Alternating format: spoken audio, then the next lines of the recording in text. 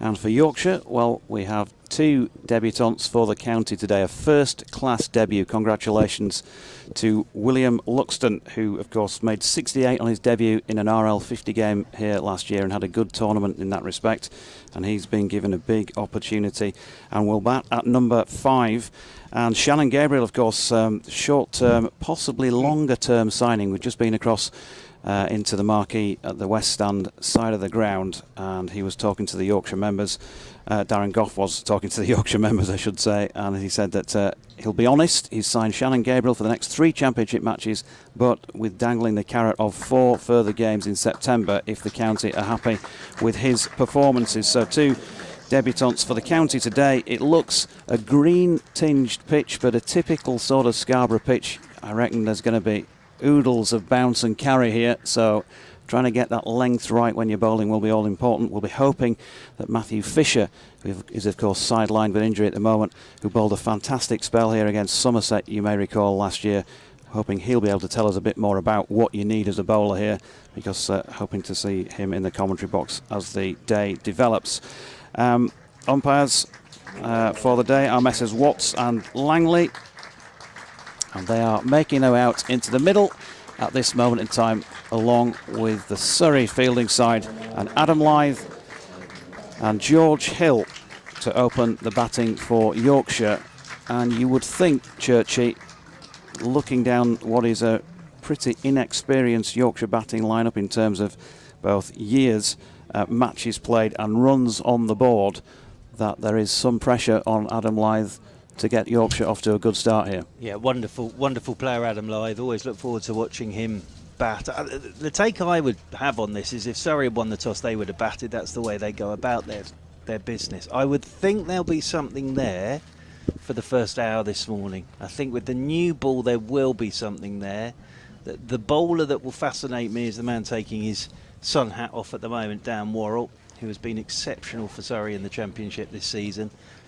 Bowling from the Trafalgar Square end, but I would think there is a green tinge on top, but as you say, there'll be pace, bounce, carry. There always is here at Scarborough, so you would think you've got to use the new ball well this morning if you're Surrey, but Surrey would have batted first as well. Absolutely no doubt whatsoever about that, because the way that Surrey have gone about things this season in terms of the Championship, and I've sort of read these numbers out quite a lot this summer, but in first innings, Surrey 428 for 8 declared, 467, 308, 603, 401, 671 for 9 declared, 382 and 673 for 7 declared. So the way that Surrey have gone about it is sort of batted first, batted once, batted long, batted ruthlessly, and then have a go with the ball twice. They'll have to do it the other way round here, which they've managed this season, but with Dan Worrell bowling, this will be fascinating, this first over this morning. Here is Worrell then with our first ball of the day to Lyth, and that's outside the off stump. The left-handed Lyth lets that go, just swings away after it's gone past him, taken by Ben Folkes. Good to see B Folkes out there. For Surrey, of course, got COVID, poor fella, in the test match. So he's been off for a while, but very good to see Ben Folkes back. He's got the tall figure of Jamie Overton next to him at first slip. Will Jackson, his sun hat, at second. Ryan Patel is in there at third. And then Jamie Smith without the gloves this time. Jamie Smith is in the gully. Crowd still moving in as Worrell, right arm over the wicket, he comes to Lyth, and that's on the hip of Lyth. Leaps at him, hits the thigh guard, rolls down towards long leg. Tom Laws is there, and it's our first runs of the day. They're leg buys, and on the famous scoreboard down there in the distance amongst the benches, Yorkshire, if you're just joining us this morning, winning the toss and batting first on the most glorious day here in Scarborough. Arrived at the ground this morning, had a big grin on my face. Gorgeous, absolutely gorgeous.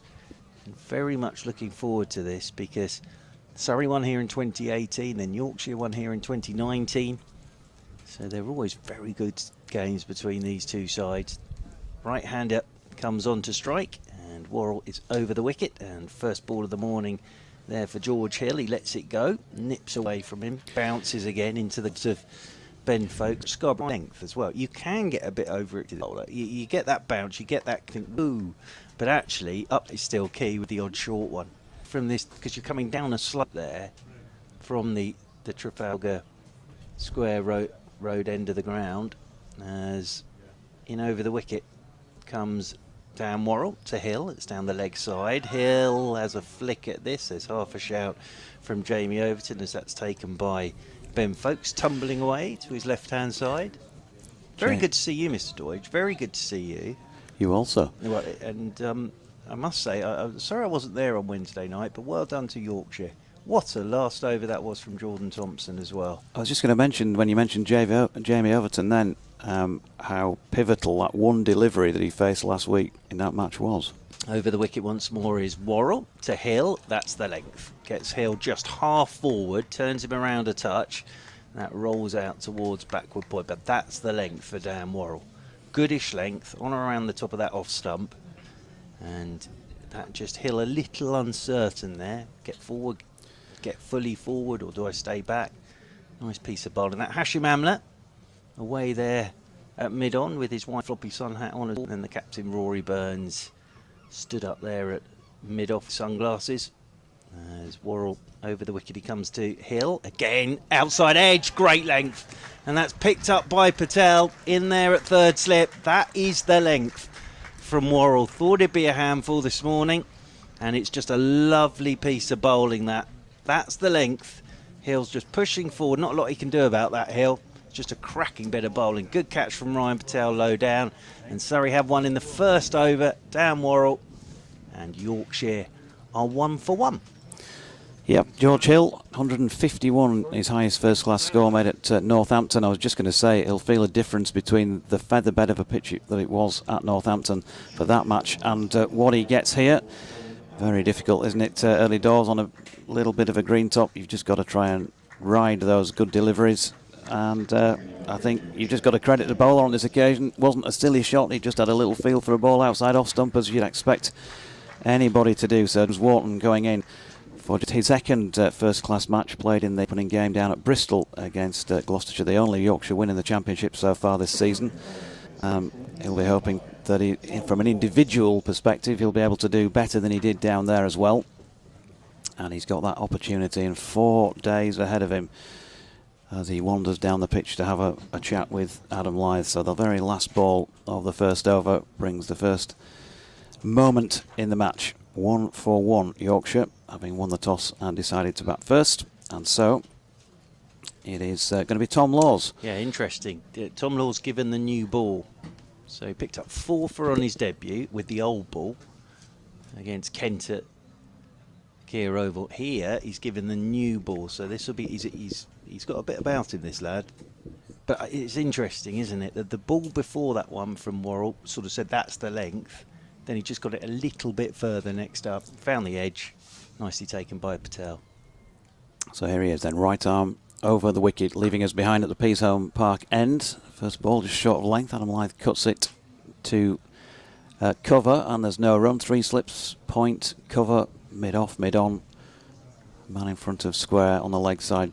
Square leg come mid-wicket, and a long leg just inside the boundary rope. I didn't give you the full rundown of the Yorkshire team. We'll do that after this delivery. Just mention those 2 debutants, because here is Laws once again, and that's fading away down the leg side. Lyth has a little kick at the pitch because he had a little flick at that. Ben Folkes, good tumbling stop. So Lyth and Hill, who's obviously gone already. James Wharton, Will Frayne batting at 4. He's got good memories, of course, of his only first-class century to date against Surrey in that 2019 game here. Matthew Waite, I think he's going to be batting 7 by the looks of things, and in fact Will Luxton slotting in at 5 for his debut. Short ball here, crashed away by Lyth, one of his favourite and signature shots. And that will be the first boundary of the day down towards the western side of the ground. So Luxton at 5, Tattersall we think 6, Waite 7, and then Bess, Thompson, Patterson and Shannon Gabriel are the Yorkshire 11, and a lovely moment just a few minutes before the start of play as well, because Jordan Thompson, who made his debut against Surrey, so apt that he should receive his cap this morning, made his debut against Surrey at Guildford back in 2019 and receives his Yorkshire first team cap today. Laws into Lyth, wide of off stump, and leaves it well alone. Jordan Thompson, of course, has well, in times when Yorkshire needed somebody to step up, he's come in and done that very often.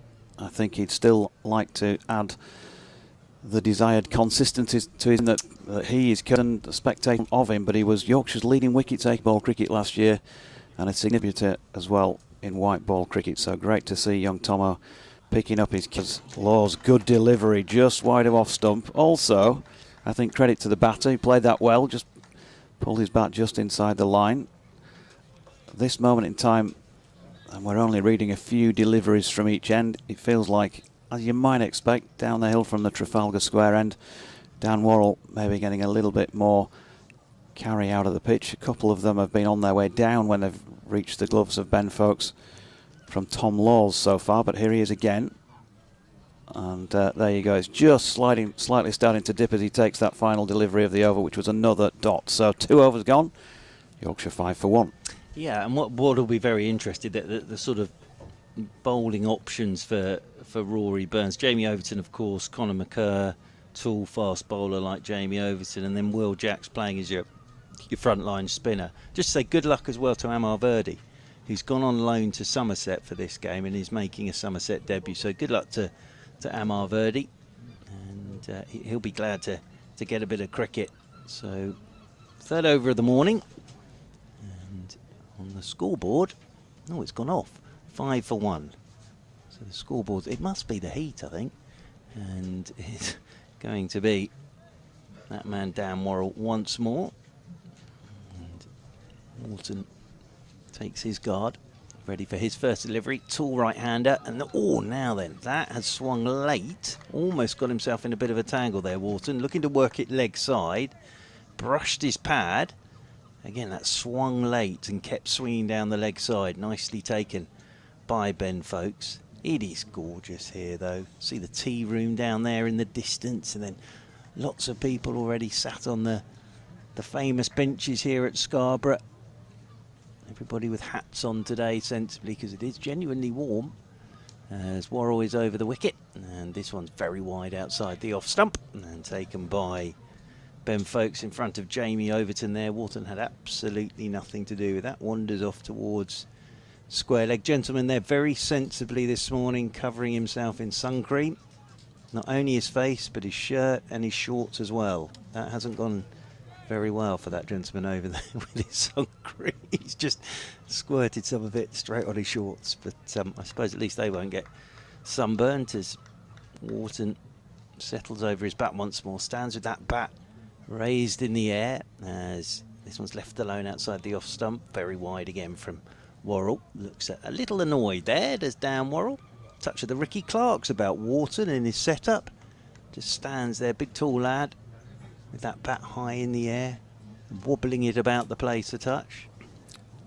And if you're expecting to hear Middlesex on this line, then you have got Yorkshire against Surrey from Scarborough. We shall be rectifying that. Hello to all the some point Middlesex soon. listeners. As in comes Worrell. Oh, and Walton's almost had a fiddle at this one. Outside his off stump, but hearing it's loud and clear, I think, on BBC 5 Sports Extra, and also on BBC Radio Leeds, the Yorkshire stations, and BBC Radio London.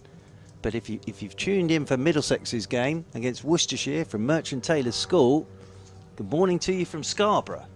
Maybe on the Surrey Yorkshire feed, it's Kevin Hand and Frank Watson. There's a few gremlins in the works at the moment, as here is Worrell once again coming in over the wicket to Walton, and Walton plays it, that climbs on him just from back of a length. That's an absolute peach from Dan Worrell. Thought it'd be a handful this morning with this new ball. Dan Worrell coming down the slope, and he's already picked up that wicket of Hill, caught by Ryan Patel, low down at third slip without scoring. That was an absolute perler to Walton. Key thing was, though, Walton got nothing on it. Still the 3 slips in the gully in there as Worrell arcing run comes over the wicket once again to Walton, gets him forward. Again, that's the length from Dan Worrell. End of the Worrell over, maiden over. 3 gone this morning then. Yorkshire winning the toss, batting first. And Yorkshire 5 for 1. Adam Lyth with a cut through the covers off Tom Laws. And Walton yet to get off the mark. And the joys of big budget local radio. Yes. Where there are so many people to be able to do so many jobs around there, including putting it on the right commentary line. Well, yes. I think it might be the heat. You said it was 31 degrees here. It's going to be 31 degrees in London today. Imagine that. In the city of London, 31 degrees. Oh dear. Down there last week, of course, for the quarter-final. Stayed in the east side of London because, of course, Wimbledon blocked out all the hotels, didn't they, in the right areas. As Lawes' first delivery of this fourth over of the morning from the Peasholm Park end is wide of Adam Lyth's off stump, and he leaves that past him on the rise. Malcolm, good morning to you. You can email us on bbcwestyorkshiresport@gmail.com or get in touch on Twitter @Jonathan Doidge. Churchy, reminds us of yours. Back and across, it still is. Should have known that. They haven't banned me yet. It's always time. We'll get to Malcolm's email in a mo. Adam Lyth not happy with something that's going on in the general direction of the sight screen, which is just down to our right. Commentating to you from Cali 2. Remembering the great Dave Callaghan.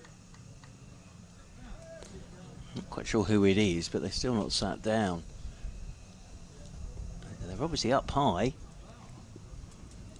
Must be almost on the roof.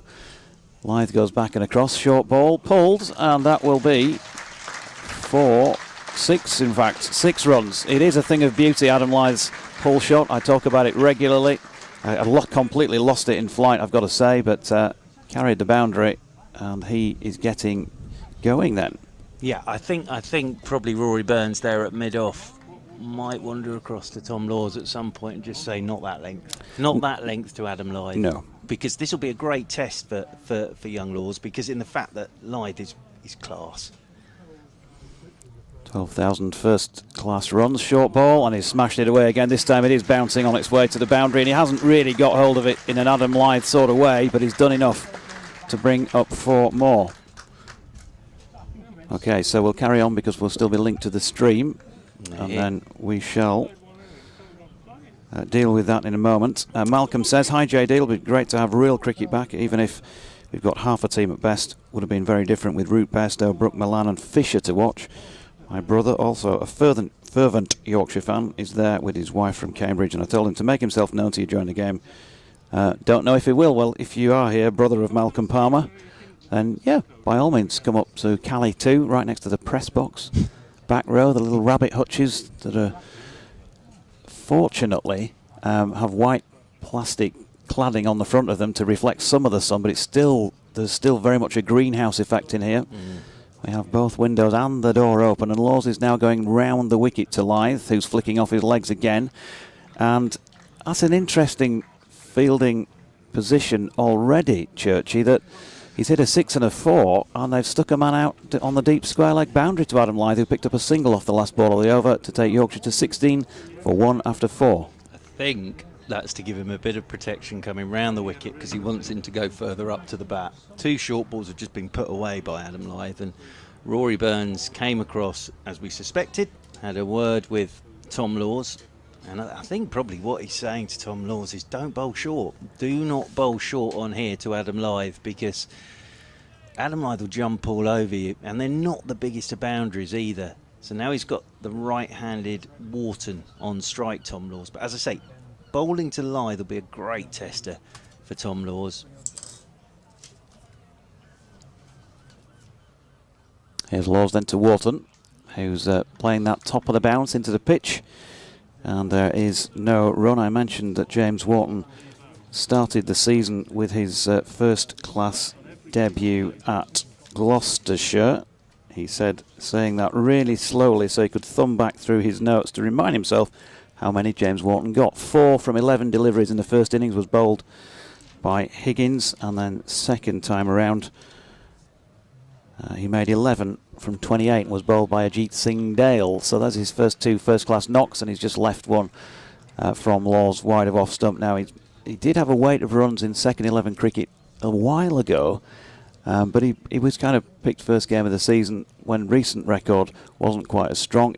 I do remember the end of the 2018 season, before I took the role at the gala dinner, presenting him with the award for the highest individual second 11 score during the 2018 season. So he's been around in, within the squad for some time now, but hasn't had many opportunities of first team cricket. He's got a good opportunity here. Adam Lyth will be on strike here to Dan Worrell. One thing that Rory Burns won't want to happen is Lyth to settle. That's the thing. So here is Worrell to the left-handed Lyth, and Lyth lets this one just go on a goodish length outside his off stump. Lots of chatter down below us, lots of spectators sat in the white seats down below us. I think quite a few Surrey spectators and fans and members have made their way up to Scarborough.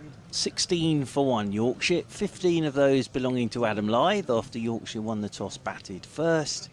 That wicket to go, George Hill, without scoring in Worrell's first over, hit the perfect length to the right-hander and picked up by Ryan Patel at third slip as Worrell. Right arm over the wicket, he comes to Lyth. Lyth lets this one go outside his off stump. Taken again by Ben Folkes, moving away to his right-hand side. But yes, it'll be interesting to see how many overs Rory Burns gives Tom Laws with the new ball, because I like the fact he's given it to him. 4 for in his last game, but what he won't want is Laws not quite getting the length right to Lyth, and all of a sudden you look up at the board and Lyth's 30 not out and suddenly in.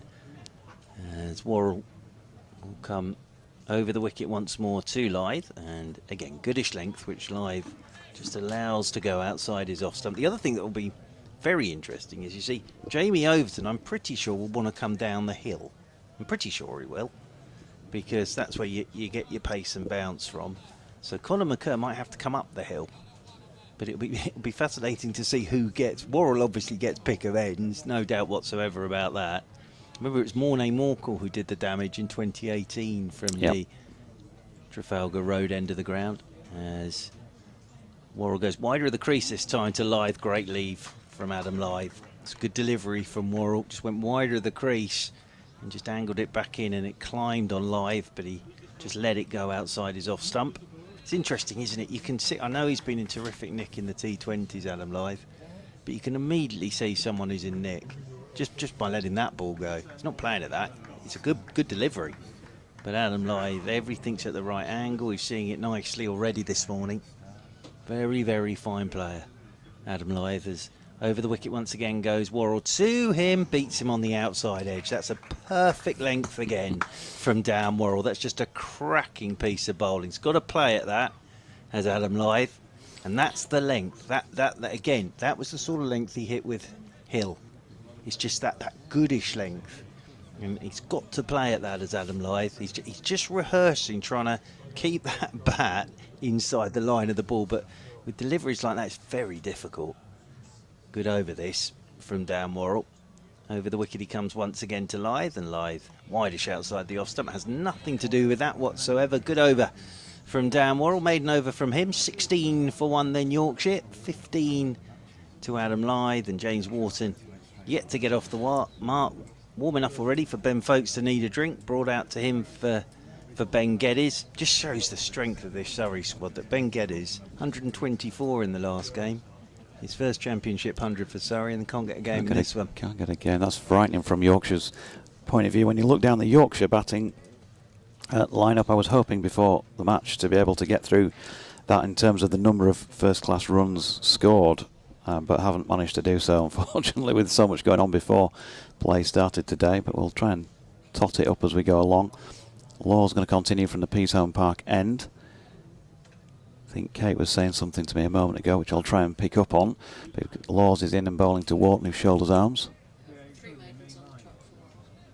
3 maidens on the trot for Dan Worrell to start from the Trafalgar Square end, and if you're ever going to be able to build pressure, then that is it. But of course, if there is a bit of a release at the other end, as there was in the previous over here from Tom Laws, then batters are able to feel a little bit more comfortable and out there, and that may be the case, although you'd think James Wharton will feel it at the moment. It's his second first-class match, and he played that, shall we say, tentatively. Good delivery on the money from Laws, and he's got an open-faced towards the edge of the bat sort of little poke that's gone out to point, no run. 6 of them and over will be very good from Tom Laws. That's exactly the right length from Tom Laws. Welcome to listeners on BBC Radio 5 Sports Extra. Apologies if we were a little bit late to you, but you're with us now, which is excellent news. And here's Laws again, and Wharton Plays that one out to point. There's no run. The news from Yorkshire's point of view. 2 debutants here. 1 first-class debutant in Will Luxton and 1 debutant for the county in Shannon Gabriel. And also the news that Jordan Thompson received his Yorkshire first-team cap just a few minutes before play started today. And that has been well earned over the last 4 seasons that he's now been playing in first-team cricket. As Laws again is right there or thereabouts on the money, about off stump, maybe 4th stump. Wharton, James Wharton playing just his second first-class match for Yorkshire. Pushes out into the offside. There's no run. 3 changes for Surrey. Yeah, those 3 changes for Surrey. No Ben Geddes, not picked. Gus Atkinson has fractured his hand, poor chap. And Sam Curran is obviously away with England. Here's Laws again. Wide of off stump this time, and Wharton happy to watch it go by. And what Yorkshire as a contingent and spectators will want to see here from James Wharton is they know he's got a reputation in second team cricket and other forms of the game of playing the long game. His game is suited to playing red ball in a 4-day cricket, and it's a real chance on. Yeah, okay, it's a little bit of a green tinge to this wicket, but it never plays badly, does it, at Scarborough? And he's fully behind this one, dropping out into the offside, and there is no run. So he's yet to get off the mark. The 1 wicket to have fallen today, for those of you 5 Live listeners who weren't already aware, was the last ball of the very first over of the day. A very good over from Dan Worrell, who's bowled 3 successive maidens, and he had George Hill caught by Ryan Patel at slip. Yeah, he did indeed, and without scoring. Good delivery, and 3 consecutive maidens from Dan Worrell. Good maiden there from Tom Laws. Wharton hasn't scored yet. He's been stuck without a run to his name for a little bit of time now, so he'll be getting a little bit jittery. When he comes on strike, Surrey will be on their toes for the quick single.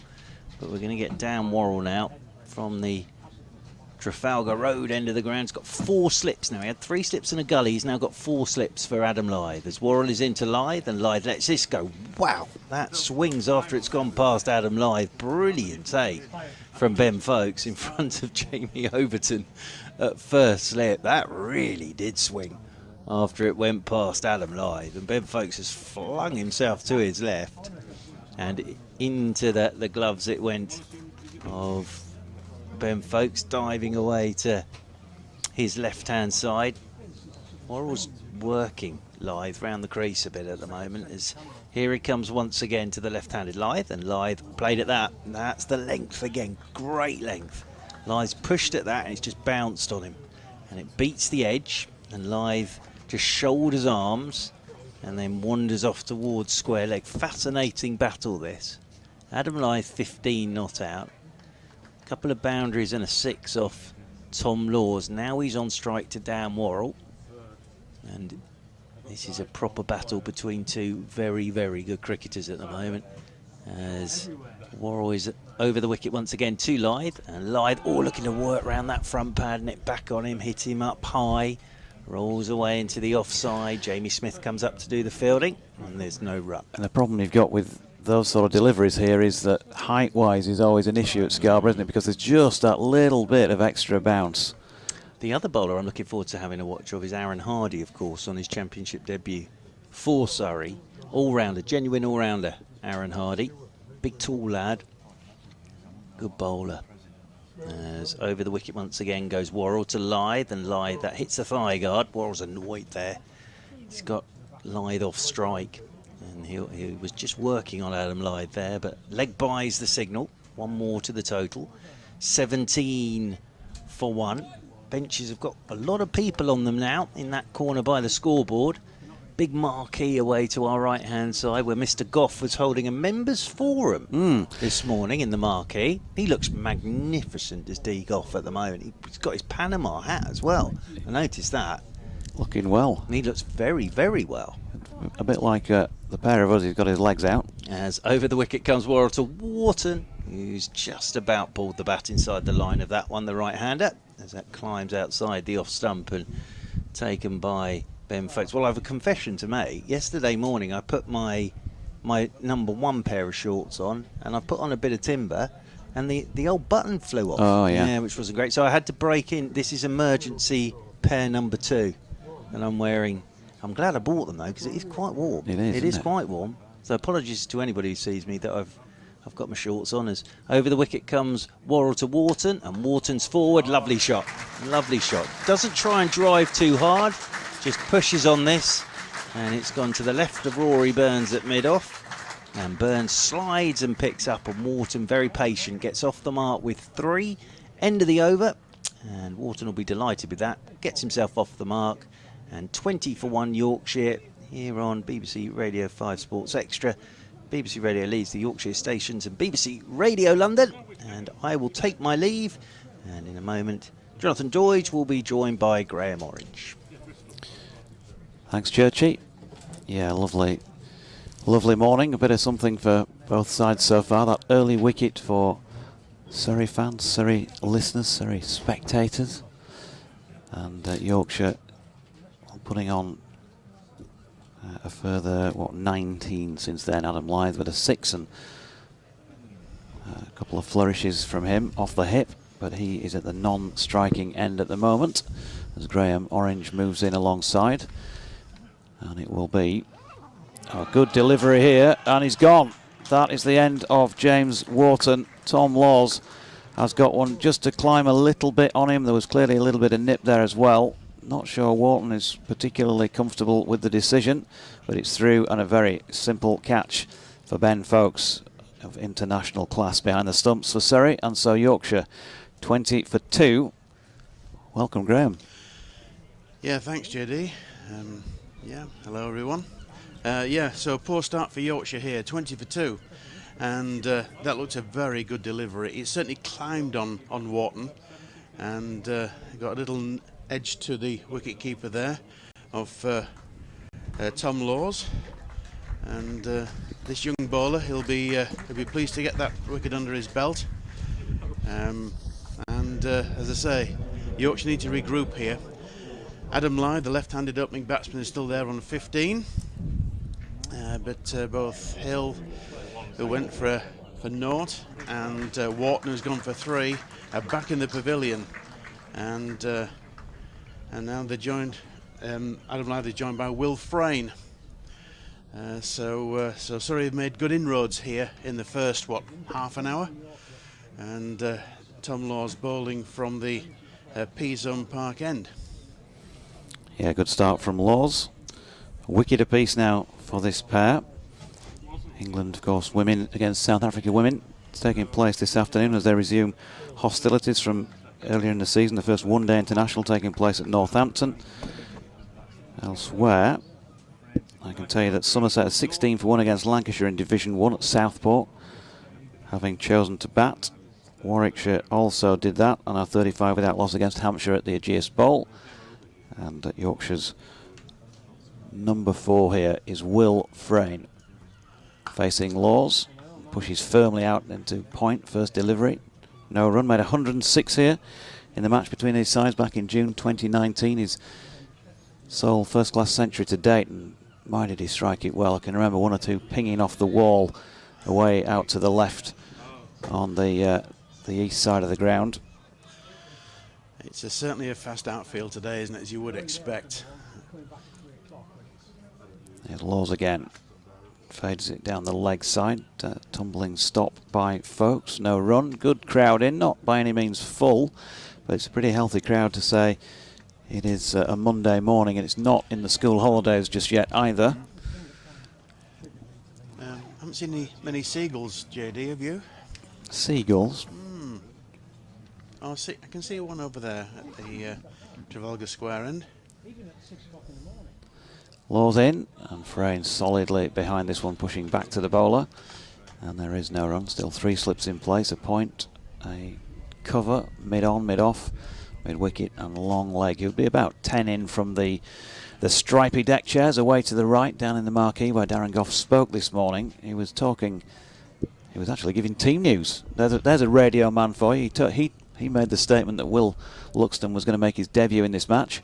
As Laws is in again, and Frayne looked like he might have been close to the outside edge, but he played the original line. It's left him going away up the hill slightly.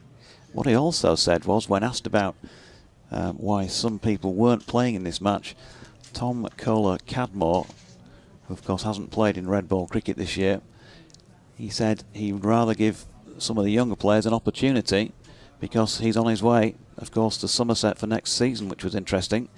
Laws in, and Frayne strong through the leg side, punches that one firmly to mid-wicket, where it's fielded by Aaron Hardy, and there is no run to complete the over at 24-2. So interesting, because the line that had been proffered by Yorkshire in the last couple of matches as to the absence of TKC was that they weren't sure, and this may have been absolutely valid and true, of course, that they weren't sure whether or not he could cope with it, having had a couple of relapses on the concussion front for 4 days, and how do they get around that if he can't after a day's play?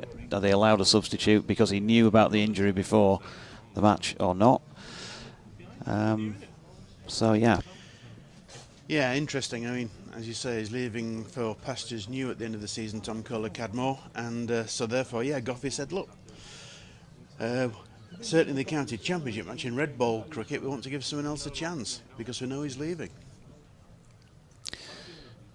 So Lyth facing up here to the change of bowling, which is Jamie for the Overton. first time in the match, Jamie Overton, and pinging that one in, getting plenty of bounce first up as well. Well, clearly a high quality bowler. But he wouldn't want to bowl too many of those straight because he will get picked off by Adam Lyth. But if he keeps it around that sort of area, around about off stump, he might challenge him in a different way. Yes, plenty of pace and bounce in this pitch so far this morning, and Yorkshire have sort of struggled to contend with that at 20-2. Overton then down the hill from the Trafalgar Square end towards us. Now that nips back in on Adam Lyth and hits him amidships, well, probably above the waist actually, just below the rib cage, somewhere abdominal, as he shoulders arms. Well, a good leave, but he had to take one for the team there. That's going to hurt in the morning sun.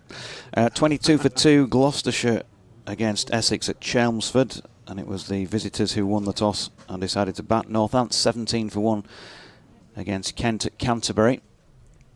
Overton in again, it's wide of off stump and a little bit too wafty. For the first time today, Adam Lyth plays a bit of a nothing shot there, Graham. It was, and it went actually under the bat. So they're struggling with the bounce here, the Yorkshire batsman.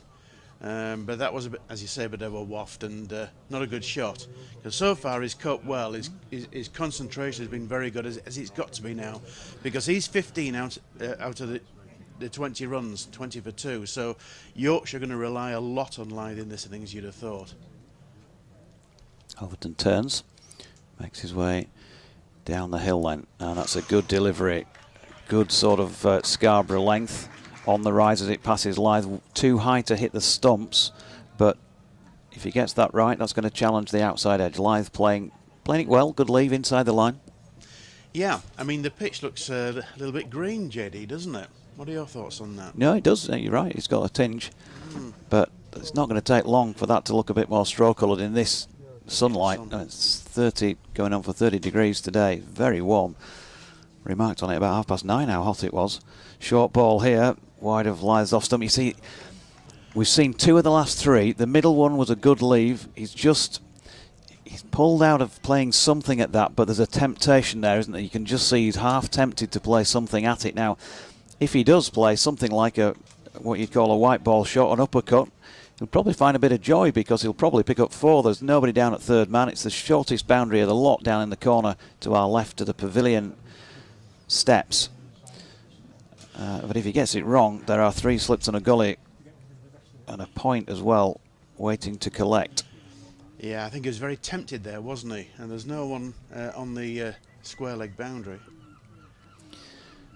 Wide of off stump, and again there's shape back in towards the left hand. That's a good leave once more from Lyth. So a little bit of a mixed bag. Certainly credit to the bowler who has bowled a good first over. Yeah, very testing over there for Adam Lyth to negotiate, and he was more or less on the money there, Jamie Overton. As you rightly said when he came on, JD, he's a top-class bowler, isn't he? And I think he's had success here in the past as well, remember rightly. Is there a change of bowling here at the P-zone park end? Yeah. Worrell's has changed ends. He's going to be bowling away from us now. He's bowling from the P-zone park end. So changed ends, and of course he's got a wicket already. Yeah, bowled well as well from the Trafalgar Square end of the ground. Took the early wicket of George Hill, last ball of the first over. Here he is then from the Peasholm Park end. He goes full length delivery. There's an appeal for a catch at second slip here, which is not given. Bump ball. Bump ball, I think, yeah. A little poke forward quite firmly at it by Will Frayne. He was looking round at the cordon as if to say, what are you talking about? Hand on his hip, single teapot, but not out. Yeah, I think that went to Will Jacks, didn't it? It was at second slip. What a glorious sight it is on a day like today, JD. North Marine Road. It's wonderful, isn't it? Yep.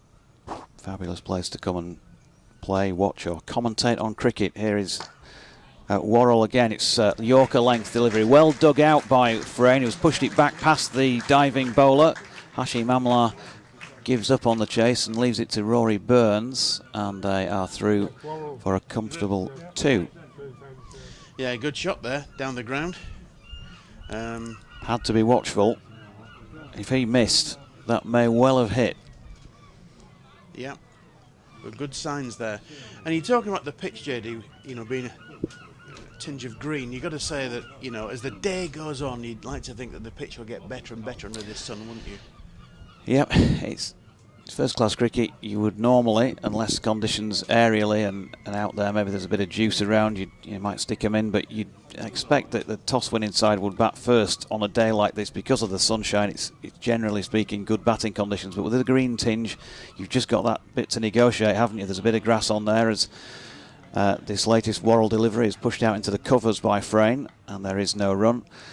And the problem with Scarborough in that respect is that your first session on that first day, having won the toss, you can get yourself into a bit of trouble, as we see with teams. They might lose 4 or 5, and then your first innings, you're up against it in the match, aren't you? So they've lost 2 early ones. They'll want to see this pair bat a long time now. Yeah, they've got to dig in, and if they do, I think they'll get the rewards. But they've been very watchful, and to be fair, the Surrey bowlers have bowled pretty well. So here's Worrell again. Once more, he's going really full here at Will Frayne, and he's getting the ball to swing. Frayne across and covering that one well. Batted so well, didn't he, in the other form of the game last week, and it was a good job from Yorkshire's point of view that he did when he went in at the stage of the innings that looked as though they weren't going to have enough runs. Yeah, I thought he was one of the heroes of the evening, actually, Will Frayne. Quick 30-odd. 14 deliveries, but he's playing red ball here and pushing solidly forward at this latest Worrell delivery. That goes back to the bowler, and there is no run. Still 1 or 2 people coming in away to our left at the side of the offices. It's good to see the Scarborough Pavilion back open again. It's been closed last couple of times we've been here due to COVID. So a couple more angles for spectators to view from.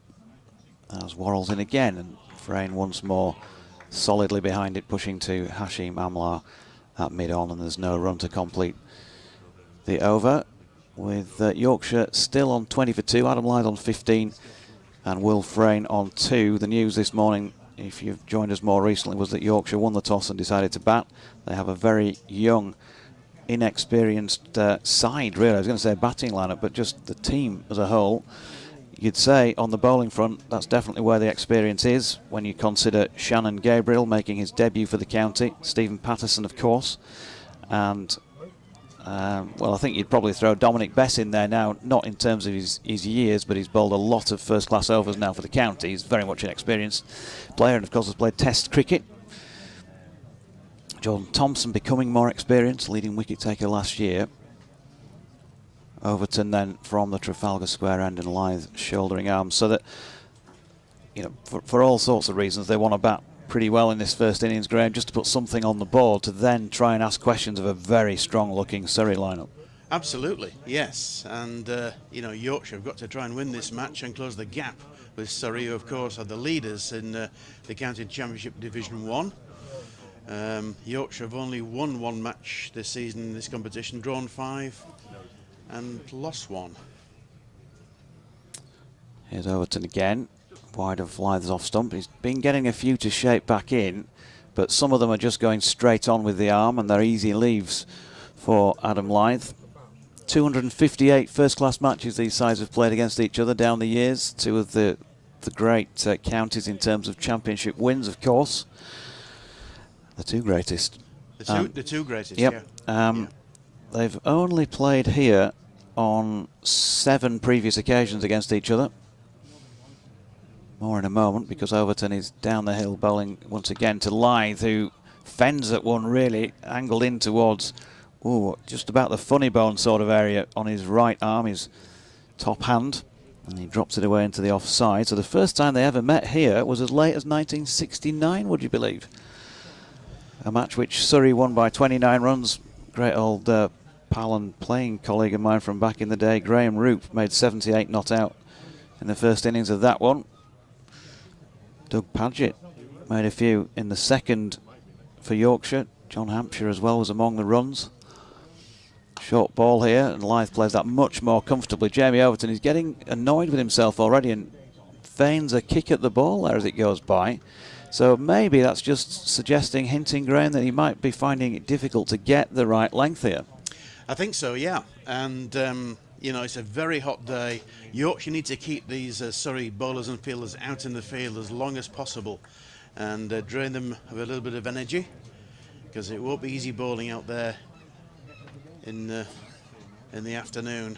22 for 2, and this is a wayward delivery this time from Overton, well wide of off stump, probably the widest ball we've seen all day. Not given as a wide, it was comfortably inside the line, but feet outside off stump. I think it was close to a wide, that wasn't it? Well, you're the umpire.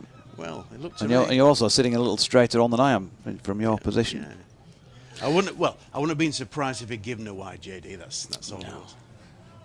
Well, you umpires, you like to be involved, don't you? You know, just something to do. Lyth on 15, Overton bowling here, and this is also wide of off stump, and he's banging this in, and it's very, very short of length. There's no doubt in my mind that if he was bowling this sort of stuff in white ball cricket, Adam Lyth would have been ramping these for fun, but he's not going to do that and risk giving away his wicket, so he's watching them all go by, and you just get the feeling there's a bit of wasted energy out there. Exactly, that's what I was alluding to, the fact that they keep bowling like this. I mean, it's obviously it's pretty quick, he's getting a lot of bounce, but it's quite easy for a batsman of Lyth's ability to negotiate, and Lyth will be happy to just let these go by. He's actually on 15 not out. He's been on 15 for quite a while, as Yorkshire finished that over on 22 for 2, 11 overs gone, and it's going to be Dan Worrell to continue bowling from the P-Zone Park end. And he's going to be bowling to Will Frayne, who stands tall and waits. And in comes Worrell, ball swinging away from the right hand, who does have a little flick at it, just chased it for a moment, and then he's probably just having a word with himself at this moment in time. So I mentioned that 1969 match. Surrey won by 29 runs. Graham Root, 78 not out for Surrey, who made 179 batting first. Richard Hutton, 66. Jackie Hampshire, 63. Yeah. Yorkshire made 210, had a first innings lead. Then Surrey made 218. Eunice Ahmed, 94. Chris Old, 3 for 40. Tony Nicholson, 3 for 29. Here's Worrell again, nicely played, this time wide of mid-on where Amlar's giving chase. Will Frayne just using the pace of the ball and some timing has got himself 2 runs to take him to 4. Yorkshire to 24 for 2. So then Yorkshire then bowled out in the 4th innings of the match for 158. D.E.V. Paget 53. Pat Pocock 4 for 55. Yeah, Percy Pocock. Yeah, a off spinner, and he played quite a few test matches for England, of course. Worrell into Frayne, who drives firmly into the covers, but it's straight to the man fielding in there, Jamie Smith. They then met again here 3 years later, 1972, Yorkshire winning by 9 wickets. There were draws in 83, 94 and 2000. And then there's been results in the last 2 matches, Surrey winning by 7 wickets in 2018 and Yorkshire, that thriller. They won by 123 runs. Looks like a lot. Was a lot, I suppose, but it was only 10 balls left in the 4 days when they took that final wicket. Ball short of length by Worrell, and that's into the midriff of Frayne, who doesn't play it particularly comfortably down to long leg, a one-handed fend. He's picked up a run for it. He'll move on to 5, and it's 25 for 2. So 7 matches here between the counties at Scarborough. It's 2 apiece in terms of wins and 3 draws. Yes, we're talking about the fact that Yorkshire have won the county championship more than any other county, and I think Surrey is second. And Surrey's great period was in the 1950s. They won a lot of championships in the 1950s. And of course, they've produced some fantastic players for England, haven't they, over the years, Surrey? One player that I remember when I first watched cricket was John Edrich in 1965. Left-hander, John Edrich. With a lot of test matches, didn't he? As Worrell is in, it's wide of Lyth's off stump, his shoulders arms, there's no run. Yeah, and he opened the batting for England with, of course, Sir Geoffrey Boycott. Who, sorry? Dear me. That's good batting.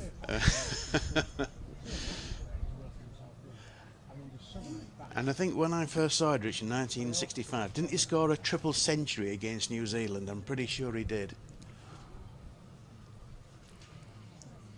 I'm too young for that. Worrell in, that's going to be 4. Oh. Adam Lyth just flicking one off his legs. Worrell, to be fair to him, he's bowled really well this morning. He's taken a wicket and he's not strayed very often. In fact, that would probably be one of 2 or 3 deliveries really that's not been there or thereabouts. Yes, absolutely. But that was quite easy for Lyth, just a guide to long leg. No one there because the fielder on the leg side boundary is square, well, just behind square on the leg side. And so that was an easy 4 really for Lyth. He goes on to 19. It was a no ball as well, thanks to Kate for pointing that one out because I'd missed it. As this latest delivery is wide of off stump and just grips on the seam, but it's easy enough for Lyth to leave. John Dodd's Scarborough groundsman just walking down beneath our feet with his cap on and that sort of stuff that groundsmen wear. You know, it's all mucked up and messy, but then you'd expect to, wouldn't you? Yeah. I come across him when I umpire here in the Yorkshire Premier League as well. Get off my You see, look, you don't like it when we take mickey out of umpires, but you want to take the mickey out of groundsmen. No, not at all. Not at all. Here he is. He's come to apologise for the strip he's prepared for this 4 days.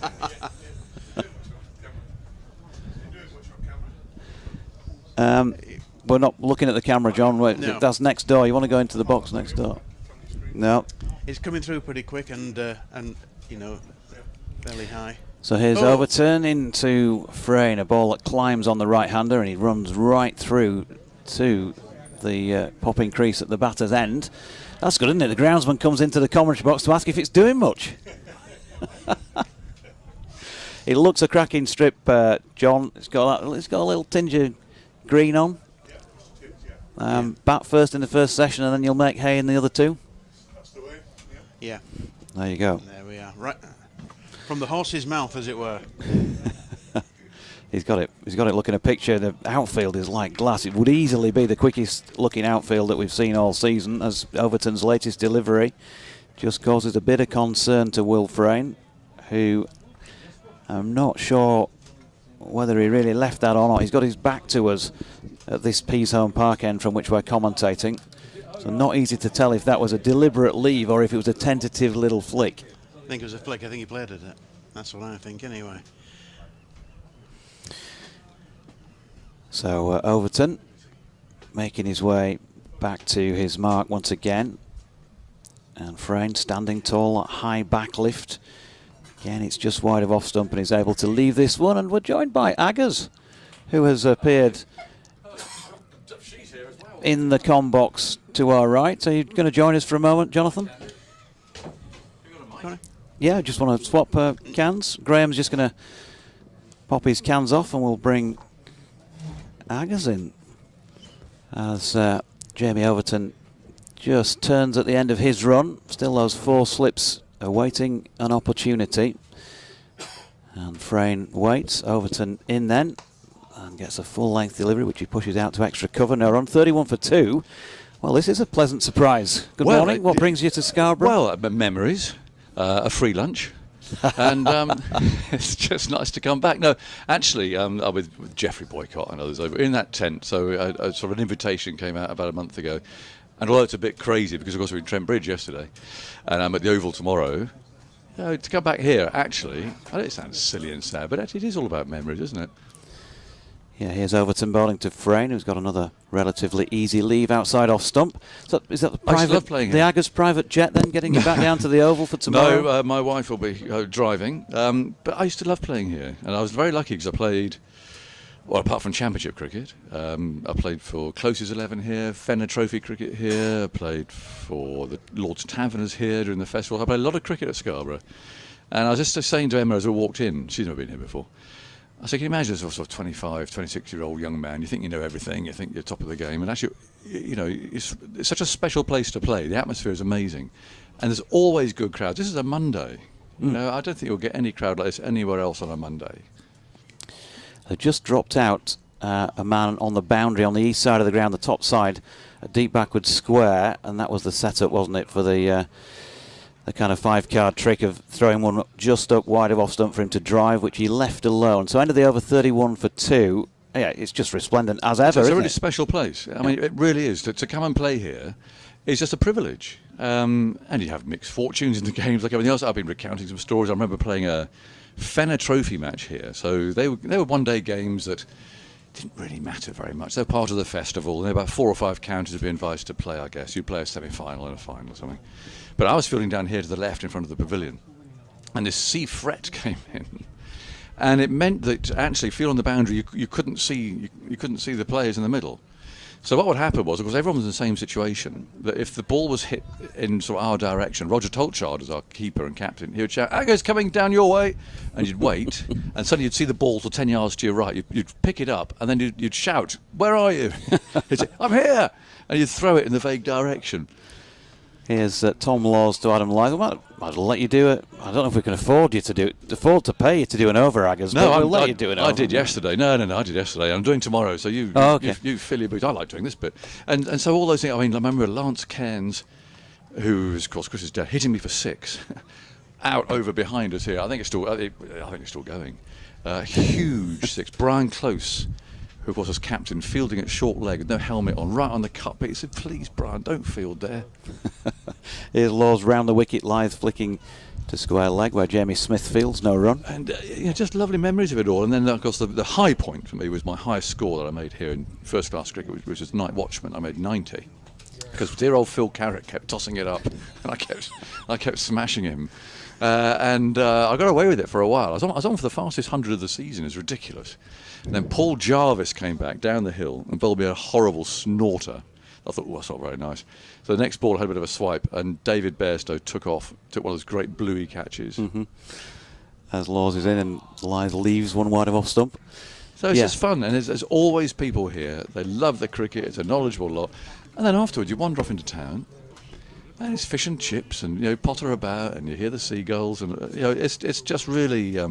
It's a very, very special place to come and play cricket, and therefore also to watch it as well. It's like an amphitheatre, isn't it?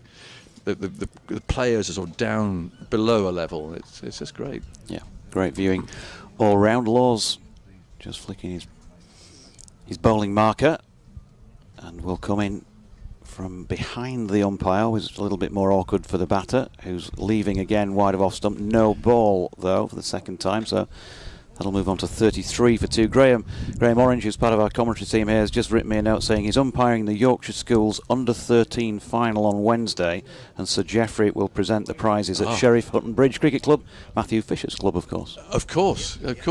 Who's a lovely lad. I met him in the winter, of course, in the West Indies. One of those again with these injury issues, isn't it? I mean, it's such a shame. All these young fast bowlers ruled out. Laws, Worrell in again. I think I said Laws, didn't I, previously? My apologies. It's down Worrell, of course. And Lyth misses that one down the leg side. A little flick at it.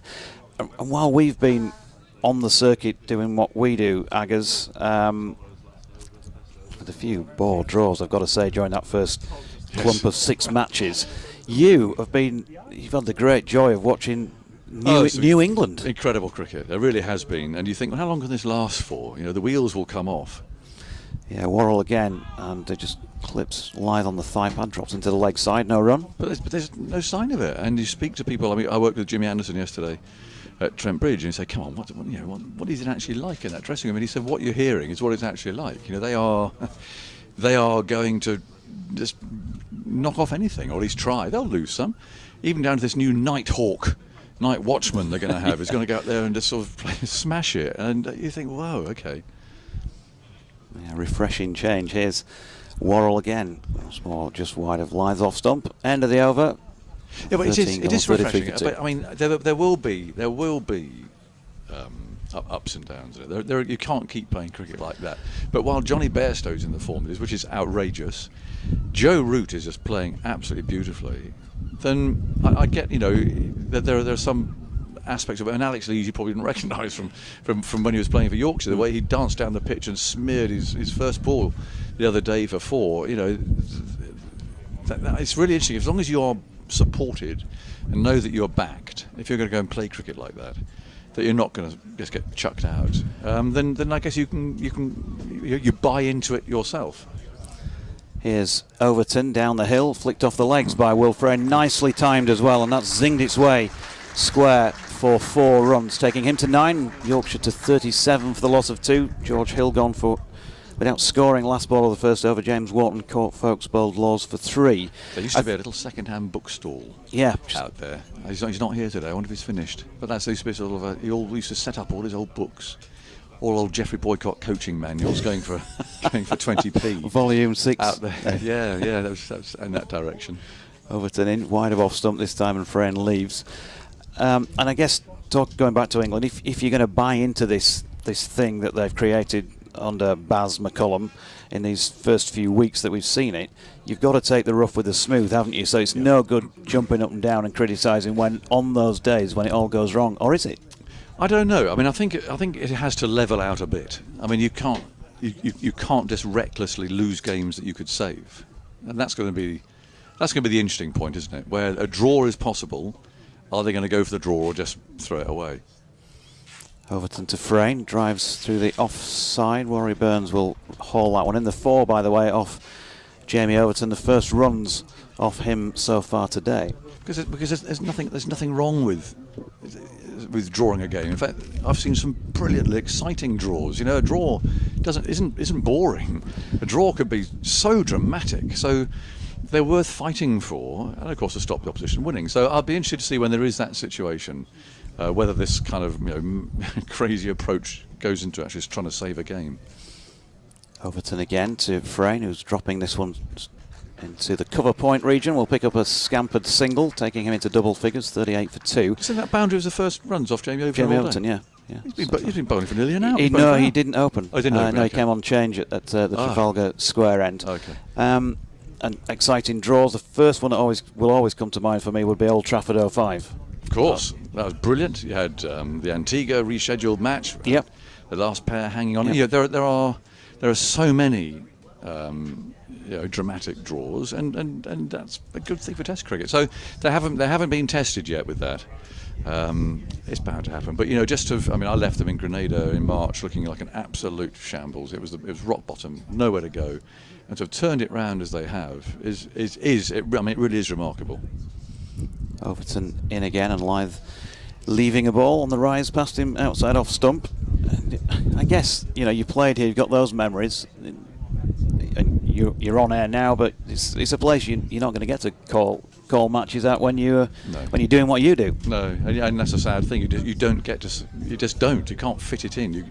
There's so little time between tests. I mean, for me, it's 2 days, and you've got to mow the lawn, you've got to do your washing, you've got to kiss the wife, and then you're off again for the next. It's that's what the summers are.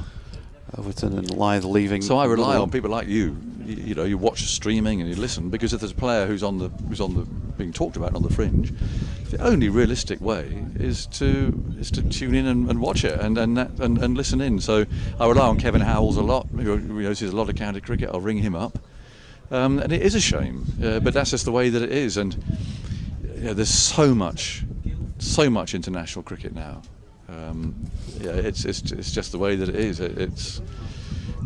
I don't know whether that's a good thing or a bad thing. It's we must never lose contact with county cricket. You see here, you've got Ben Folkes, you've got Rory Burns, you've got Hashim Amla, you've got Jamie Overton. There's some really good players that I see there. There's Lyth, I haven't seen him play for a while. It should be still arguably the most important part of our game, because this is where our international players of the future come from, and the level of cricket they play, the standard they play, the conditions in which they play, should shape them to be the test players and one-day players of the future. So it is really important that this is right. I'm sure the wife will be delighted that you mow the lawn. I'm not sure about the kiss, though. Well, yeah, no, she's occasionally grateful. Aaron Hardy into the attack for the first time in the match. It's his Surrey Championship debut, of course. Oh. Wide of off stump with that first delivery, and Will Frayne content to watch it go by. We've got Adam Tomlinson of BBC Radio York queuing up to get on as They're well. all queuing up. Mark Where Church. is Kevin Howells? I want to know. Kev may be, I think, coming on Wednesday possibly. Oh, might he dropping in? Yeah, That's it's one of nice. those. The game's got to be good enough for him to turn up no, these days. I understand that. He's a bit of a celeb these days, but that's fine. So he waits for the game to warm up, and then he parades in. Does he? Yeah, where he is at these first 2 days, I'm not entirely sure. No. Hardy again, right arm over the wicket. There's evidence of swing and playing with it. Frayne pushes that one to But mid off. this is a brilliant service. This is a brilliant service. When I was playing, there was, I think it's called Club Call or something like that, and they were on the phone, often square on in a little shed, and they became part of the touring furniture of a county, and that was the start of ball by ball. But what is offered these days by BBC and local radio and so on is absolutely brilliant. It really is, and it's a good experience for people to be doing it too. We do our best. Nice drive here. Lovely shot by Frayne, who gets one half volley length wide of off stump and is pierced a yawning gap through extra cover for 4. Beautiful shot, wasn't it? Yeah. Shot of the day so far. Nothing wrong with that. They would have put Yorkshire in, I gather, Surrey, if they'd won the toss. Oh, really? Yeah, well, so fully expected them to bat. No, so I gather. There's my little perambulation of the ground. Azhar Mahmood is who used to work with us a bit on the radio. He's, of course, bowling coach down here now, so he let that slip. There is a green tinge to it. Yeah, so 42 for 2. Frayne now on to 14. Adam Lyth, who was off to 15 like a train early on, as is his wont, has been pegged back slightly. 19, but still there, importantly for Yorkshire, because it is a very inexperienced batting lineup in particular that the White Rose have in action here. Poor old Kevin. I've got a message from him. I'm listening. I'm on delay, but there isn't anywhere for me to broadcast. We could have made him some room. Room for Kevin. There's always room for Kev. There's an ice cream van over there, Kev. You could go and settled in there. There's space out in the sun. We could have found a little parasol for him. Always room. As Hardy is in, and that's pushed out to point. There's no run. A bit precious, I'm sorry. He gets to that stage where he can't come and get a little bit cramped. It's beautiful in here. The windows are open, Kevin. Ice cream van just to the right. And please don't mention on air that we secretly got you to come because we knew he wasn't coming. Let's just keep that to ourselves. He wouldn't take that very well. But it is lovely. It's probably aperitif time over in the tent. I think you should probably go and do that. Yeah. I've got to go. I've got to have a couple before I brace up and face Geoffrey Boycott. He's over there. Here's Hardy then, one more delivery, and Frayne pushes into the offside again. No run. Okay, it's been a great pleasure to have you on board for a few minutes. I had to come and say hello. I've not really watched any cricket from here from this perspective, so the press box next door, isn't it? You just get a great view, and it is lovely to be back at this ground again, because it really does feel, this place, not being disloyal to my Grace Road, which I love, but somewhere like this really is what county cricket's all about. It really is. People turn out, they love it, they're here, they've got their ice creams, shorts on, hats on, the weather's great, you hear the seagulls. It's a great place to come and watch and play. Hardy in again, and Frayne leaves one wide of off stump. I guess many thanks. Let him go off and enjoy the hospitality for the day, and I think I'm due to come off so Church can come back on, but I think Adam's going to pop in for a few minutes first. Is that right? Are you coming on now, Adam? Yeah. Oh, right, okay. We thought you were wanting to come on and... I thought you had something to plug or something like that, Adam. There we go. Adam Tomlinson of BBC Radio York. It's all happening in the box, so we'll get Churchy back in a moment. And we shall move things on with me disappearing. But great to have Aggers alongside. Graham Orange is going to come back in as well. And there is a change of bowling at the Trafalgar Square end for the first time in the match. Conor McCurr coming in to bowl from that end then. He's got 2 slips and a gully in place. There's an extra man through the offside now. In fact, no, they're going to make that change as he's halfway through his run-up. So Jamie Smith moving out from gully into the covers. Adam Lyth is on strike. Ryan Patel's been brought in at gully, so it's the same field, but just different fielders in different positions. So here comes McCurr. Good delivery, right on the money first up, just shaping in towards the left-handed Lyth. 42 for 2, and Churchy is coming back in alongside. Apologies to Mark for hanging around a bit longer than I was scheduled to do, but he's back to call the rest of this over, and then while he's doing that, I'll exchange headsets with Graham. Yeah, lovely to hear from Mr. Agnew there. As Conor McCurr coming in from the Trafalgar Square end of the ground to Adam Lyth, and Lyth gets one that hops at him, but it's a no ball, and it rolls away into the leg side. Very interesting this at the moment, in the fact that Adam Lyth played very nicely. 14 of those came off 3 balls from Tom Laws. I think Surrey have been good with the ball this morning, but I think we're beginning to see now, Graham, that the sort of that new ball pitch is playing okay. These 2 are getting in. And again, you will here at Scarborough get value for your shots. Yes, I mean, it's typical Scarborough, isn't it? 2 quick wickets, but if you dig in there, plenty of sun, it should be a good wicket in the second half. Lyth waits again as this one's just coming back at him a touch as he looks to work that leg side. Hits the thigh guard, rolls away. Up comes Tom Laws to do the fielding. Yeah, in the second half of the day, should I say, it's, Yorkshire have had to dig in here. In particular, Adam Lyth, he said he got to 15 in quick time.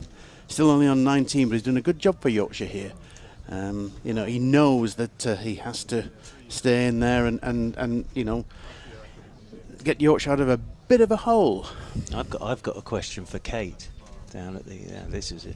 In over the wicket, then comes McCurr, and this is another no ball from Conor McCurr. Coming down that slope and just overstepping, so that'll be 2 more to the. I'm just quite interested to know how many runs have come off the bat with the bowler coming from the Trafalgar Square end, because what Lyth also did superbly, I thought, was took Jamie Overton, and just took Jamie Overton and let Jamie Overton, who bowled beautifully at him, but just I'll play Jamie Overton, you stay at the other end. But it's been that Trafalgar Square end, and it's been quite difficult to score runs from. As here is Conor McCurr again, and this one's tucked away by Lyth. That's nicely played, that's fine, and that's going to beat Tom Laws down there at long leg, and that's going to run away for 4, and that will bring up the 50 for Yorkshire. So 50 comes up for Yorkshire, 50 for 2 they are, Kate. 12, you see, there you go. It's so now 12. Off the bat, that's interesting. Off the bat, before that boundary there, 8 off the bat. And it's been difficult scoring runs from that Trafalgar square end of the ground. I think mainly because what you've had coming from that end are Worrell and Overton, who have, Worrell's first spell was superb. Very good, wasn't it? Superb. Very good. 2 slips and a gully for Conor McCurr as he's coming in over the wicket to the left-handed Lyth, and short now. Lyth's hooking, Laws won't get 6. to that. That's gone all the way.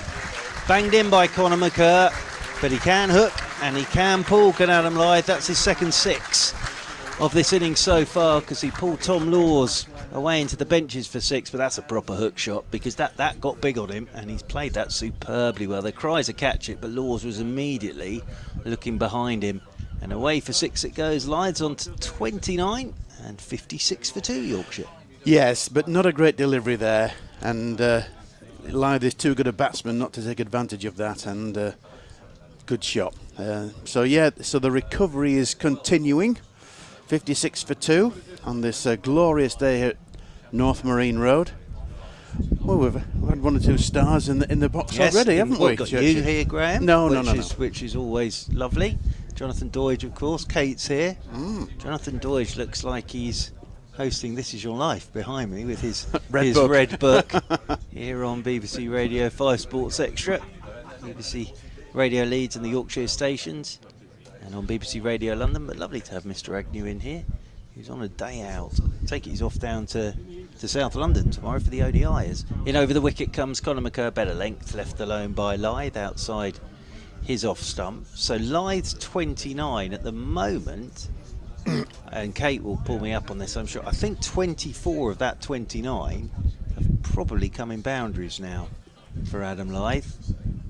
So he's seized on the short ball and anything slightly over pitch, but other than that, if it's been a good delivery, he's just watched it, let it go, played it back up the pitch as in again comes McKerr. Another no ball from Conor McKerr, nips back at Lyth, and he's just swaying and getting nothing in the way of that at all. But Conor McKerr here coming down that slope, that's the problem for Conor McKerr. I was going to ask you about that. Is he sort of renowned, if I can put it like that, for bowling no balls? Not really, no. But Okay. he wouldn't have played a huge amount of cricket here at Scarborough. No. And I just wonder if it's coming down that slope, Yes. just getting used to coming down that slope from the Trafalgar Square end. 3 times in this over now he's overstepped the mark. Conor McKerr, 58 for 2. Yorkshire, as over the wicket once again comes Conor McKerr, and that's a better length. That's well played again by Lyth. Just gets forward, plays it back up the pitch. End of the over then, and Yorkshire winning the toss, batting first this morning. 58 for 2 under beautiful skies here in Scarborough, and those 2 to go. Hill in the first over, caught by Ryan Patel off Worrell without scoring in the slips, and then Wharton.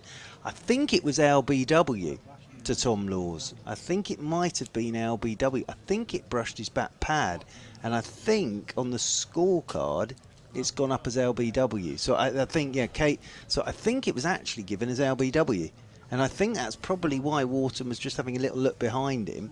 He probably wasn't sure whether it would be given caught behind or not, but actually I think he was looking to look at height as much as anything, as it hit the top flap of his pad. But yeah, I think officially LBW, Graham. Interesting decision. Aaron Hardy is coming in over the wicket, and this is that's out. Looking to drive, thick outside edge, Will Frayne. Good catch from Will Jacks to his right, and Frayne will be annoyed with that because Hardy's put it up there. It's just swung away a touch. Frayne's had a drive at it, thick outside edge, just as a little partnership was beginning to build. But a good catch from Will Jackson. That is a first-class wicket for Surrey. For Aaron Hardy on his championship debut. Has first-class wickets, of course, back in Australia, but first one for Surrey, and 58 for 3 Yorkshire. Yes, he followed that ball, I'm afraid, and as you rightly said, he was very frustrated. He banged his hand on the bat as he departed from the crease reluctantly. Yorkshire have lost their 3rd wicket. 58 as Will Frayne makes his way back to the pavilion. And the Surrey players are in a huddle, getting drinks on board, and they'll be fairly pleased with their performance so far today. Just as this partnership was beginning to, blossom, they lose Will Frayne, and that's a pity as far as Yorkshire are concerned. But good bowling there. He had to play the ball, or he went on the drive. And he wasn't quite there, was he? He wasn't quite there. Well, the thing I've noticed with Hardy already is he's getting this ball to swing. And I think what will annoy Frayne is that he bowled him a couple of those in the last over that he had nothing to do with whatsoever. That one he's gone after. Good catch from Will Jacks because it was at an awkward height. Now, here's a big moment because Will Luxton's out there on debut. So good luck to him. Always exciting to see a young man making debut. Be a few nerves knocking around, I'm sure. I think probably what Rory Burns has got them in a huddle for, saying, gents, this is a chance here. We're 3 down now. We have got a real chance here. So Hardy will come in from this Pease Home Park end of the ground. First ball for Luxton, right-handed, and Luxton's nicely forward. Again, just a little bit of swing. And Luxton pushes that one out into the offside, and there's no run. Yes, I've umpired Will Luxton. He played for the Yorkshire Academy, and they're used to playing the Yorkshire Premier League, and he had some big scores then, and Yorkshire have always had a ticket on him, as it were. Always a good player. Yeah. There'll be some nerves around, but he's negotiated his first ball, and as you say, good luck to the lad. Absolutely, and it's a good guy to have at the other end in Adam Lyth. As Hardy, right arm over the wicket he comes, and he's forward. That's a nice looking shot. Sorry, won't mind seeing it too much, because again, it's just shaped away from him, and he's driving a little away from his body there, straight out towards Jamie Smith. I can't see a flag, but it must be, this wind must be going right to left over Hardy's shoulders, because he's getting that ball to go away with the breeze at the moment, so it must be going. There is a bit of a breeze. It tends to go that way. Yes, it does. Bit of a breeze. Yeah. As Luxton settles over his bat once more. As Hardy, right arm over the wicket he comes to him. Luxton's forward. Looks to play this late, out into the offside. Up comes Smith to do the fielding. Also, Smith in that cover region will be on his toes, because Luxton will be desperate just to drop one and get off the mark. But Adam Lyth at the moment, we knew he was important. He's absolutely crucial here for Yorkshire. 29 out of 58 from Adam Lyth, and he's looked. He knows exactly what's going on here. He knows how big a part he's got to play in this for Yorkshire today. Hardy runs away from us once more, comes in over the wicket to Luxton, and always gone across his stumps, looking to work leg side. That's come off the thigh guard. This will be leg buys. There's oohs and ahs. That's the one that comes back from Hardy. Nicely bowled by Aaron Hardy, and that brings the left-handed Lyth back on to strike, and Yorkshire moving on to 59 for 3. Yeah, of course. Adam Lyth knows this ground very, very well. He's from Whitby, a bit further up the Yorkshire coast, and he's been such an important player for Yorkshire over the years, and of course several England caps. He's made a century for England as well, hasn't he? I think that was against New Zealand. It was against New Zealand, yeah. Indeed. Yeah. No, he's a good player, Adam Lyth. He really is. But I think he sort of, as he walked out there to open up this one, I think he knew what a big role he had to play in this for a young Yorkshire side. As over the wicket comes Hardy to Lyth. He's not going to be tempted by that one. That's very wide outside the off stump. End of the over here in Scarborough, and North Marine Road, and sun shining. I went for a little walk along the beachfront last night, Graham. Yeah. Sat with a coffee next to the, well, I found a great arcade, and I tweeted about it, called the Coney Island, which I thought had been named after Jeremy Coney, obviously, but I don't think it was. But the Coney Island, where they were all sort of 2p slots. So I had a go at those. Oh, very good. Didn't win a cuddly toy, unfortunately, but would have liked to have done. But it was lovely yesterday. Oh. A lot of people here, a lot of people in Scarborough. Yeah, it's a popular venue, and of course we're right in the middle of the tourist season now. There's a bit of music on as well. I noticed, yeah. The Scarborough Open Air Spa. Yeah.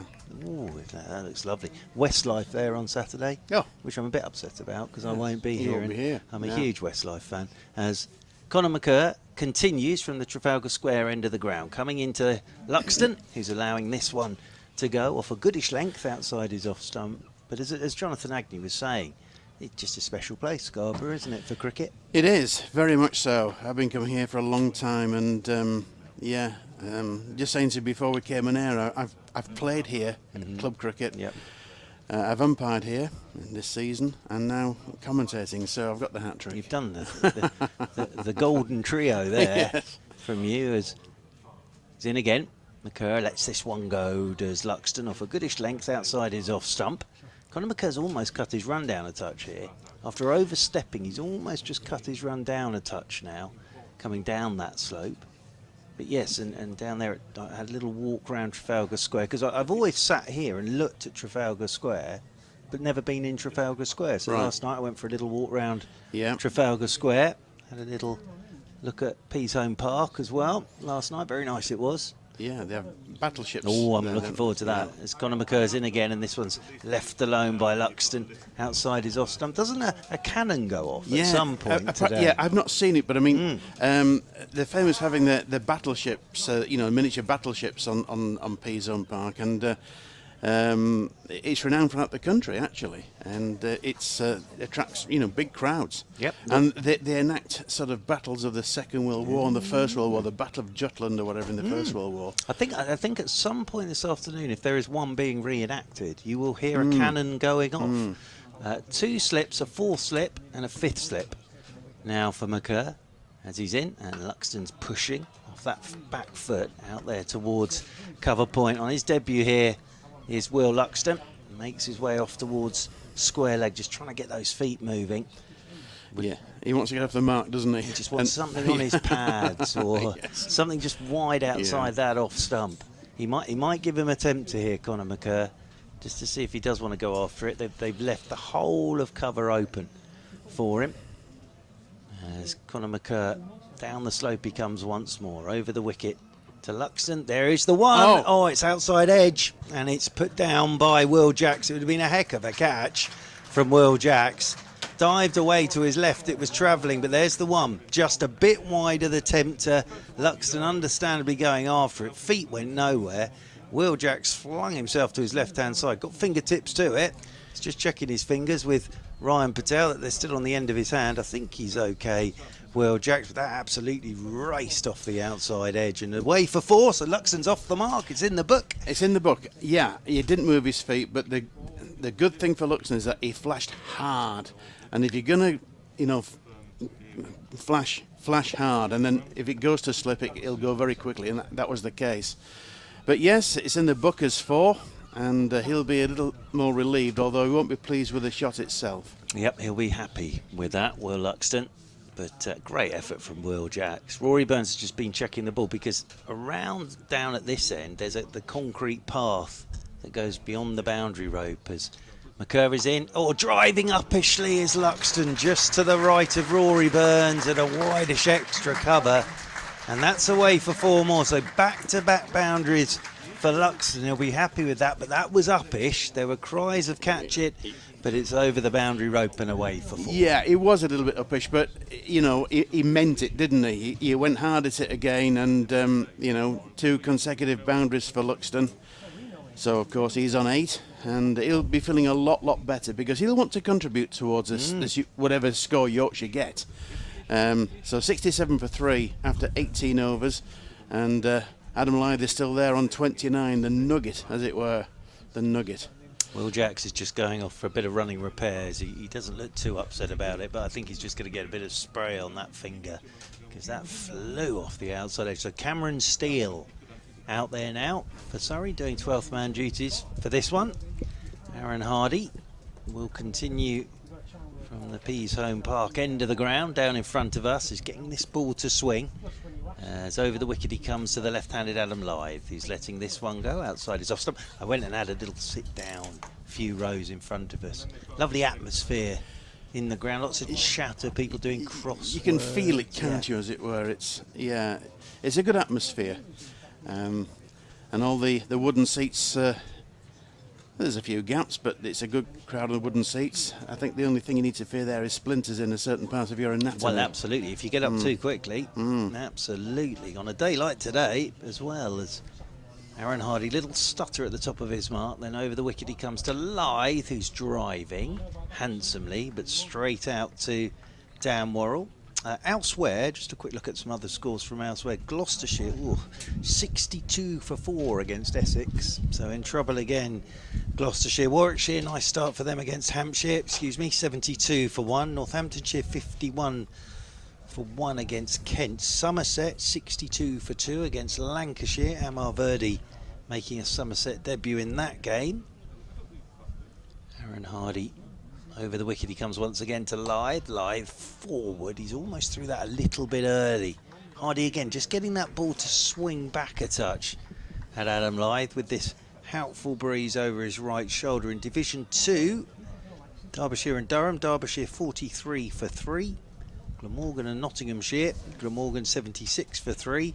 And at Merchant Taylor's School, Middlesex in trouble, 46 for 4 against Worcestershire. Sussex off to a lovely solid start, 89 without loss against Leicestershire. As over the wicket once more is Aaron Hardy to Lyth, back of a length this time. Lyth just shoulders arms. And in that test match, day 4 of 5, and well, Australia about to lose that test match because Sri Lanka 554 all out, Australia 364 all out, and 151 for 9. So that looks like that will be a victory for Sri Lanka. That's a shame for Australia, isn't it? Well, levelling up the series as well, because Australia won the opening test. So levelling up the series, 67 for 3. Now Hardy comes round the wicket to Lyth, and Lyth lets him go again. On or about a good length outside the off stump. Taken by Ben Folkes, moving away to his right hand side. So yeah, that's the... And then of course first one day international tomorrow, isn't it? Back in South London, England and That's India. right. So that'll be fun. A few drinks being brought down now, I think, for Surrey bowlers and fielders. It is a warm old day. There is a bit of cloud cover now though. And there is that breeze, as you can probably hear, just coming across the ground as Hardy, round the wicket he comes to Lyth. Medium-ish, medium quick, I'd say Hardy is. Tall lad, and that one banged in and let go by the left-handed Lyth. End of the over, 67 for 3 Yorkshire with Lyth on 29. And Will Luxton on his debut, 8 not out, Graham Orange. Yes, Church, you mentioned Merchant Taylor's School where Middlesex are playing. I remember going there with the Yorkshire school side. It's a good setup because their seconds play there, don't they, I believe? It's a nice ground. Yeah, lovely it is. school. Lovely school, Ooh. Absolutely, yeah. Lovely, It lovely is. school. It is. Yeah, they often play a couple of championship games there a season. It's a little bit like with obviously Yorkshire are here for 10 days, isn't it? So sort of down here in Scarborough. So very nice, Merchant Taylor's School.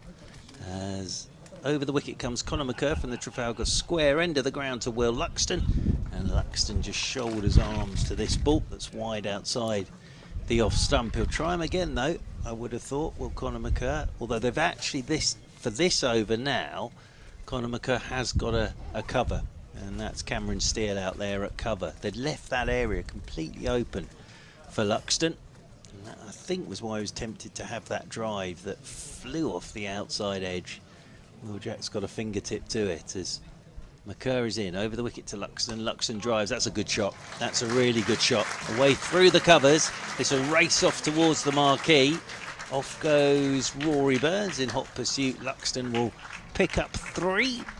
So that's 3 more to the total. And Luxton moves on to 11.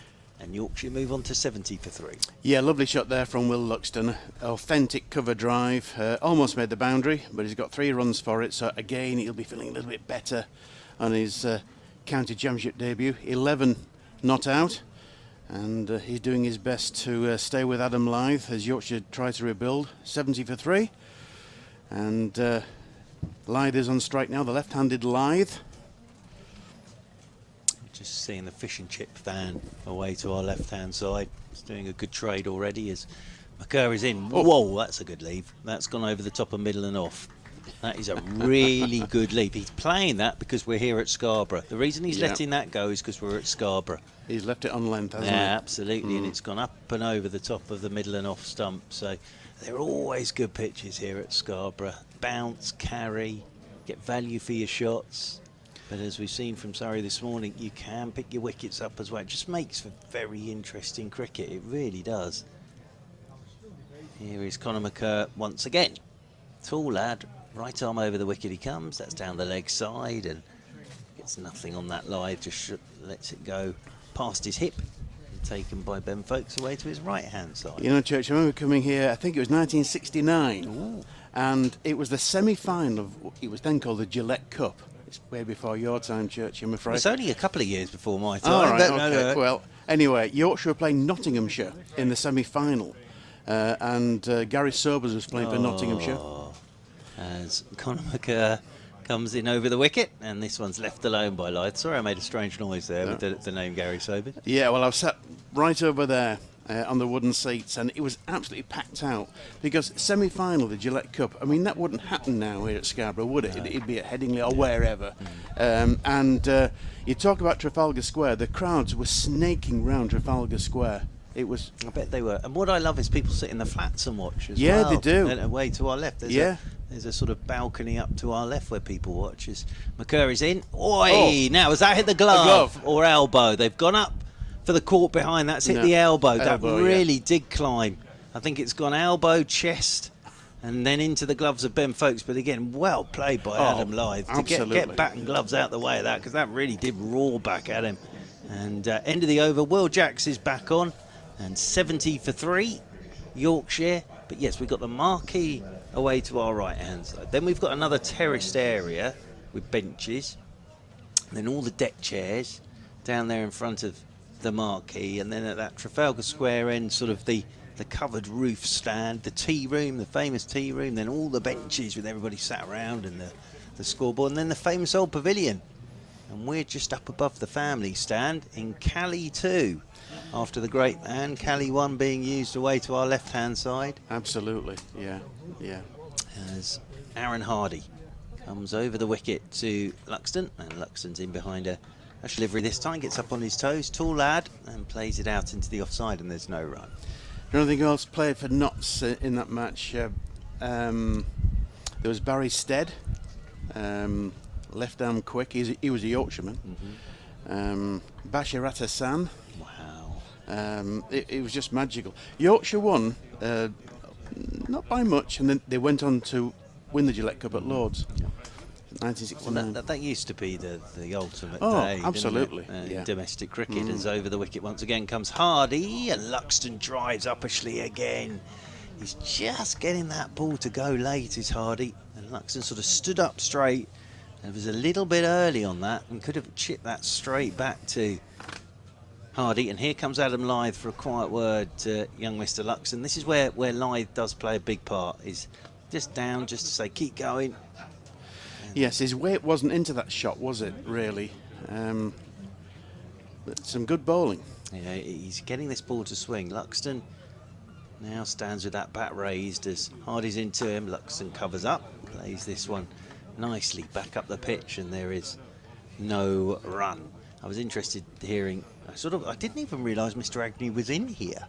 And I came up the steps and looked in and thought, hang on, I'm sure that's John. It is. What's going on here? So lovely to hear from him, but I was also fascinated.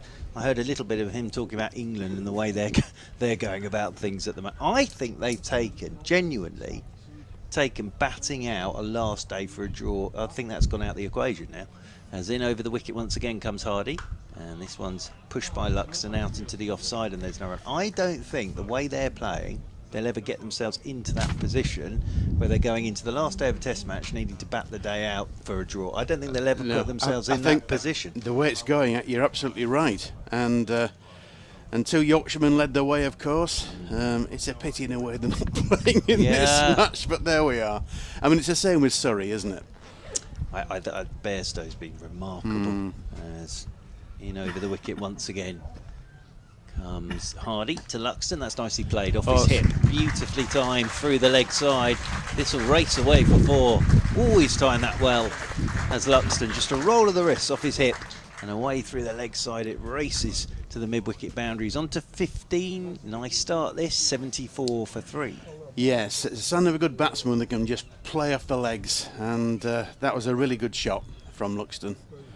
He seems to be getting better and better. I don't want to put the kibosh on it, but he's so far he's batted well. Yeah, he looks organised. I think there were a few nerves there at the start, understandably. Beginning to settle a touch now as Hardy's into him, and this one he's just opening the face and guiding it down towards third. Off goes Conor McCurr, and slides does well in front of the tea room. Does Conor McCurr, and the throw is rocketed into the gloves of Ben Folkes. Couple of runs there, and 2 more to Luxton. He moves on to 17. Lyth has 29. 76 for 3 Yorkshire. But I can remember seeing Root and Best. They put on masses against Surrey a few years ago at Headingley, and Oh, they've been magnificent so far. Oh, absolutely. This summer. Yeah. And it's amazing how I think it's so important. It's amazing how Test cricket has turned around in about a 6-week period now. It's unbelievable, isn't it? The irony being, of course, we're not doing very well at T20 anymore, but that, you know, You can't have that's everything. the irony. Yes. That's the irony in that. Yeah. I mean, who'd have thought we'd beat New Zealand 3-0? I wonder what odds you'd have got prior to the series. And then, of course, beating India. It's just wonderful to see. It is.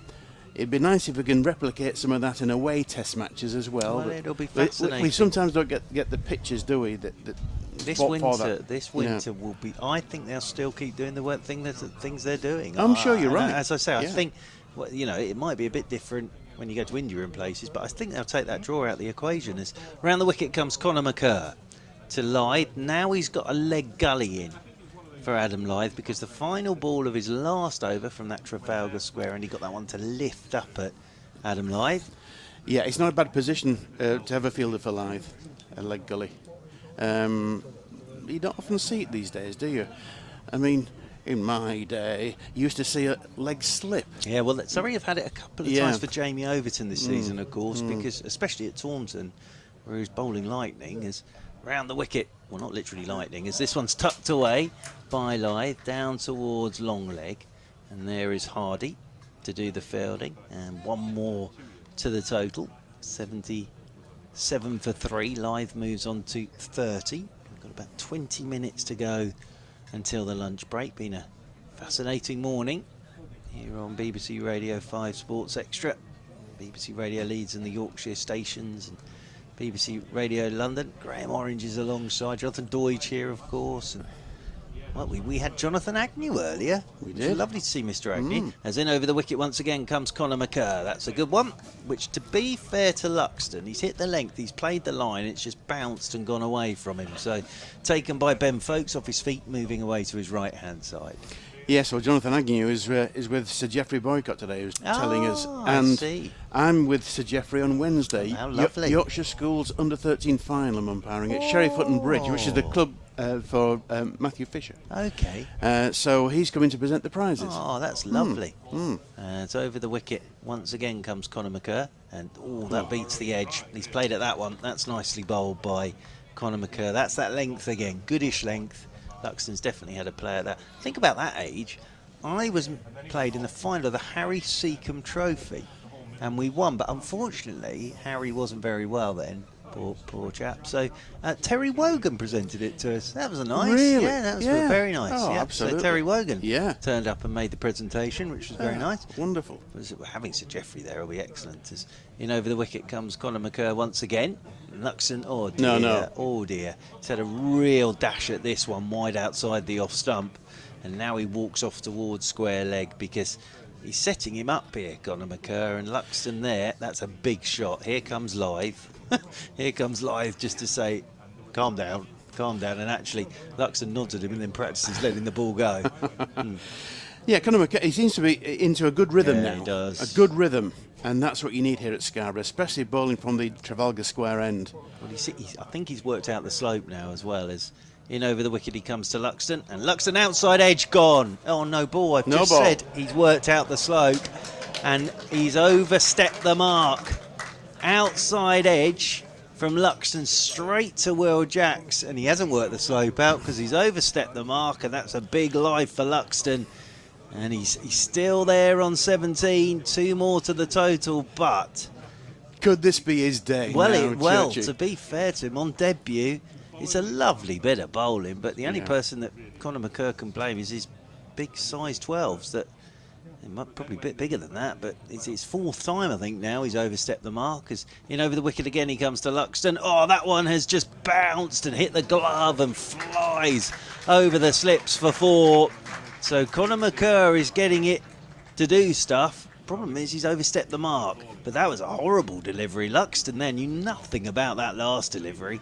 Just reared at him. Glove, shoulder of the bat, flew over the slips for 4. So Luxton's moved on to 21. That's an eventful over from Conor McCurr. And Yorkshire are 83 for 3. Yeah, I mean, obviously we're approaching lunch, but I just wonder, Churchy, if this pitch is as good as we think it is. There's plenty of pace and bounce, and Yorkshire 3 down. There could so easily been 4 down there. Caught at slip Will Luxton off a no ball. So it's been a fascinating first session here at North Marine Road. Yeah, it has been. There was a look of grass on it this morning, wasn't there? And it's still it's that bounce and carry which is always here, but there's a bit of movement as Hardy comes round the wicket to Adam Lyth. Forward he goes, and there's no run. One thing that Agus said when he came on, he said that he'd found out that from Azam Mahmood that if Surrey had won the toss, they would have bowled. They would have bowled. Yes. Interesting. Yes. Very interesting. Yeah. Because Surrey's sort of way of doing things this season has been bat first, but obviously they thought there is something out there. So interesting that. What there is, definitely. It could and should be 4 down now. But Luxton, on his debut, bit of luck. You need a bit of luck now and again, don't you? Of course you do. As Hardy, round the wicket he comes to Lyth. Lyth forward solidly once more. Plays this one out into the offside. The thing that will annoy Conor McCurr is he's had 3 warning shots already of overstepping. And he got that one exactly right to Luxton. We'd seen him the ball before having the big old drive, then he straightened up, big edge, straight to Will Jackson, had overstepped the mark. Yeah, I have to say, I don't have a lot of sympathy for bowlers who bowl no balls because the line doesn't move, does it? No, you know where the line absolutely, No, absolutely. You know, and you've got no one to blame but yourself. As around the wicket again goes Hardy, and driven beautifully by Lyth. That's the shot of the day so far from Adam Lyth. A typical Adam Lyth drive, that everything in the right place, placement, and that whistles off to the boundary rope for 4. Lyth's on to 34, 87 for 3. Yes, I'd be hoping to really settle in now, Lyth, and try and get a big score. And that was a lovely shot. It was. Well, you take Lyth out the equation here this morning, it all looks very, very different from a Yorkshire perspective. He's played extremely well. As little stutter at the top of his mark again from Hardy, then round the wicket he goes to Lyth. Lyth covers up to a straightish delivery, plays it back up the pitch, and there's no run. No, absolutely. If the only person that can blame themselves when they overstep the mark is the bowler. That's the thing, and McCurr will be so annoyed there. That's the other thing. You're just so annoyed. They tend to blame the umpire, but you've overstepped. Yeah, that's the thing. And well, of course, now in international cricket, the third umpire's watching every single ball, so there's never a doubt. As round the wicket again goes Hardy, and that one's left alone by Lyth. Outside is off stump, but no, McCurr will just be so cross. And then the next ball's got it to rear at Luxton, and I think it was probably glove shoulder of bat, and it flew over the slips and down to the third boundary rope for 4. So the only thing that Conor McCurr will think to himself is there is something there. You know, there's no doubt about it. It's not like I've been bowling for 3 hours and nothing's happened. There is, if he can keep hitting that spot and not overstep the mark, he'll be in business. As round the wicket again comes Hardy, and that's left alone by Adam Lyth. Outside is off stump. End of the over. Yorkshire 87 for 3, then 21 to Will Luxton on his debut, and 34 to Adam Lyth. Yeah, interesting to think that Surrey, if they'd won the toss, would have bowled. Is it because they think Yorkshire have got an inexperienced side? Yeah, I think that's a factor, isn't it, Churchill? And I think as well, you saw Worrell this morning with the ball. Laws, Overton, he got so much to pick from now, and we've seen there is something there. We've seen that this morning. So, you know, I think so, if Surrey won the toss and bowled, they'd be happy to have Yorkshire 3 down. Absolutely. Thank you, Mr. Deutsch. As in over the wicket comes Conor McCurr, then to Luxton, and Luxton's letting this one go outside his off stump. Very kind of Jonathan Deutsch. Graham's off for a well-earned break there. Jonathan Deutsch is coming back in, but Graham Orange will be with us throughout the day. As Jonathan Deutsch is making his way with his little red book back into the chair to my left-hand side. Thank you, Mr. Deutsch. That's very kind of you. I thought I'd better just let you two have a bit longer because I was lingering on a bit longer myself. You were nobbing with the stars, weren't you, Mr. Agnew? This one's left alone outside the off stump by Luxton. That's taken into the gloves of Ben Foakes. Lovely, actually, really nice. I didn't realise he was up here. And then I said to Graham, I wandered up to come up for half past, and there was the great man chatting away. He was looking for Kevin Howes. Yeah, he's just Yes. he's just said, I think, to the tent that it was his lifetime ambition's been ticked off for the second time, doing a call with me for 20 minutes. Well, you know. that's the only reason I've turned up. As in over the wicket comes McCurr again. He's just getting that one to hop a touch on Luxton, and that goes down into the gully region. And there is Dan Worrell to do the fielding, but Sri Lanka have beaten Australia. Thank you, Graham, by an innings and 39 runs. So it's a great result that for Sri Lanka. Australia or Australia? Australia. Yep. Did I say Austria? I don't know. No, I'm not sure. I would expect Sri Lanka to beat Austria. As in over the wicket comes Conor McCurr. Luxton drives. He's uppish again, but it's away through the covers. He's certainly keeping Surrey interested at the moment as Will Luxton. But what I like about this on debut, he's been very positive. He's on to 25 now. 91 for 3. He's just dealing in boundaries at the moment is Luxton, but Surrey will feel he's going to give us another chance at some point, but he's had that massive moment where he was caught by Will Jacks off Conor McCurr, but it was a no ball. Yeah, he's got a lot of shots around the ground. We just, in the brief sample of Will Luxton that we've seen in first team cricket, which was in the RL50 last year, he started with 68 here on debut, and he got runs elsewhere as well, and he got them quickly, and he got them with confidence and with a lot of shots.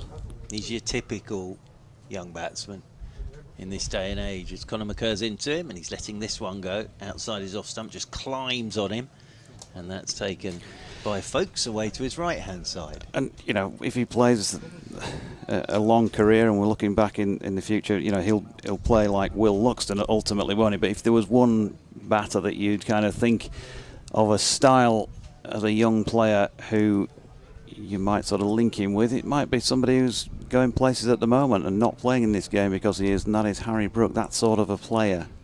Waits again. McCurr is into him. That's a better shot. Driving all along the carpet, but they've got the sweeper out there now for him. And they'll get a single, and that'll be one more to the total. But as I say, he's just... Oh, careful there, Graham. Oh, dear. Oh, we'd lost Graham there for a second. He's all right. Good balance. please. Good balance there. But, yeah, he's your typical young player. He's come out there, and if it's there, he's going after it. Now, Surrey will say to themselves, we've got a chance here.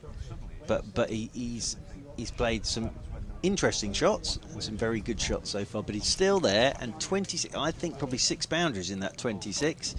And Luxton, yeah, played in the England Under-19 World Cup in the World Cup past, which of course they got to the final. There's some good players in that. There were some very, very good players in that. Rehan Ahmed as well, super player. So here is Aaron Hardy from the Peasholm Park end, bowling to Luxton, who's leaving one wide of off stump. There's no run. They've popped a sweeper out on the top boundary, the east side of the ground, the coastal side of the ground. 2 slips and a gully. As a point, Rory Burns has the ball in hand at mid-off and just handing it back to his bowler.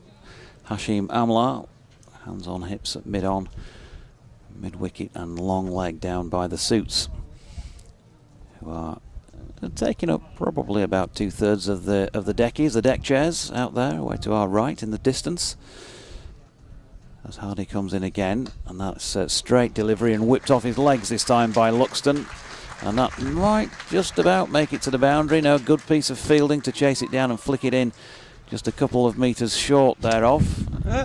Player recognition will come from Mark Church. Well, Dan Worrell's ended up there in an old gentleman's lap, sat in his deck chair with that dive.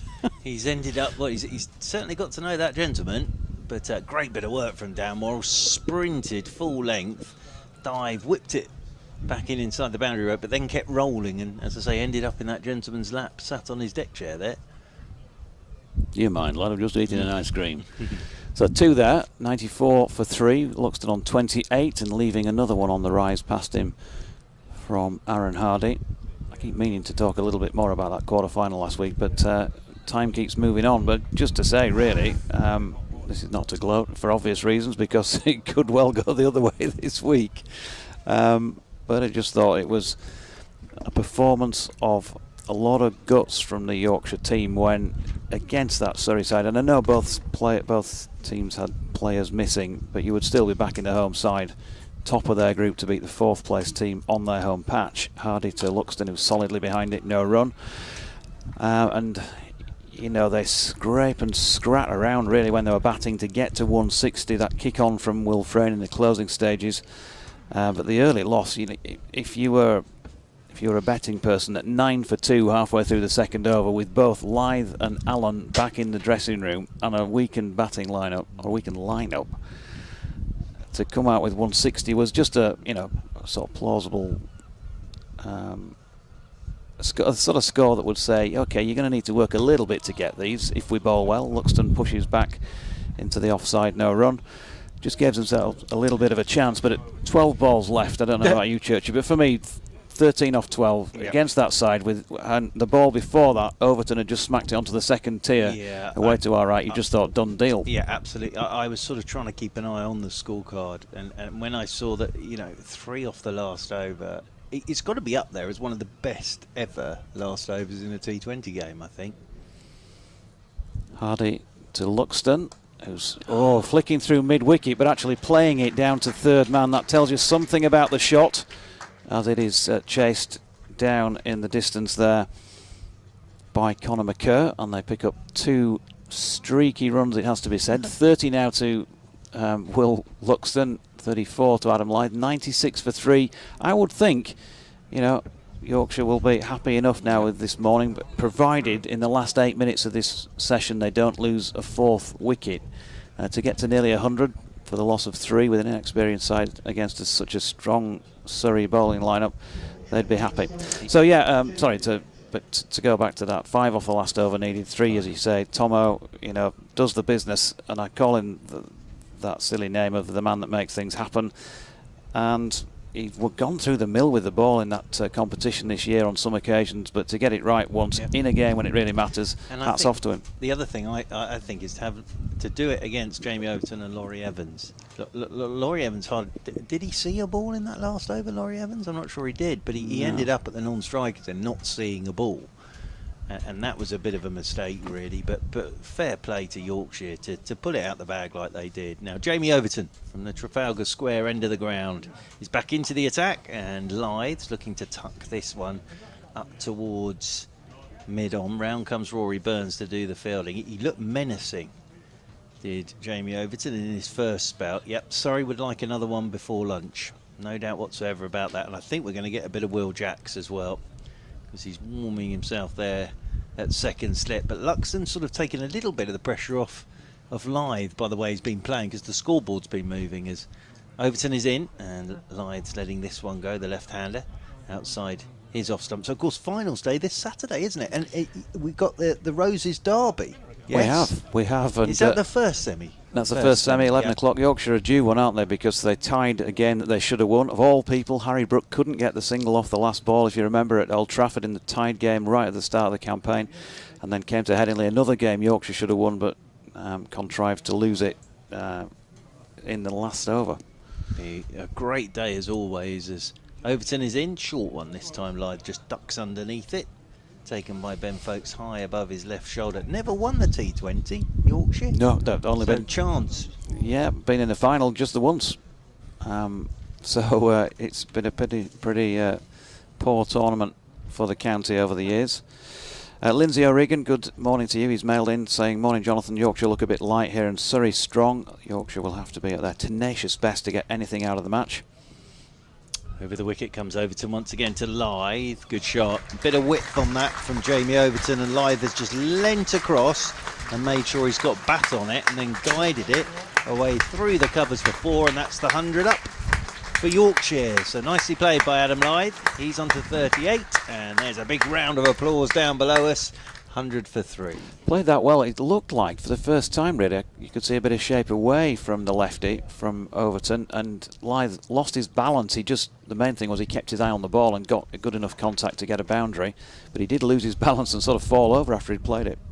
Yep, and Jamie Overton shining that ball up, using his shirt as always, and then comes charging in once again to Adam Lyth, and Lyth tucks this one off his hip into the leg side. They'll take a quick single as Rory Burns comes round to do the fielding. Yeah, there's 5 teams that have never won the T20. And those 5 teams, Glamorgan, Yorkshire, Derbyshire, Durham and Gloucestershire. So it's just Yorkshire with the chance this Saturday to change that. And good luck to Yorkshire. Well, good luck to all 4 sides. And Hampshire there as well, of course. And Lancashire. They a really good job done against Derbyshire as well by Somerset. Absolutely huge victory for Somerset, so good luck to all 4. As in over the wicket comes Overton to Luxton. Luxton lets the first one from Overton go. Outside is off stump. Overton sort of introduces himself to Mr. Luxton, and end of the over, and it's 101 for 3. I wouldn't say I know Will Luxton very well at all, but I've done a few interviews with him and had a chat with him a few times, and in fact did about a 20-minute interview with him at one of the age group dinners that I was emceeing earlier in the year.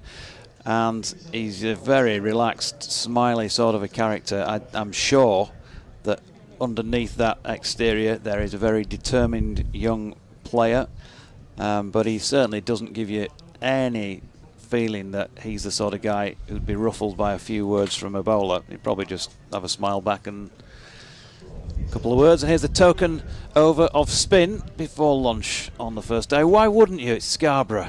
Will Jacks wants to get himself loose for maybe a few more overs later on in the match. And he's bowling from the Pease Home Park end to the left-handed Adam Lyth. A slip in place and a man under the lid at short leg, and good delivery. There is evidence of turn from the off-spinner. First ball. Hello. That one did turn. And a bit of bounce as well. Now that's interesting. First up. Yorkshire's 100 up, came in 166 balls, says Kate. 13 fours and 2 sixes in that as Lyth pushes forward to this latest Jack's delivery, and there's no run. Just going back to Lindsay's email, he says the quarter-final result was terrific, of course, but for me the best news this week has been Gary Balance's return in the seconds. I was beginning to fear he may never play for us again. Not only is he back, but with a century too. Welcome home, Gary, as Lyth pushes forward once again, and there is no run. Yeah, absolutely. Graham Goodall says, great to hear Aggers today. Memories of facing him when he turned out as a young bowler for Ufford Park. Well done to Jordan in the quarter-final. What an over, and good luck to the youngsters today and in the T20 quarter-final, T20 finals day. Jack's in again. They've brought 2 slips in now to Lyth with just that little offering of turn first ball. You might get another couple after lunch here, because there is definitely something there for Will Jacks. We might get another over in as well here, as he's in and Lyth pushing forward into the offside. The thing that Jacks will love about this is he's tall. There'll be bounce for him as well. That's the other thing. That's where he's dangerous, especially against the lefties. Does give it a rip, and bounce will be the big key thing for him. Here he is again, round the wicket. Lyth pushing solidly forward, and they will get another over in before the break. Rosemary says, good afternoon to you, Rosemary, says, dear JD, big day at Scarborough for presentations, first team caps, but also at 1 PM, Will Luxton, and at tea, the President's Medal. I hope you'll be able to cover them. Ooh. President's Medal sounds like golf, doesn't it? 18 holes in the tea break. Very good. President's Medal. There's all sorts of presentations going on today here at Scarborough. The Will Luxton presentation being what specifically at 1 PM? In over the wicket comes Jamie Overton, and here is a short ball to Will Luxton, and ducks underneath it. Is he being presented with his birth certificate perhaps, or well, it might be piece of cake he's for making his debut? Making his debut here, isn't he? So you know, it might be, I don't know, free night out down at Coney Island. Yeah. Big bag of 2p coins. He might be coming out on the curry night that we're going on tomorrow night. Oh, yes, of course. Yeah. Yes. Excellent. As waiting once again is Luxton. As in over the wicket comes Overton. Short ball. Luxton's in behind this. Plays it out into the offside, and there's no run. Jensen just strolling in front of us in one of the most ill-fitting singlets I think I've ever seen. But there it is. There we are. But you're definitely getting all over town in that one.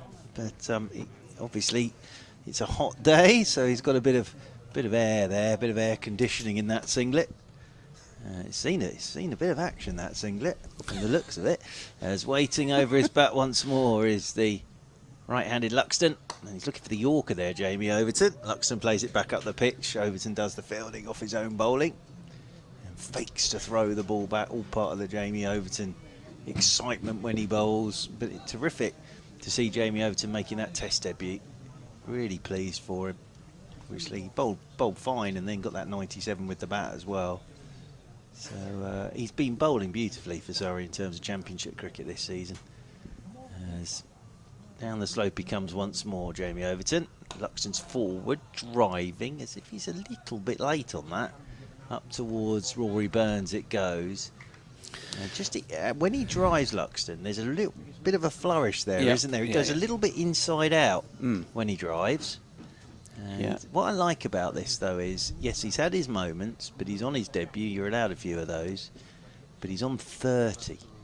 And as I say, he's just taking a bit of the pressure off Lyth, and the fact that he's got that scoreboard moving, which has enabled Lyth just to play his way at the other end, because he's so important to this Yorkshire batting line-up. As Overton's into Luxton. Oh, inside edge. He's late on that. That's gone past his leg stump, but he was late on that. Luxton, he'll get a single. One more to him. He moves on to 31, 102 for 3. He is very much living dangerously, isn't he, Will Luxton? But he's still there. That is the main thing. And what a challenge for him in his first match. You know, who knows what you'd want if you were good enough to make your first class debut. We never have been, but I guess you'd probably want an easier proposition than the Surrey bowling attack that he's facing today. I'm sure you would, but if he can get through this, sort of he's in the game here, isn't he? Straight away he's in the game. As over the wicket once again then comes Overton to Lyth. Lyth, good looking shot to finish the session. Just checks a drive past the diving Conor McCurt. That's going to go over the boundary rope and away for 4. Overton kicks the ground in frustration. Terrific effort this from Adam Lyth. He's held that whole thing together. He'll go to lunch 43 not out. Luxton will go to lunch 31 for 1, but he was caught off a no ball from Conor McCurr, but he's still there. That's the key thing. And Yorkshire at lunch on this opening day at Scarborough, 106 for 3. Yep, you notice that Jamie Overton didn't have a word with Adam Lyth as he kicked the ground and walked past him there following that final delivery. It was a beautiful way to end the session. So 43, as Churchy says to him, and 31 to Will Luxton, who's it's been an interesting knock so far, but he's still there. 106 for 3 as they leave us. I'll be doing a couple of bulletin updates during the next half hour or so, which you'll probably hear, but I'm going to try and enjoy a little bit of lunch ourselves for your company this morning, and we'll be back for ball-by-ball coverage when we hope to have, straight on the back of lunch, Matthew Fisher with us for a little spell. So you two guys can probably go sit in the deck chairs for a little while. From us, we'll say goodbye for now and back with you for the session.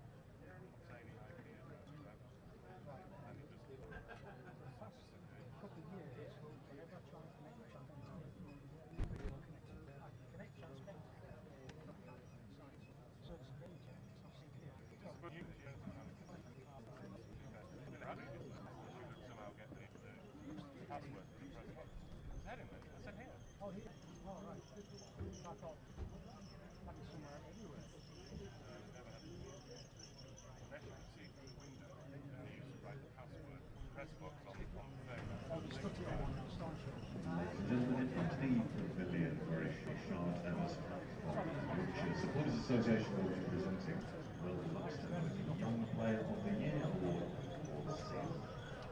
Well deserved, Will. Many congratulations. And once again, ladies and gentlemen, please do confine yourselves to Trafalgar Square end of the outfield. So if you're at the P-zone part end, please do move up towards Trafalgar Square end. The players will be warming up at the P-zone. Thank you very much.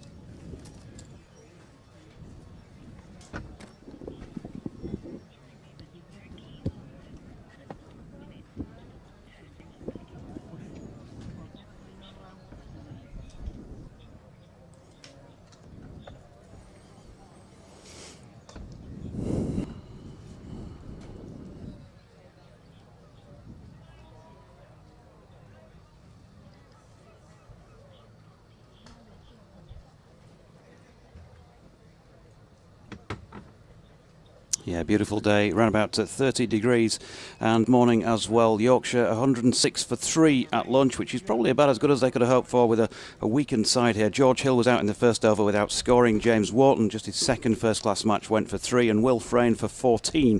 Out there making his debut, Will Luxton is 31 not out at London Court, but off a no ball, and Lyth play 43. 29 overs in, it's London, it's 106 for 3 Yorkshire.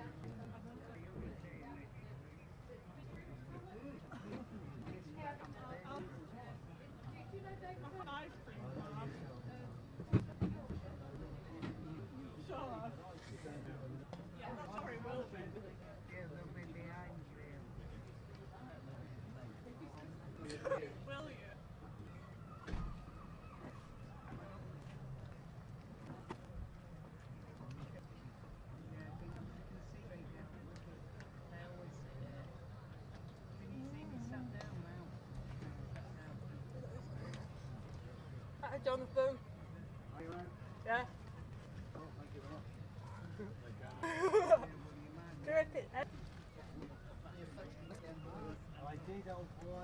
Walk for ice cream. It was not a good year.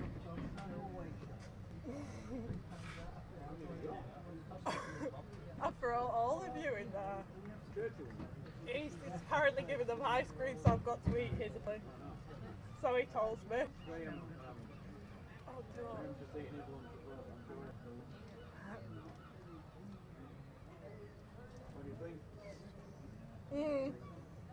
Bad start seems to have consolidated a bit there. I think. Dare I say it, Will Luxton's going quite well. I shouldn't have said that. Okay, fine, I'll tweet it. It's all my fault. Fine, I don't care. But fine, I'll retweet if it's my fault. Well, I'm here for all 4 days, all being well. Yeah. If we do that, I don't think we will. Knowing our Scarborough. Anyway, I'm trying to eat this and it's not going well.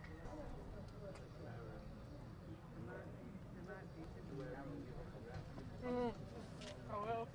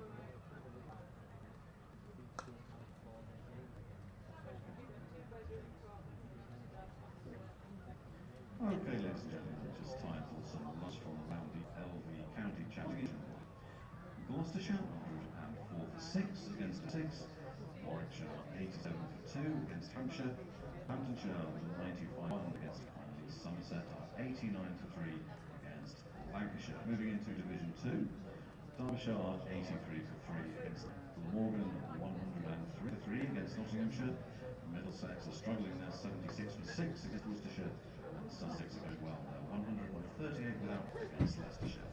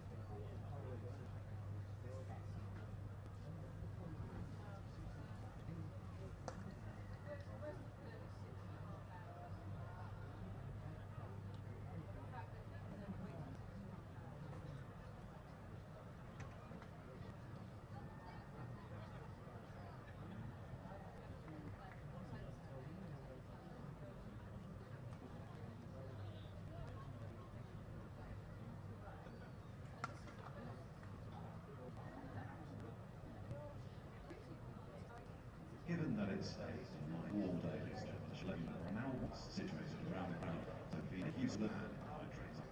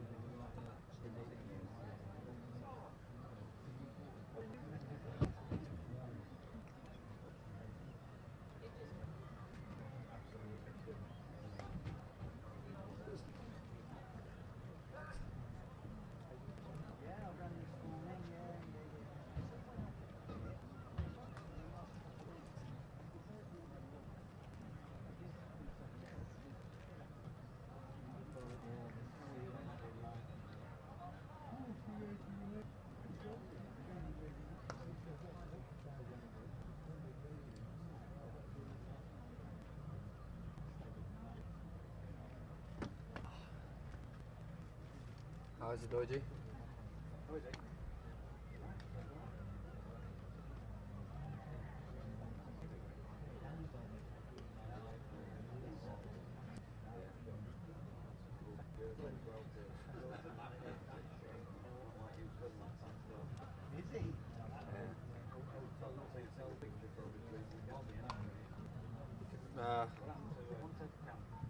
I know. Well, I've had it. So Treves on there. We had it on.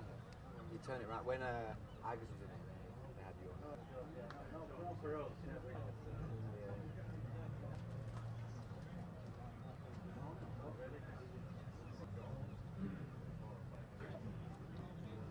That will help us as well. Maybe even put ball in a few.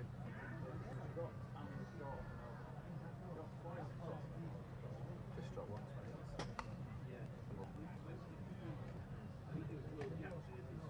Yeah.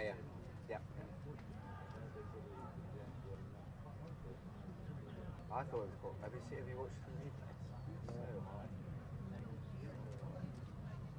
Because I literally put it in as caught behind, thinking it might have gloved it. And then John messaged me saying, no, give it LB. If you go.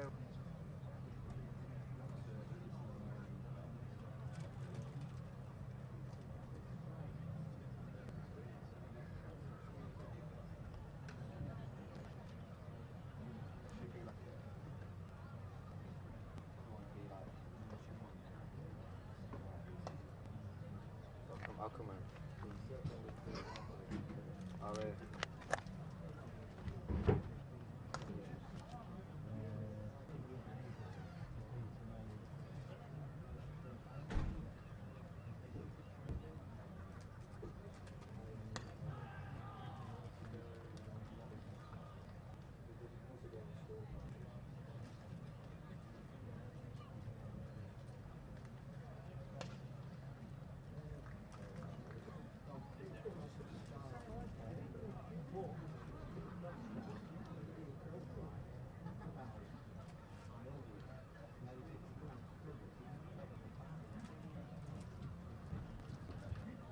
I'll come down.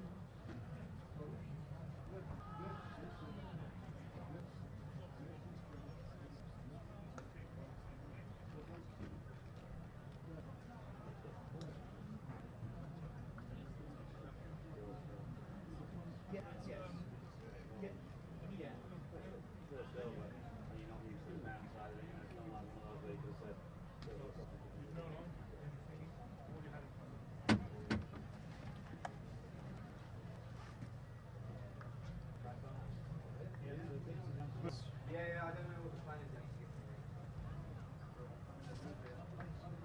People cling on to some relationships. Only people think.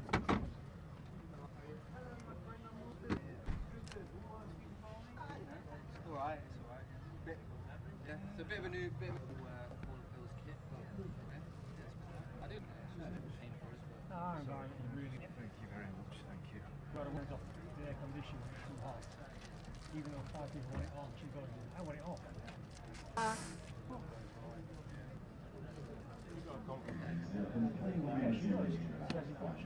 So we begin making your way off the outfield. Much appreciated. Thank you very much. It's a nice walk around there. looks yeah, he's I think he'll be a good player. Did you smash Again, it? you've got this idea of walking the bucket, haven't you? It's like, right, players are going to be, what do you think? It's always quite fast. Half the field empty for players to practice. Like, yeah, good idea. You do that. Okay, fine. So I'll put a steward on that. And I sat there and said, how is one standing in the outfield going to prevent people from walking from all directions onto an area? Are we going to mark the area around roping so that it's... Yeah, that was my first game here. No, we haven't thought it through at all. Just go stand there and if people come over, it makes it so small. Nobody practical. Can't put full weight on it. So I'm saying it was speed. Eh? Well, the steward was saying why the stewards try and stop you from passing to get It would be good to Achilles, it's just, How could I was doing rugby something tackle dozens of people? quite strenuous at home. And I felt it after about 20 seconds. So I felt it after 20 seconds, and instead of just So stopping now it, you're just going to persuade them to something it was that really bad. And I thought, oh, I better take it easy. your team members. I took it easy and thought it got better. And then when I took my car in with a mate, I walked back from Amberby Road, which was, because his move now is on the corner where opposite where Amberby and Bulfrey meet. He's on that corner. So I walked from that corner all the way home. And as I got to Pickering Road, I thought I was going to pass out. It was so painful. just walking, nothing out the ordinary. I must have been, again, walking funny to start with. And Chris said, why did you ring me up to come and get you? Yeah, but for me that's better. And then I rested it, and then when we went away, of course I did quite a lot of walking once away. And it's been 3 months. So I went to Beverly 3 weeks ago. And at first she said she thought I butchered it. Then when she started pressing, she said it seems to be in one piece. Which games are ring fenced and which aren't? Who makes that? Well, if it was ruptured, it's 12 weeks in pot. But The members she of the said county. it's, I'm sure Yorkshire don't have any input on when England's if it is just like tendonitis, rest it, but it needs physio. The ICC make it. So Just say you're playing been in touch Netherlands with for the 3 games. physio. We'll wait till I get an appointment. Usual story, really. But they're told So I the rested ICC it for like 2 weeks till this weekend. governing bodies, And potentially felt several better. years. I thought it was You're better. playing 3-1 games now. But then went for a walk with Chris In June 22. at the weekend on Sunday. And we got into the country park and it just started on the up. To me, I would As you go up, I'd ring fence the issue. you really be pulling the tendon up. It just I would not have any of It just went back again. professional So cricket today, this morning, it was fine. I can run on it again. at the same time or at the same Fair, time as an but England. now and again, if it goes, you just. So I tried to aggravate it. Well, true. If I was doing the calendar, So 29 I mean, whoever's hours done this out, year's just calendar needs bloody shooting, to be honest. Whoever see, decided that Yorkshire not have 14, yeah. championship game for 3 months at the height of summer, That's going to be needs to have a check. around 4 o'clock. Be after 4 o'clock. If they do. And much of that is slight 2020. I do think it's silly having the quarter-finals in like half a day. Who actually missed those quarter-finals? Who would have played? 7 of the usual 8. Well, the 2 injuries. Well, who would Kofi should go out. they wouldn't play that? Who was actually missing from the Yorkshire's quarter-final team?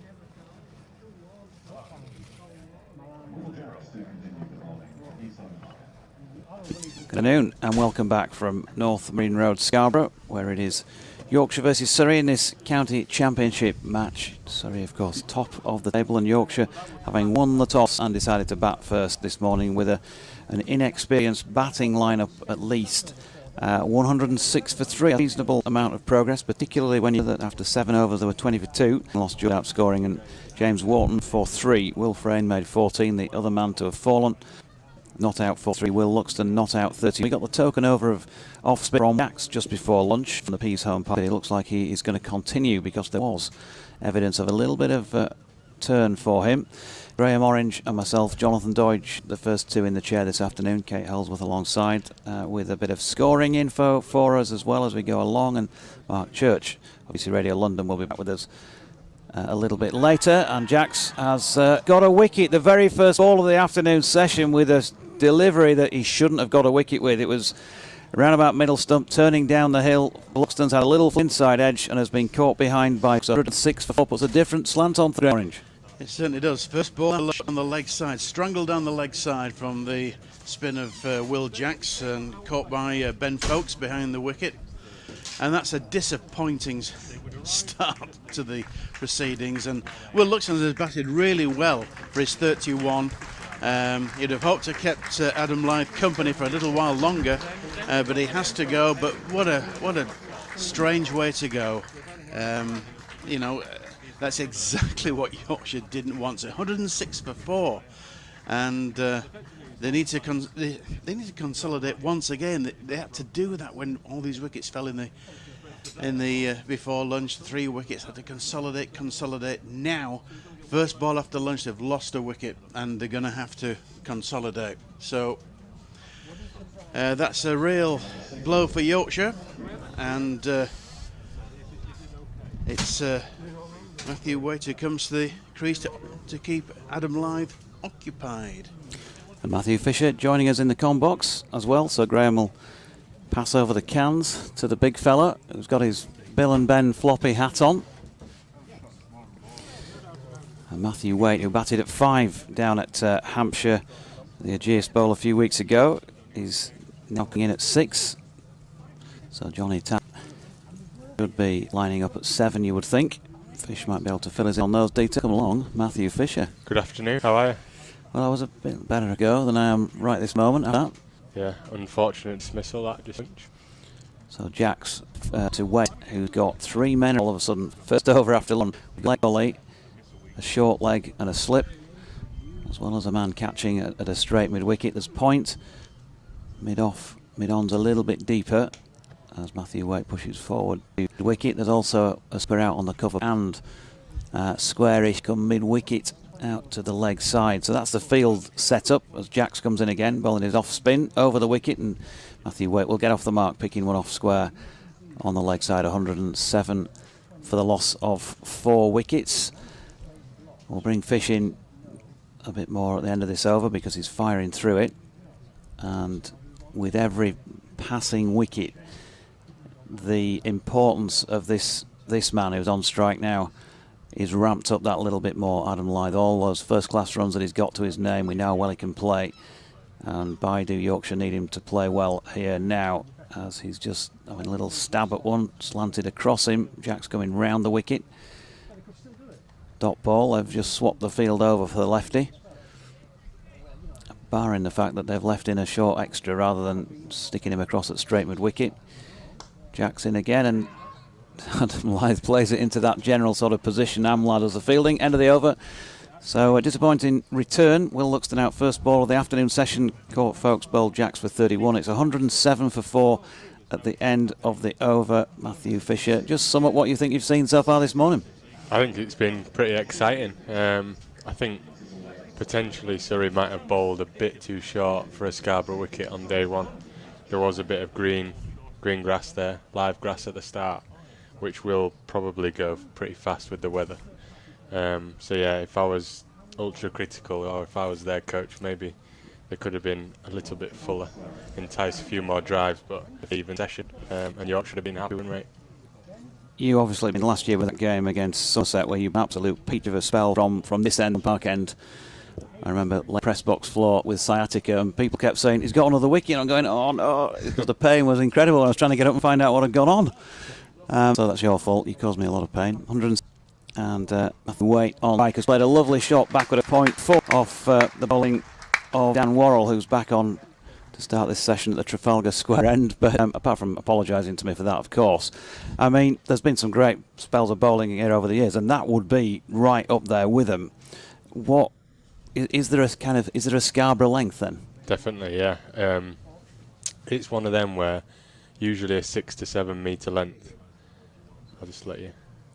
Yeah, Worrell to Waite, wide of off stump, lets it go by. So that ball there, that'll be probably about 8 to 9 metres, but it's flying through at like chest height.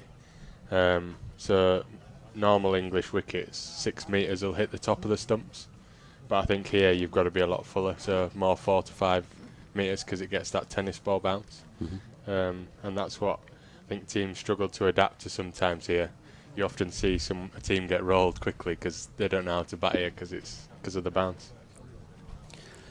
Worrell again, short of length and played nicely by Matthew Waite. Timed it. It has been stopped backward of point by Aaron Hardy, but got a single. I do describe Scarborough as, in my opinion, the best cricketing wicket in England, because I feel like Waitey's come in and he's been off his length and line just a bit, Worrell there, and he's punched him off the back foot for 4. It's such a nice place to bat and bowl because there's a bit in it for everyone. And if you don't get it right with the ball, you can leak pretty fast and go at 5 and over. So, I know Steve Patterson said this morning that even if you take the first session for 50 or 60, we've often scored 100 in the next session. So this afternoon. Lyth, 3 slips in place, coming into bed only because he's dropped it down to Ryan Patel, who's coming up from third to field.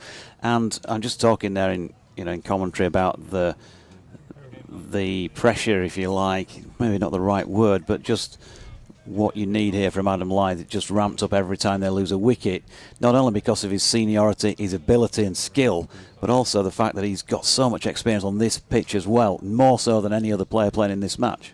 Yeah, if you look at it, all the young batters have been asking Lyth all the questions this morning.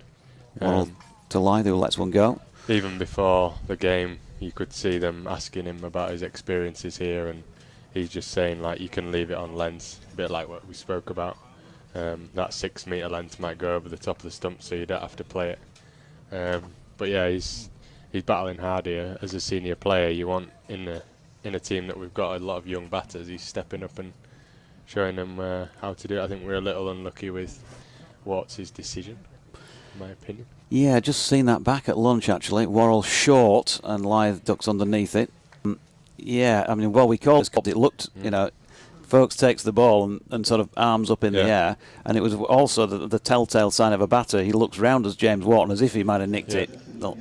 LBW, and it looks like top half of the pad flap to me, and it's Scarborough. Yeah. You've got to question the length, the height, I should say. I'm not one for umpires, and I really like Chris, but sometimes, obviously, the player apt, but sometimes the umpires as well.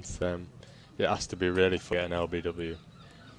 It's mostly usually nicks to the lips or nicks behind that you get here from people playing them lengths that I've said. And just going through, in the first 4 weeks, George Hill's got to play that first over. It's at his stumps, I think, edge. You can't. We just talked about the James Wharton dismissal. Jamie Everton, by the way, coming on now at the P, and does go Yorkshire length first up, and Will Friend probably about 4th stump, the ball that he goes out, a little bit wide to be pushing up. And then Will Luxton again gets a ball pitching middle, fading down the leg side really, and it probably is a first ball after lunch sort of thing. You've not quite got yourself back in there, and you just have a little flick at it, and he's perished. So disappointment there, because he'd already ridden his luck for those 31, but he's shown as well that he's got quite a lot of shots if you the off it button again and dropping that into the weight.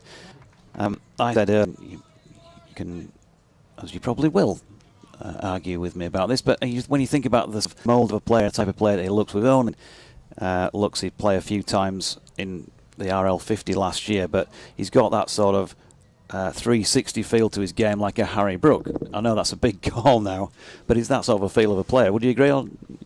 Definitely. Overton here to wait. He was flicking off his legs and pick up a boundary. Is he going to be giving us 4? It is, yeah. 4 runs. I was speaking to someone earlier actually, and I said that. I said it's big boots to fill, but the way he plays is very much like Brookie. He's very aggressive, puts the pressure back onto the bowlers. Sometimes you might get them nicked off from a drive, but that's a high scoring shot for them. So yeah, I'm really impressed with Luxie. He's a real chilled character, and there he was just unlucky. Like it's that first ball after lunch, maybe just not switched on, or it just strangled down the leg side, which is. Overton to wait. He's gone full again, and it's pushed up to Rory Burns at mid-off, no run. And he got, Overton, England, test player in his face, running the full 22 after he'd bowled him a delivery and having a snarl, and he just looked, okay, whatever, didn't he? He did, yeah, and he came in and told us what he'd been saying. So. And he was pretty. Can you repeat that on air? No, not really. Can you paraphrase it in repeatable English? Here he is again, coming in from the P-Zone Park end. Really puts his back into it, doesn't he? And it's pushed back to him by weight. No run. We gave him some armoury for if he did want to go back at him. Oh, okay.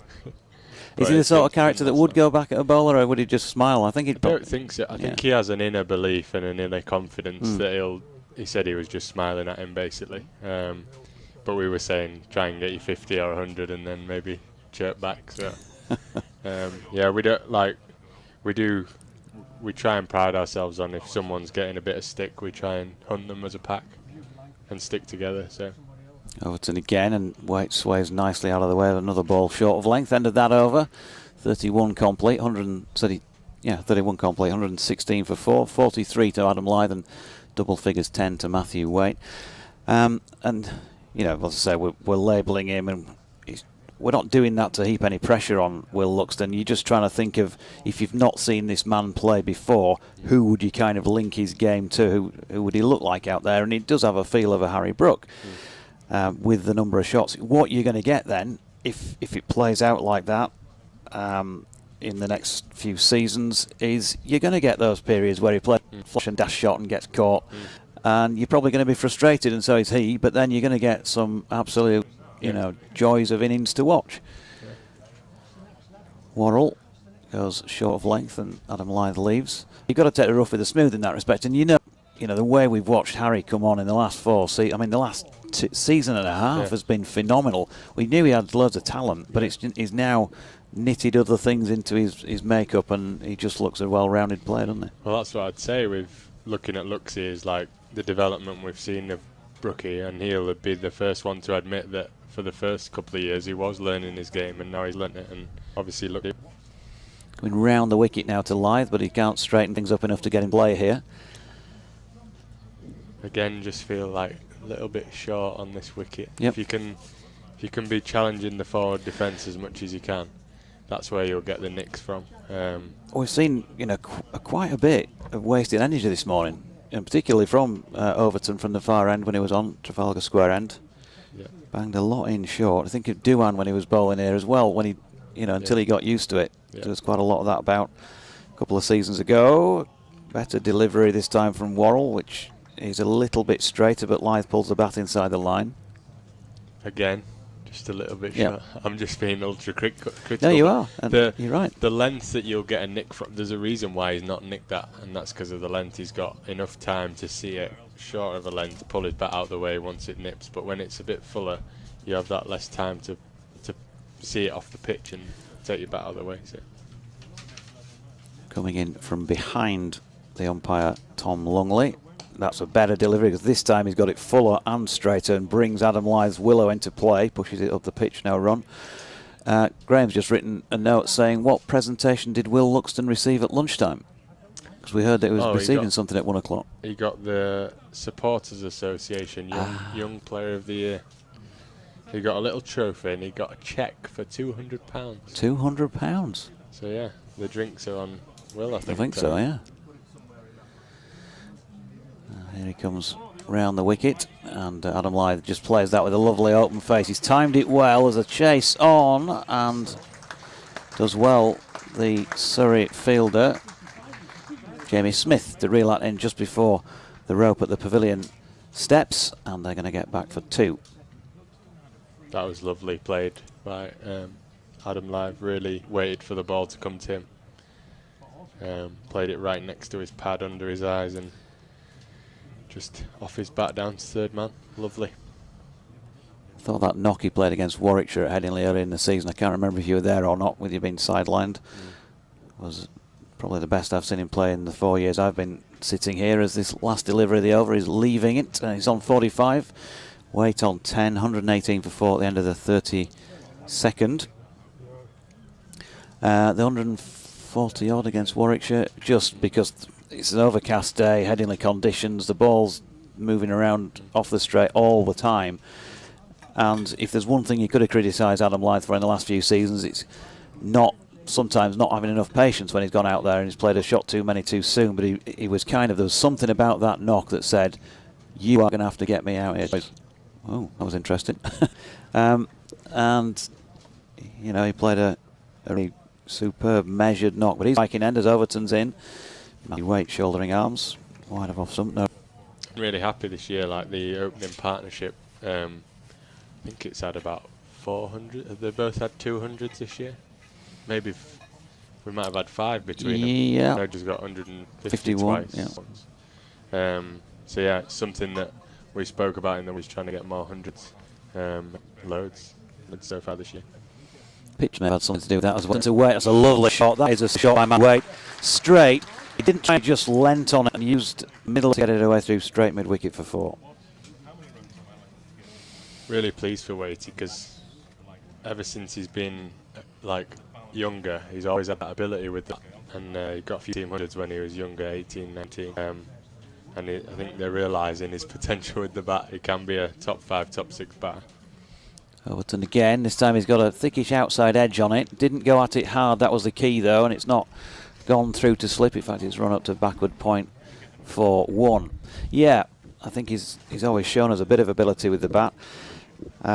Maybe haven't seen enough of it at first team level because he's just not played, has he? And similar to you, really. The poor lad's been, he's struggled with injuries, hasn't he? So you think of that bizarre occurrence the very last day before the COVID season at Durham, when he misses out with that injury. And of course, one man's disappointment is another man's opportunity. And we've just seen Jordan Thompson picking up his cap this morning, and he wouldn't have played in that match or probably had the run that he's had since. Overton again, and Lyth opens the face and pushes it into the covers. No run. Absolutely, he's never looked back, and obviously it's been a tough couple of years for Waity, but I do feel like he's getting the cricket under his belt this year now, where he's getting that confidence, and yeah, he's trying to find a role in the team, and when you feel like you've got a role, you settle down and you start playing the best cricket you can because you feel valued in that team. So hopefully he's starting to find his role and settling into it.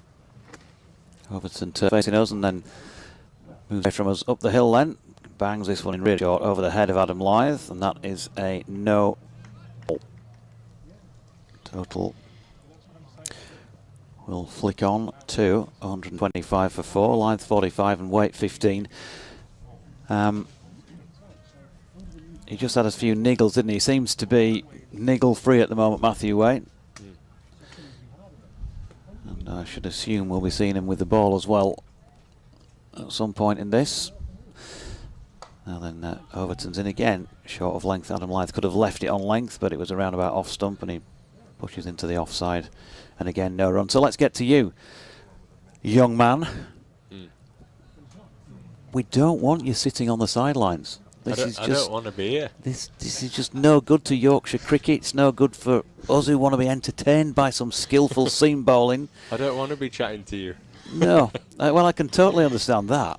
I want you back out there on the field of play, and it was great to see you this morning as we had a quick word as we were walking across the pitch, throwing a few balls, fielding a few deliveries and flicking them back in. Overton to Lyth, who drives into the offside where it's fielded by Burns, 125 for 4 at the end of the over. So it was just nice to see you moving. How are you moving? You look to be going okay. Good, yeah. I feel really good, feel strong. 3 months since that first Champo game where I got my stress fracture, and yeah, feeling really good. Potentially might be starting some walkthroughs this week. The cameras spotted us. Yeah, potentially do some walkthrough bowling this week. We haven't ruled out playing this either, so. Well, you sort of did rule out playing it, or somebody else did, probably you. So yeah. Well, that was some kind of like probably not. I've hard yards and potentially be able to get back some point. Here's Worrell, and he's got up, and it's unfortunately Matthew Waite was gone this time, caught at slip by Will Jacks, just having a flick at one, and that was. It was more about the direction delivery lengthwise. It was one of those you could have left. It was short, but it was aimed in at the body of Matthew Waite, wasn't it? He's had a flick at it, and he has now become the 5th Yorkshire victim, shaking his head as he walks off. It's 125 for 5.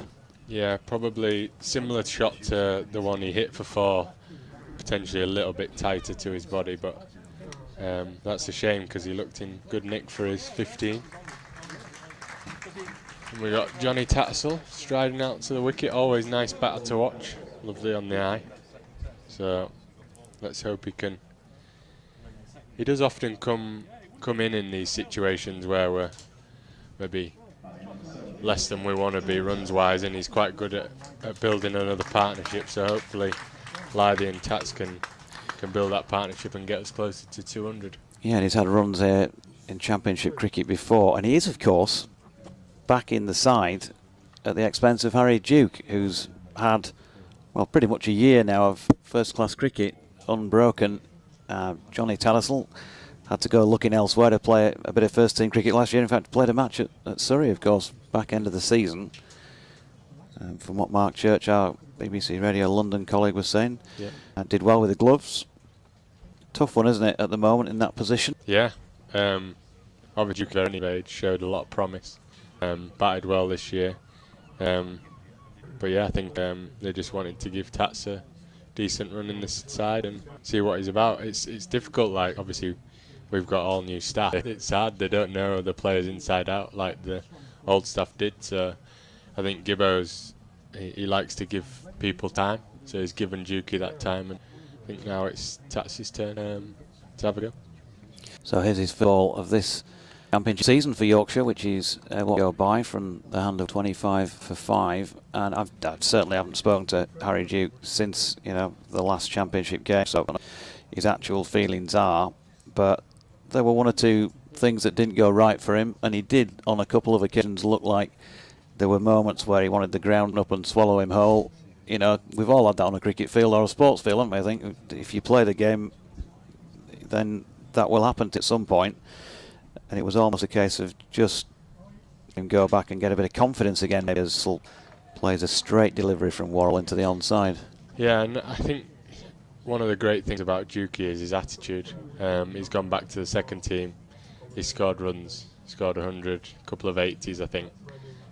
So that shows, and I think the message to Dukey is it's just being left out of the side. It's not the end of your career. Some young players think it's like that. He showed so much promise, and he's so exciting. We've got so many good young players that he will get his time again. As that's wide of off stump and a no ball again. 127 for 5 then. Yeah, his time will come again, I'm sure it will, given he's so young, and when he looks back, just that block of games over the course of 2 seasons, you know, how invaluable will that be? It'll be the lows as much as the highs that, you know, he'll learn from, won't it? Definitely, and you learn so much from playing first-class cricket that sometimes if you get taken out of that environment, you can work on the things that you feel like you need to get better at. Here's Worrell to Tattersall, who leaves.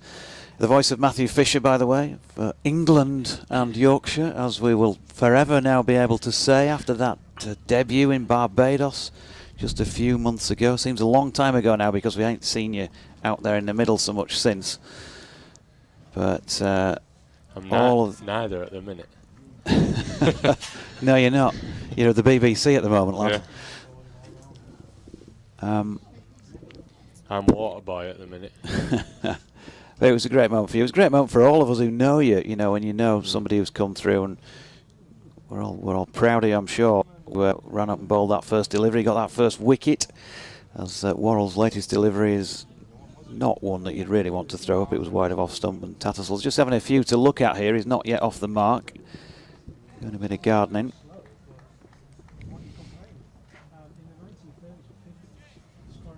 So there you go, folks. The news is that Fish hasn't ruled the season out, which has got to be good news with 4 championship games still to come in September.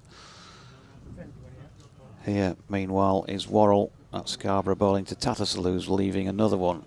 And there's no run. Haven't seen the man who we'd love to see you opening the bowling for Yorkshire with around the ground here today, Mr. Code. He's playing. He's playing. He is. Excellent news. That must mean he's creeping closer to a first-team return. Hopefully, yeah. He's playing at... Are they playing at Chesterfield, the second team? Yeah, they are, aren't they? Yeah. Yeah, I think So he's playing in the twos. I think he's on restricted workloads, but Okay. it's a step in the right direction. Obviously known Cody for ages and been around him a lot this year. He's been gutted like anyone would be and frustrated, but I just can't wait. He's one of my favourite bowlers to watch bowl, so can't wait to see him back. Well, I remember doing an interview with you once when I first started, and I think you just kept reading the same answer. When I was asking about Ben Code, you just kept going, he's so good, he's just so good. And he's a good bloke as well. Probably a better bloke than he is a bowler, and that's saying something. He's right in Champo cricket. He's fit firing. Here's Aaron Hardy now from the Peace Home Park end, round the wicket to Adam Lyth, who pushes into the offside, no run. Adam Lyth playing a real measured in. He's playing the sort of innings of a bloke who knows his surroundings here. He's familiar with them, knows this pitch.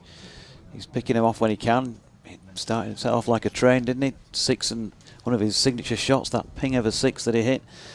A couple of boundaries, and then it was a while before he moved on again, but he's pacing it nicely. I hope that's not a curse. We don't have those. You get yourselves out far too many times, you cricketers, and blame commentators. Most wickets, Matthew Fisher, are batter, as we now say, of course, batter error. Yeah. Well, we'll see. Nothing to do with bowlers. We'll Instead, you float it up there somewhere and the batter gets themselves out. Nah, he's looking good. Hardy then coming over the wicket now to the right-handed Tattersall, who opens the face. And it looks like he gets an edge there, but he plays that way, Johnny Tattersall. A lot of his shots do go third slip gully, but after the bounce. It's how late he's played that. And soft hands as well, doesn't he? Usually here, I describe it, you can get nicks off defensive shots, whereas defensive shots at other grounds, they don't carry, they're nowhere near carrying. But here, you can bowl a nice ball, it just gets a little bit of bounce, and the defending not pushing it, it's still nicks, but shows how late he's playing it. Hardy to Tattersall, who flicks it to leg. Hashim Ahmadu in the field. He'll be a big wicket at some point in this match. I think it's worth considering here.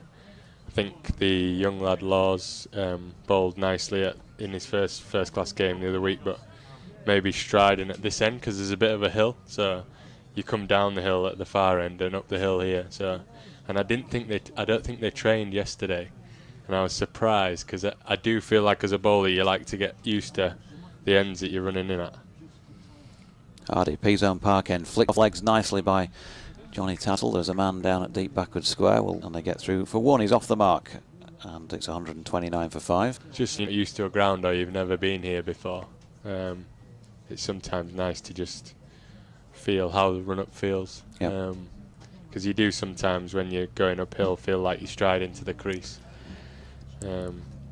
Given how well you bowled down this end last year, is that, would you turn up every time wanting to bowl at this end now, or would you still want to vary it here? Yeah, I'm not too fussed, but definitely probably get more bounce at this end. Hardy to Lyth, who's watching one go by. I think obviously you get a bounce at both ends, but yeah, this one it just feels like, because the slope's a little bit, it goes from down to up, it feels like it just gets that extra little bit more bounce. Bit like Franey's, like his ball there at Headingley, that was full enough to drive, but here, because it gets a bit more bounce, he then got the nick. Whereas at Headingley, he might have just timed that through the covers for 4. So 129 for 5. Round the wicket comes Hardy, and Adam Lyth does get a bit of a leading edge on that, but it's dropping well short of Ryan Patel in the covers. End of the over, 129 for 5, and I think I'm going to take a breather and bring Churchy in a minute if he can hear us from outside. He'll do a bit with you, but we'll just do one more over, which gives me a chance to ask you about finals day, because we're hoping we can get you in the com-box at some point in what we hope will be 2 matches, of course, on Saturday. We've got to get through the first one first, take each game as it comes and all that, but you've got to be really excited to see the boys in the finals day for the first time in, 6 years? Yeah, can't wait. Like, first of all, I'm a fan, like I'm a Yorkshire fan, so it's great to see us in there. But yeah, I think I'm free. I confirmed it with you. I think I'm free to join you. That's either good news or bad news for the listener. Worrell bowling to Tattersall, who leaves one wide up, no run. It'll be good to have your input, because we can describe the action all we like, and obviously I've seen a lot of games now, and you get an appreciation for what's going on, but the pinpoint stuff, that conversation when David Willey walks up to Jordan Thompson after that delivery, you'll know much more about what the suggestions are than I ever will. So it'll be great to have you alongside, as well as in comes Worrell. It's wide of Tattersall's off stump and the shoulders arms. If I can find a ticket, that is. I don't know whether I've got a ticket yet.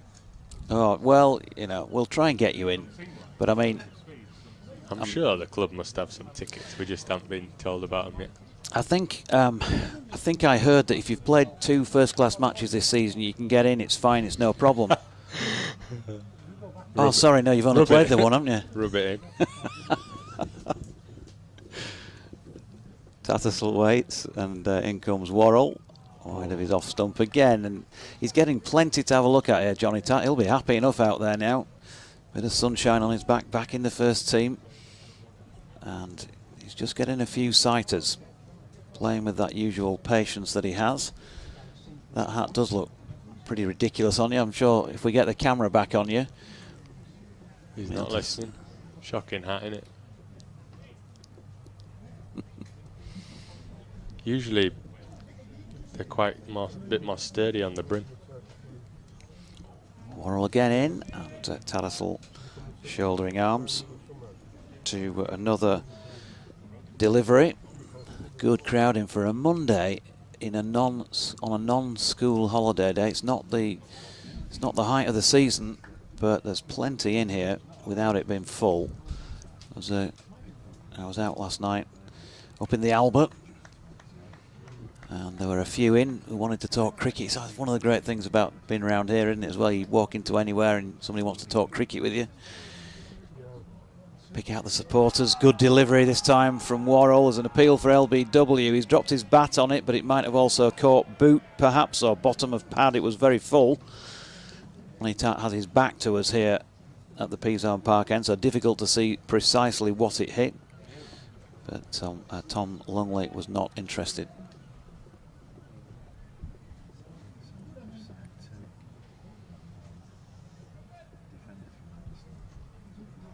Not been a lot of gull action today. Graham mentioned it earlier on. Nobody's been dive bombed by a local herring gull, have they? I don't think so. Maybe later on in the day. As Worrell's final ball of the over is again too wide of off stump, and Tattersall shoulders arms. We'll bring in Mark Church then to sit with Fish.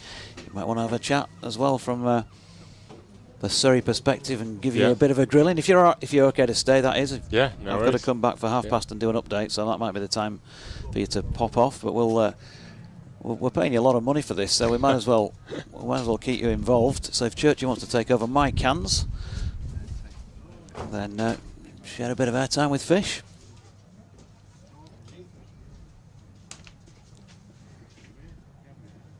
Mr. Fisher, very nice to Church, meet you. how are you? I'm very well, thank you. Lovely to see you, my friend. As we've got Aaron Hardy coming in from the Peasholm Park end of the ground, coming in round the wicket to Adam Lyth on 46, and Lyth drives and it beats the edge, and it's taken Blokes away to his left. I've been outside, listening away and watching away. Adam Lyth has played brilliantly here. I was saying when he walked out to bat this morning, you could see he knew exactly what his job was in a young Yorkshire side. But he's playing as he played that shot there. That's probably the first full shot he's played. But you can see exactly what he's up to. It's fascinating watching him from outside as well. As here comes Hardy round the wicket to Lyth. Lyth lets this one go outside his off stump. Played beautifully so far, hasn't he? Yeah, he loves the week at Scarborough. He didn't live too far away, down the road at Whitby. And Gibbo said he was in the nets at 8:30 this morning. So yeah, he's probably got up at 5 o'clock, not being able to sleep because he loves it so much. And like you said, just passing on all of experience to the younger batters. So yeah, great to see. Yeah, absolutely. And Johnny Tattersall, of course, who played one game for Surrey at the end of last season. As in on the wicket comes Hardy. Forward goes Lyth, plays this one towards backward point. The one thing I've noticed with Johnny Tattersall as well is he likes these sorts of situations, doesn't he? Nugget, head down, graft it. He's the perfect man for this, isn't he? I call him Prit Stick. glues us back together. So he's often, the pitches have been a lot better this year, haven't they? But in the previous couple of years, it's been fairly frequent. We have been 100 for 5, so Tats has had to soak up the pressure. As Lyth drives, gorgeous shot, and away through extra cover. What a lovely way to bring up his 50. It's just a lovely extra cover drive from Adam Lyth, and he moves on to 50. And as Matthew Fisher was saying, he loves batting here. 133 for 5, holding this all together at the moment for Yorkshire. And a lovely round of applause, and nice way to bring up your 50. Gorgeous drive through the covers for 4. And he's just looked in complete control of everything so far this morning and this afternoon. As he waits once again, as in round the wicket goes Hardy to him, forward he comes, pushes this one out to the left of Worrell. He'll take a single. It's good running. Tattersall and Lyth. End of the over, 133 for 5. Nice to see Mr. Folkes again, because obviously that moment for you, sir. I was sat in the BBC offices. Really? Oh yes. And what a moment that must have been. Yeah, amazing. Very emotional moment Yeah, and of stuff. course. And obviously, thanks to Folkesy for Hanging taking on. it. So yeah, nice to see him. Good lad. Got on with him really well. Had a couple of Lions trips with him as well. So you'll know, all round good bloke. Yeah, there's Hardy. He's in over the wicket here to Tattersall. He's forward, plays this one out into the offside, and in Mr. Doidge's little red book, Lyth's 100 coming off 107 balls with 8 fours and 2 sixes. I always ask this of anybody who gets to play for England. What is it like? What is that like? And especially away from home in the West Indies. But what is it like when you get the nod and you get your cap and all that good stuff? Well, I've always thought that I've coped well with pressure in like debuts for Yorkshire, first class debut, T20, stuff like that. But the Test debut, I did not know what my arms and legs were doing in the first spell. I've described it as like if someone said, "How did you bowl in that first spell?" I wouldn't have known, because it was just all a blur. But it was nice. It was nice to have a night's sleep. In round the wicket comes Worrell to plays that one out towards, because the atmosphere as well is unbelievable, isn't it? It's just like a party for 5 days. Yeah. But yeah, Barbados place for the media after it about like being quite close to my family and stuff like that, and we've been on tours when we were younger, my brothers and me there. So yeah, Mark, my middle brother, as soon as I got up, he knew it was going to be there. He just thought. It is an extraordinary place. As in round wicket comes Worrell. This one's left side the off. I did exactly the same when I was young. I had a couple of trips with mum and dad there, and it was just unbelievable place. It's just how like laid back the people are, how welcoming.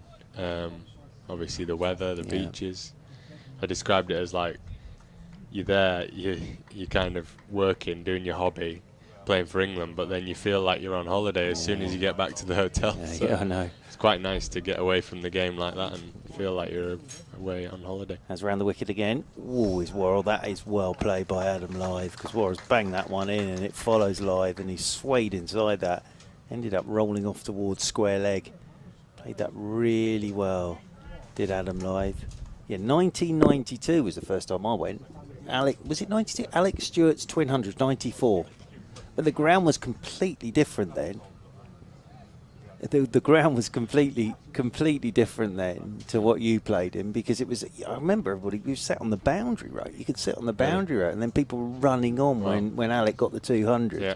As forward goes Lyth, thick edge that whistles off down to the third man boundary rope for 4, but all on the carpet and away for 4.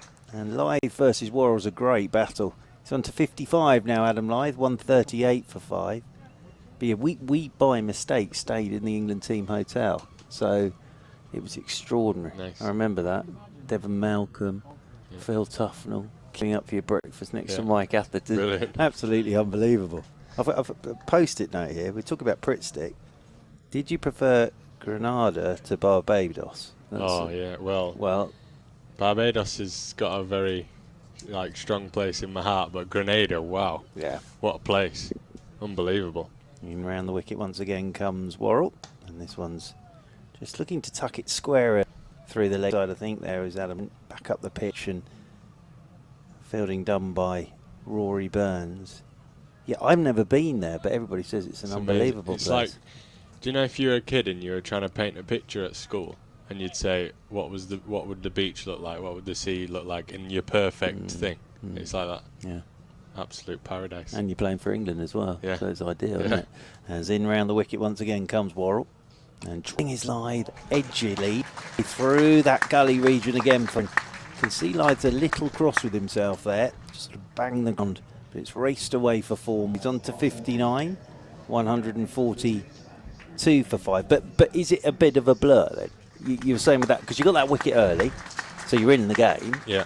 But was it all a bit of a blur to begin with? It was, yeah. And then, to be honest, and what I praise myself about is, like, I did say just take it in, because you never know when your next game's going to be, as I know now, because obviously suffering with injury. But and that's what I was really happy with. I took it all in after that and enjoyed the week so much. But I think next time I play, hopefully, it'll be more about trying to like cement your place in the team, rather than that was just like it happened so fast you don't have any time to think. But I don't just want to play once and I don't want to play for you will. I think it's a period big, of time, massive old tick in the box. So thank you. fingers crossed the injury as well. As in over the wickets Hardy, and Tattersall turns this one up towards mid-on, and there's no run. And of course for Yorkshire in finals day on Saturday as well, which will be fantastic, won't it? Yeah, exciting. We've always said we've underperformed in that competition, and that's just being honest. We should have been to more finals day than with the players that we've had over the years. We do lose players sometimes, and people say that's an excuse, but yeah, I just think it's exciting for the lads there. We don't quite know who we've got yet, but Hardy's in, and this one's tucked away into the side by Tattersall. Diving Conor McCurr does the thing in there at mid-wicket, and there's no run. And the fact is Lancashire as well in that first semi-final was extraordinary, isn't it? Well, Rose's games are always unbelievable. Throw up such great games. So. But on finals day as well, as the opening game, atmosphere will be something unbelievable. I always enjoy watching what happens in the Hollies stand as well by the end of the day. It's always quite interesting leaving the ground at the end of the day. As in over the wicket again comes Hardy. Oh, now that has bounced from just back of a length. And Tattersall's done pretty well there, kept it down, but there is still a bit there. It's interesting, this pitch. Jonathan Agnew came up and said he passed Azhar Mahmood and asked him, and he said if Surrey won the toss, they'd have bowled this morning, because there has been something there all day, really, hasn't there? I would have bowled. Yeah. I did ask Pato, I said, did you think about bowling? He said, yeah. But I think, he said, with maybe the slight inexperience in our attack, he's just gone for the batting route, because it is technically the right decision if you get through the first hour. Yeah. It's just sometimes here you do see a team get rolled in the first session and a half, 2 sessions, just because they don't adapt to the way that the wicket plays, because it's not like any other pitch in the country. The bounce that it gets. Absolutely. But I've enjoyed watching Dan Worrell bowl. He's a good bowler, isn't he? He's a little bit more nippier than what I thought he would be. I was saying I didn't actually sort of appreciate the skills he's got until we saw him first up, and then we were like, whoa, because Gloucestershire sort of used him for very long spells, poor lad. As in over the wicket again comes Hardy. This one's left alone outside the off stump. I sort of compared him to Morcould did when Surrey won the championship in 18, was that he never took a fiver, I don't think, Mornay, but you could always see in the scorecard one of the top three, Morcould, then in the middle, and then at the back end as well. And that's exactly what Worrell does. He's a terrific bowler. He's been lovely to watch, lovely action. Yeah. Gets right into his right hand side, brings then he snaps through with his front arm. As in over the wicket comes Hardy once again, and driving his Tattersall up towards Rory Burns, stood up there at mid-off. End of the over, another race starts down below us. I always love that from this end, when the rope goes down and then everybody sort of dashes off to get to their seats. But yeah, Saturday will be an amazing day, absolutely amazing day. Yeah. And fingers crossed for Yorkshire, although I think it's 4 really good sides. I think it's a very, very good 4 teams in there.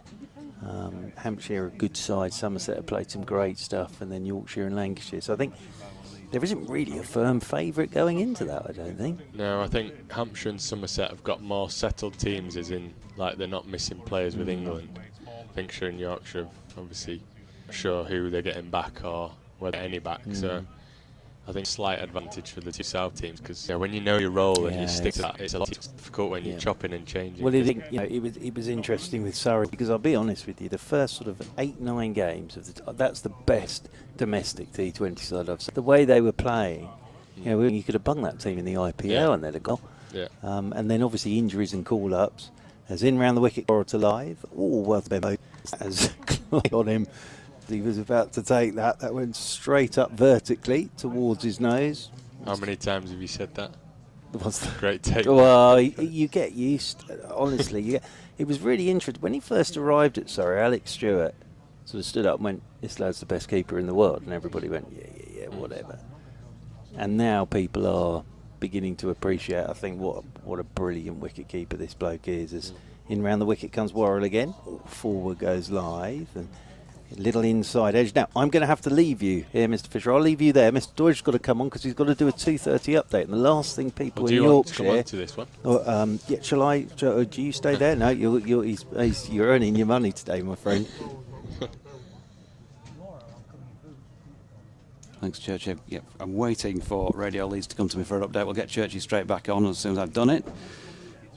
He can carry on his conversation. He's making a much better job of it than I was with Fish. Not difficult to do as Worrell's in, and that's round the wicket, and Lyth has a little flick at it. Off the pads, I think we'll find Tom Lungley indicating, yep, one leg by. 143 for the loss of 5 wickets. And should be the lovely Rima Ahmed to come and take an update from me in a minute or two. Wait for that to chime in. So we'll crack on for a few minutes until it does. Johnny Tattersall back on strike. 3 slips and a gully. And in comes Worrell over the wicket again to the right-hander, who fades it down the leg side to the right-hander this time. The right-hand, left-hand combi. Can be difficult, Fish, and I think evidence there. And just in the last 2 deliveries, you bowl it down the leg side at one bloke, he gets off strike, and then you overcompensate and go the other way with the other one. Definitely, yeah. It's tricky as well if you're not getting consistent movement with the ball. That becomes even harder. I think he's not happy with something, I don't think, in the last couple of overs. Don't know whether it's the footmarks or a bit of rhythm, but... So down the hill comes Folkes again. Bit of goal action going by, and it's a better delivery this time, much better delivery. Leaves Johnny Tattersall on the rise. To be fair to him, he played just inside that line. Interesting, as somebody who's worked up close and personal with a few of these wicket keepers now, that wicket keeper conundrum. Yorkshire have had their own in the last 12 months or so. Will it be Johnny? Will it be Harry Duke? What about England? Will it be Johnny? Will it be Ben? Will it be Joss? Here's Worrell bowling to Tattersall, who drops it out into the offside. There's no run, no sign of any update just at the moment. We'll give it 2 or 3 more minutes and then we'll get Churchy back on. End of the over, 143 for 5. You can swerve this one if you want, Fish, but what are your thoughts on all of that, the England keeper sitch? Well, Ben Stokes has made it fairly clear, hasn't he? Says he's the best wicket in the world. So he's pretty firm. I think when Billings played the test after his COVID replacement, I think he got asked the question. I think he said Folkes is still the one and he'll come back in. So I think that's the way Stokes has gone. He's given people confidence. Spoke about people so highly in interviews, which players do listen to. I thought you'd bother with media and reading the newspapers as Hardy's first delivery from round the wicket is wide of Lyth's off stump. There's no run. When it's your captain, I think you do. All right, okay. Oh, I'm guessing he does. I would be if it was the same way he's saying. And it is amazing what somebody like that, of that standing, can do for you with just a few, apparently, sometimes throwaway comments, just a few seconds of it. Here's Hardy coming in again round the wicket to Lyth, who again leaves on length. It's just wide off some. And you could draw comparisons with, with Yorkshire's very own Joe Root, can't you? Because you know more about it than I do, but I know for a fact that when he's away on tour in places, particularly when he was the England captain, there'd be a text to so-and-so just to check on people, how are you doing, or somebody gets a few runs and a well done. It can mean so much, can't it, with a player of that ability, that standing in the game. Definitely. I remember when I made my debut here, List A game 15, I remember getting a text and stuff off Johnny and Rooty, and I'd never really met them before, and obviously there were England players at that time. So yeah, it's amazing how that pumps up your tyres. Definitely. There's just a stoppage here because of... I'm getting lots of pointing going on. You want to explain what that might be, chaps? St John's ambulance on the front row. Ah. I'm looking on the pitch, sorry, not on the front row. So we got a stoppage because of an issue with a spectator, which means we're going to have a drinks break while somebody's being attended to. John Verb, thanks to John, who is scoring the second team game. Derby says, to Phil, lunch, Derby 2s were 87-1. Jack Shutt took the wicket, 120 for 2 now. Tom Lowton has taken a wicket caught by Finlay Bean. Lovely. Who, of course, was in the news a couple of weeks ago for a ridiculous score. Yeah, good on him. Yeah, I think I'd have got bored by about 100. Don't know how you can keep going for 441. But yeah, good on him. Powers of concentration, obviously, and I'm sure Goffey will have an eye on him. Yeah, I think he will. He mentioned it this morning in the tent, didn't he? And I think that sounds like it's the sort of innings that you get contracts from, isn't it? You know, it's not, I mean, when I say just 100, it's not 100 as in there are lots of those. 400, there are not lots of those scored. No. Have we had any update? Cody, has he bowled there? Have he said anything? I'll find out. So if you're just joining us, no cricket, just as we have a spectator issue. Somebody I think has taken ill. We're not sure more than that, but there are and a crowd of people around somebody on the bottom row on the east of the ground, the sea side of the ground. And so out of courtesy we have a stoppage in play. The umpires have just held things up, as you might expect, and the players taking a breather now. Was that we do have an update. Good job I hung around for the 7 minutes that it was since it was supposed to be. So we'll be able to tell the listeners of Radio Leeds what's going on. We'll try and find out as well what's happening with Ben Code. All sorts going on. Texting the second team scorer. And of course, we hope that whatever is ailing our spectator is not too serious. It looks as though they're being helped away up the steps.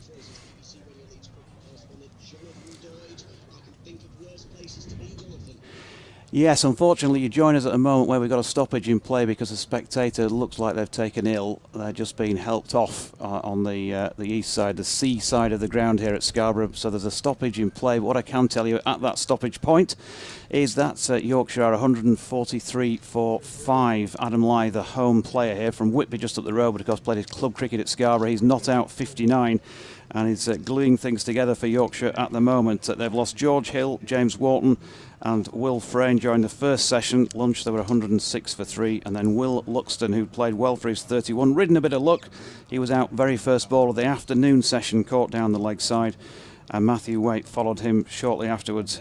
Luxton making 31, Waite making 15. Adam Lyth, though, has played one of his better knocks of the campaign so far. Yorkshire will hope that he can carry this on for as long as possible to put on the sort of score that might be able to challenge a very strong top of the table Surrey side. Yorkshire 143 for 5 then in the 42nd over.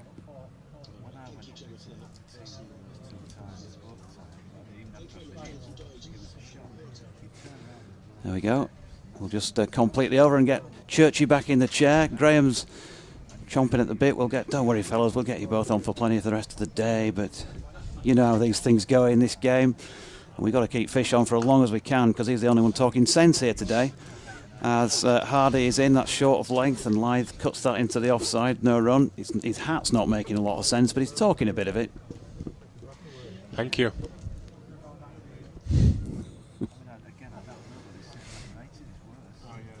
I think if you want free tickets for the finals day on Saturday, Fish is volunteering to get a few of those in as well. Just pop up to the commentary box. He'll be handing them out at tea. Need to find mine first. Yeah, we'll try and get you in. I'll put you on the list. Hardy to Lyth, driving firmly, but straight back to the bowler.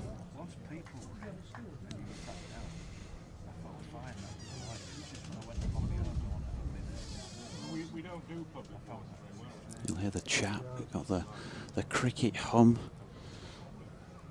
More so than at most county grounds, because we'll have many more in here already today than we get at many championship games during the season. Great to have a bit of atmosphere as Hardy leaves us behind, and Lyth flicks this full-length delivery off his legs through square leg for a single. 60 to him, 144 for 5. That's the end of the over. I'll do one again and get Churchy back in the chair. Fish will say a few very, very interesting words for the next few moments. Yeah, obviously Tats again, like I speak about, he's soaked up a bit of pressure. He's only on one, but he's faced a few balls and just the partnership's just building. So they'll be hoping they can take this to about 200 and beyond, I think, before we lose another wicket. Get the bowlers into third and fourth spells. You're doing a mighty fine job here, I have to say. What's he paying you for this? Because whatever it is, it should be doubled. He's... I'm not quite sure what he's paying you, but whatever it is, as I say, it should be quadrupled now, I think, as Worrell's going to continue down there from the Trafalgar Square end of the ground, coming into Adam Lyth. He's got a leg gully in there now, and this one is up on the toes. Lyth has got something on that leg buys, and it flies off down to the fine leg boundary rope for 40. It's an important period of this game now, isn't it? Because I think if Yorkshire can get themselves up around 250 from here, then they'd be happy with that. But Surrey will be thinking to themselves, hang on, we could knock Yorkshire over for under 200 and have a bat this evening. So I think this is an absolutely crucial stage of today. Could be a crucial stage of the game, actually, on this first day, because Surrey would dearly love to get some overs in with the bat tonight. As in round the wicket goes Worrell. That's beautifully bowled, and Lyth has a play at that one, beats the edge and taken by Ben Folkes. I was fascinated what you're saying there, because I think Ben Stokes and Brendan McCullum have been very clever in what they've said. Yeah. And I think as a player, as you say, if you hear those two giving you the big one, your shoulders go back and you're about 57 feet tall, aren't you? Definitely, it's just amazing. Worrell's in now to Lyth, and he'll turn this one into the leg side, and there's no run. It shows the leader that they are, and I think when I've had it before, it was when Jason Gillespie was here and Paul Farbrace, and like it was just the way they made you feel, and it would just be 10 seconds of bloody hell, you look like you're running in well today, or something like that. And it's just having that backing for someone like Ben, who's been in and out of the England team. I don't know what that was. In and out of the England team, to get that confidence and think, I've got 20 games here. Absolutely. As Worrell's in, no ball, and Lyth had a little fish at this one outside his off stump and actually throws his bat up in the air and catches it. Because everyone knows how good a batsman Ben Folkes is, and his stats in county cricket this year have obviously lived up to that as well. It's like sometimes you're like, why does it not sometimes correlate in Test cricket? But it's just until you feel like you belong in that team, you might not have the performances he has for Surrey. But I think now we've seen in these tests that he's batted beautifully. Absolutely. As in round the wicket comes Worrell. That no ball brought up the 150. This one's picked up off his legs by Lyth and put away down towards two little marquees where I think the coffee stall is, and that has whistled away for 4 more, and Lyth's playing a brilliant hand here. 64 out of 154 for 5. It's interesting, actually. I did some IPL commentaries and was with Ravi Bopara, and we were laughing about the sort of strategic timeout, saying the best thing about the strategic timeout is the number of ex-famous cricketers that sort of stroll out to give advice. And he was saying, actually, it's quite interesting because a lot of those, like your Lauras and that lot, never actually played 2020 cricket. As round the wicket comes Worrell, and this one's just pushed off the back foot by Lyth. He'll get a single into the offside. But Bopara was saying, and this is Ravi Bopara, was saying, if Brian Lara walks up to you and says, God, you're hitting it well, he says you just feel $1 million. And he said, literally, that's all there. Now it's good money for that, isn't it? Yeah. But it's saying that just to have someone there like that, get a couple of words, and also I think with the media as well, I think it's absolutely brilliant because it sort of takes it away from the player. And if Stokes says something, the media tend to nod, don't they? As in over the wicket again comes Worrell, and Tattersall driving out towards extra cover. and there's no run. End of the over, 155 for 5, 65 to Lyth. Tattersall has won. But yeah, if Stokes says something, the media tend to just sort of, especially with the way they've been playing, sort of bow and say thank you, Ben. Yeah. And it just takes all the pressure off, doesn't it? Definitely, yeah. It probably gives them less stick when someone's like you said, when Ben Stokes is saying that, they tend to agree with what he said because it's going well. But yeah, it's just shown with like someone like Alex Lees. He played that more expansive style when he first came in at Yorkshire under Gillespie and stuff, and then he changed his method a little bit and became more of a player that looks to bat time. But now you can see like the difference from the West Indies to now. The stroke making is. Yes, in comes Hardy. This one's cut away by Lyth. He just hits the fielder at backward point, Worrell, and there's no run. I'd just describe it as everyone's playing with just freedom and expressing themselves as if they were at the club side or whatever. And I listened to the Tail Enders podcast, the Johnny Bairstow one this week, yesterday, and it was just amazing, some of the stories that was going on.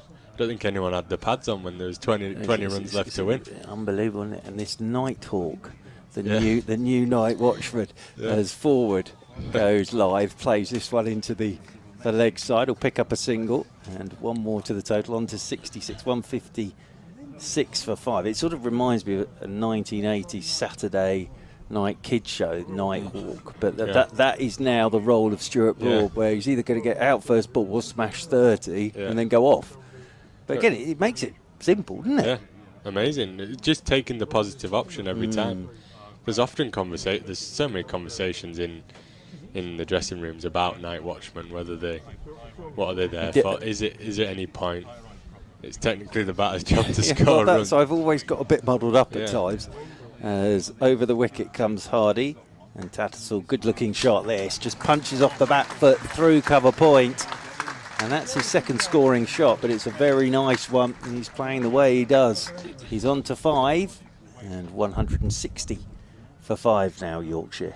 Did you enjoy watching Tats play when he played? Yeah, no, absolutely. And he only played that one game, but the funny thing is, I remember we saw him twice, actually, funnily enough, because he then, earlier in the season, played for Gloucestershire on a spinning pitch, and he was the only one that really got to grips with Moriarty and Verdi. Then he came to Surrey for that one game, and it was a flat one, as in over the wicket comes Hardy, turned into the leg side, and there's no run. That was the famous 700 and something, plays 705, and then we all went home after 4 days. But no, he kept beautifully, and when he batted, he looked like he knows what he's up to. So, but it was really that innings. I think it was second innings for Gloucestershire, and it was Jacks, Moriarty and Verdi, and second innings he got 80 odd and played really well.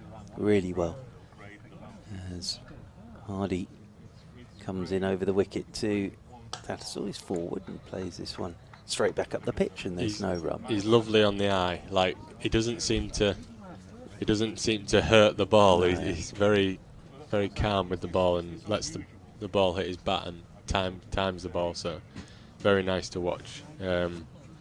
Good forward and back. He looks very organised. Defensively looks brilliant.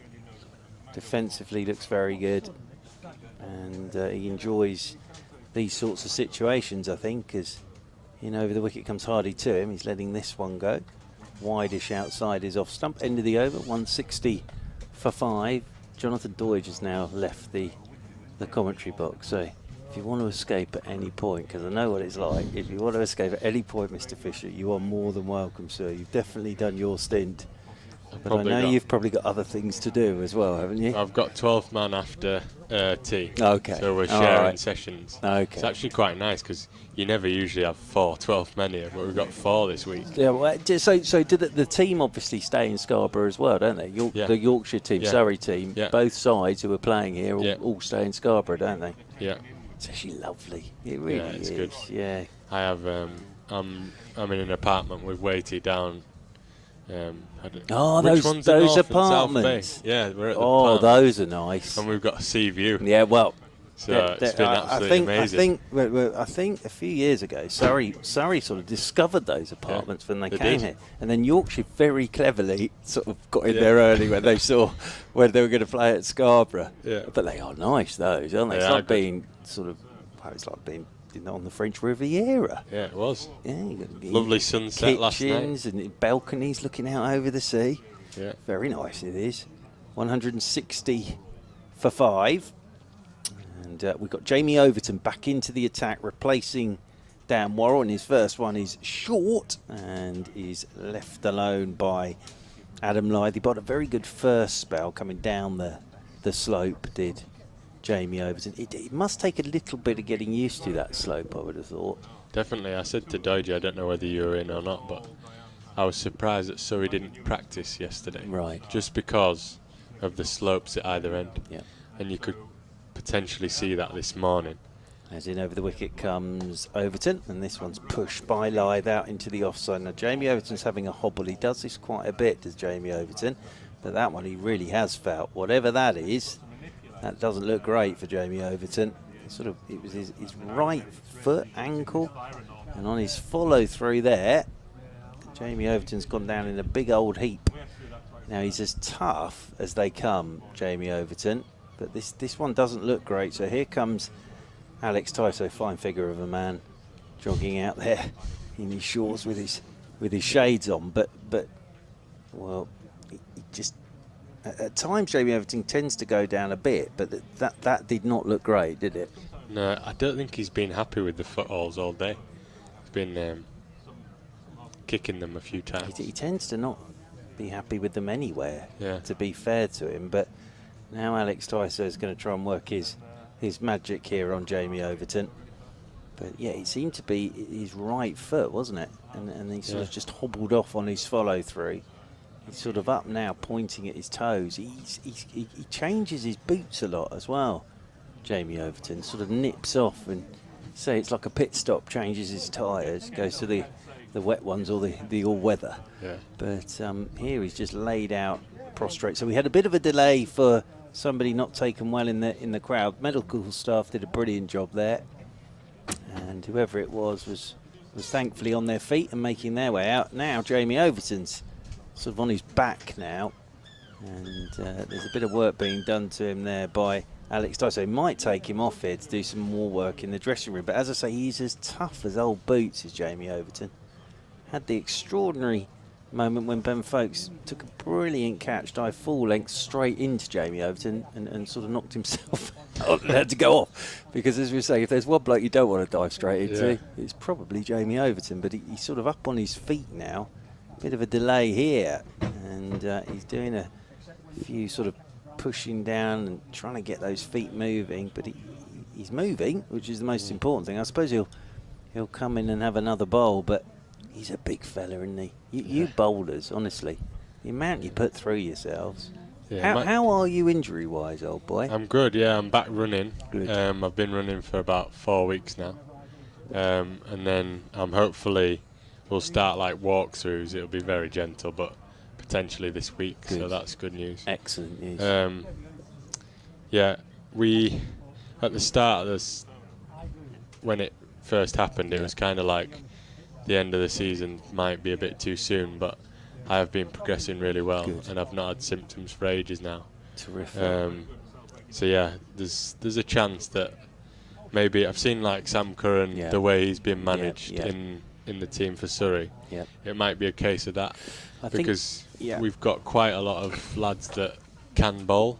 So like Hilly, he opens the batting, but he's more than decent fourth seamer. So it could be something like that where you play 5 seamers and I might only be able to bowl 10 in it. Yeah, that's the way they've done it with Sam. As Jamie Overton is all right, he's in. He doesn't look that happy, but he's hit a length straight away and follows through. Definitely feeling something. Tattersall played at that one, beat the outside edge. I think I'm right in saying that Sam, probably get this wrong now, but I think Sam was 15 overs per innings, so it was 5 over spells. Yeah. And then obviously he went back into one-day stuff and bowled his whatever. But yeah, that's the sort of way they progressed him back, and then he spent most of his time sort of working on his batting, really, Yeah. which is proof's been in the pudding Yeah. the way he's played this Definitely. season. As in over the wicket again comes Jamie Overton, and Tattersall looks to drive. It was right up there. Overton seems to be getting through this now. As I say, he's a strong boy, is Jamie Overton. He's usually got a few aches and pains, but he gets through them. But yet he's never happy with the footholds. Spends an awful lot of his time kicking them up in the air and calling for the ground staff and their big mallet just to whack it down. Did that Headingley, I think. Yeah, well, I think ground staff probably know now that when Jamie turns up to get your mallet ready to take out there, is Jamie Overton's in again. He's looking for the Yorker. That's a full toss. It's just worked into the leg side for a single. Just wondering as well with Will Jacks. He's getting warmed up. Jacks was interesting actually, because he got there was turn there. There was. Definitely. His first ball definitely spun at Lyth. And even, it was unlucky the one after lunch, but it did turn. That was the thing. So there is turn there for the spinner, which will be interesting as well with Don Bess, of course, later in the game. Just about to say, Steve Patterson and our lads will be happy to see that spin, absolutely. especially batting first. Absolutely. Runs on the ball could be crucial. With the weather as well that's going to be this week. I think it's going to be like this all week, isn't it? Which is excellent. As just a changes in the field for Lyth, so just getting Conor McCurr out to deep backward square. I think they're going to get a leg gully in. Worrell down at third man. Always wandering around at cover. Wideish mid off, wideish mid on. As Jamie Overton's going to come round the wicket to Adam Lyth, and Lyth lets this one go. Outside his off stump, into the gloves it goes of Ben Folkes. Yep, and here come the helmets for the spinners, and off goes Jamie Overton for some more treatment, or he'll change his boots or something along those lines. And Cameron Steele makes his way out there. So Yorkshire 162 for 5. Matthew Fisher still alongside us, which is excellent. They're working you very, very hard here, Mr. Fisher, mainly because you make more sense than we do. Now I think you're going to be allowed to go. Break into the open, or Mr. Doidge is sort of putting a thumbs up. Well, it's been an absolute pleasure. I always love, I did this with Ian Bell, I love meeting players on air, so it's absolutely terrific to meet you, my friend, and congratulations on everything, and fingers crossed we'll see you back before the end of the season. Thank you very much. Cheers. Lovely to see you. Lovely to see you. Very good of Mr. Fisher to come up here and join us. Jonathan Doidge has worked him very, very hard, and Graham Orange is coming in to my right, and Will Jacks is coming back into the attack down below us from this Pease Home Park end. Graham, welcome back. Thank you. Wasn't that good? Oh, he's brilliant. Yeah, absolutely. Terrific. And you know, just I always find, because you know, we all dream of playing for our country, don't we? But I love, you can do all the old well bowled and all that, but just that, how was that moment when you were out there for your first international game? It's extraordinary, really. Very much a local lad from North Yorkshire. His grandmother does the teas at Sherryfutton Bridge. His brother Mark is the captain of Sherryfutton Bridge. Adam is. And his other brother Mark plays for Sherryfutton Bridge. So lovely lad. Yeah, it's very much a family affair, and it was great to see. No, absolutely. And I watched that debut on Sky, and when he took that first wicket, it was a magical moment. It really was, and gets you in there, gets you in the game as well, doesn't it? So we have got spin into the attack in the shape of Will Jacks. He's going to have him round the bat. There will be a leg slip, and a short leg. Coming into the right-handed Tattersall, he's forward, and that's hitting the pad. And again, turn there for Will Jacks. Now, as we saw in that game, it's interesting, isn't it? Gloucestershire, when he was on loan, spinning pitch at the Keir Oval, and he played the spin brilliantly. As in comes Jacks to him, and that's short, and that's pulled, and that'll be 4. Nicely just jumping onto the back foot there and pulling that one away through the leg side for 4 runs. Tattersall will move on to 10 and 166 for 5, but he can play spin. That's the thing. On a turning pitch, he played beautifully last year. You mentioned Amar Verdi, so he's gone away for a spell. He's gone on loan. He hasn't had a first team game yet this season. I was going to ask the question, why not? As Jax is in and Tattersal's using his feet and plays this one back up the pitch. Well, I think they've done. It's a clever bit of management really with Will Jax. He is a proper spinner, and they said to him at the start of the season, "You'll bat 7 and bowl spin." As Jax is in again, and a bit of drift on that one, and looking to drive is Tattersall, rolls up towards mid-off, and there's no run. And you know, I said to him after Beckenham, where he bowled beautifully, I said I sort of described it as a work in progress, but I think the progress has already been made as he's in again and driving his Tattersall out towards the sweeper on the cover boundary rope. One more to the total. And also, I think that, you know, we haven't quite, if the weather continues like this, we haven't quite got to that point yet where pitches are really spinning. And the other thing is, of course, he's an off spinner, Amar Verdi. Now, you've got Dan Moriarty, who bowls left arm. So they all three played against Gloucestershire last year, but you like that different. One going past the outside edge, one going past the inside edge, as this is turned away by Lyth. Down through the leg side, the race is on. Rory Burns, I don't think we'll get there. That's nicely played by Adam Lyth. This is a very fine innings at the moment from Adam Lyth. He moves on to 71, 171 for 5, but very pleased for Amar that he's getting some cricket as well. Yes, I mean, with these dry pitches this summer, it's been hard work for the quicker bowlers, medium pacers. I just thought that, you know, having the spinners in, it just takes a bit of workload off those. I think because he's got. I think the thing is for Surrey, what's been their success this season as well is that they're all their quicks. You've just been able to rotate the whole time. So yeah. You know, they're missing Jordan Clark at the moment. He's been outstanding for Surrey this season, but missing Jordan Clark. But even in this game, if you look at what you've got, Worrell, McCurr, Overton, Hardy on his debut, you can just keep rotating those four and then let Will Jax go from the other end. Whereas I think that the problem is you sometimes have times where your spinner is just basically giving your fast bowlers a rest, and that's not what you really want them to be doing. No, that's not what you want. I like to see two spinners bowling in tandem, just like you can get the fast bowlers bowling in tandem. I like to see the spinners do that as well, and put pressure on the batsman in that way. Now here's a move, because Rory Burns is bringing himself into the attack. Now he's bowling his medium pace here. It's Rory Burns. So whether this is for a change of ends or the captain has suddenly thought, I'm the man for the job.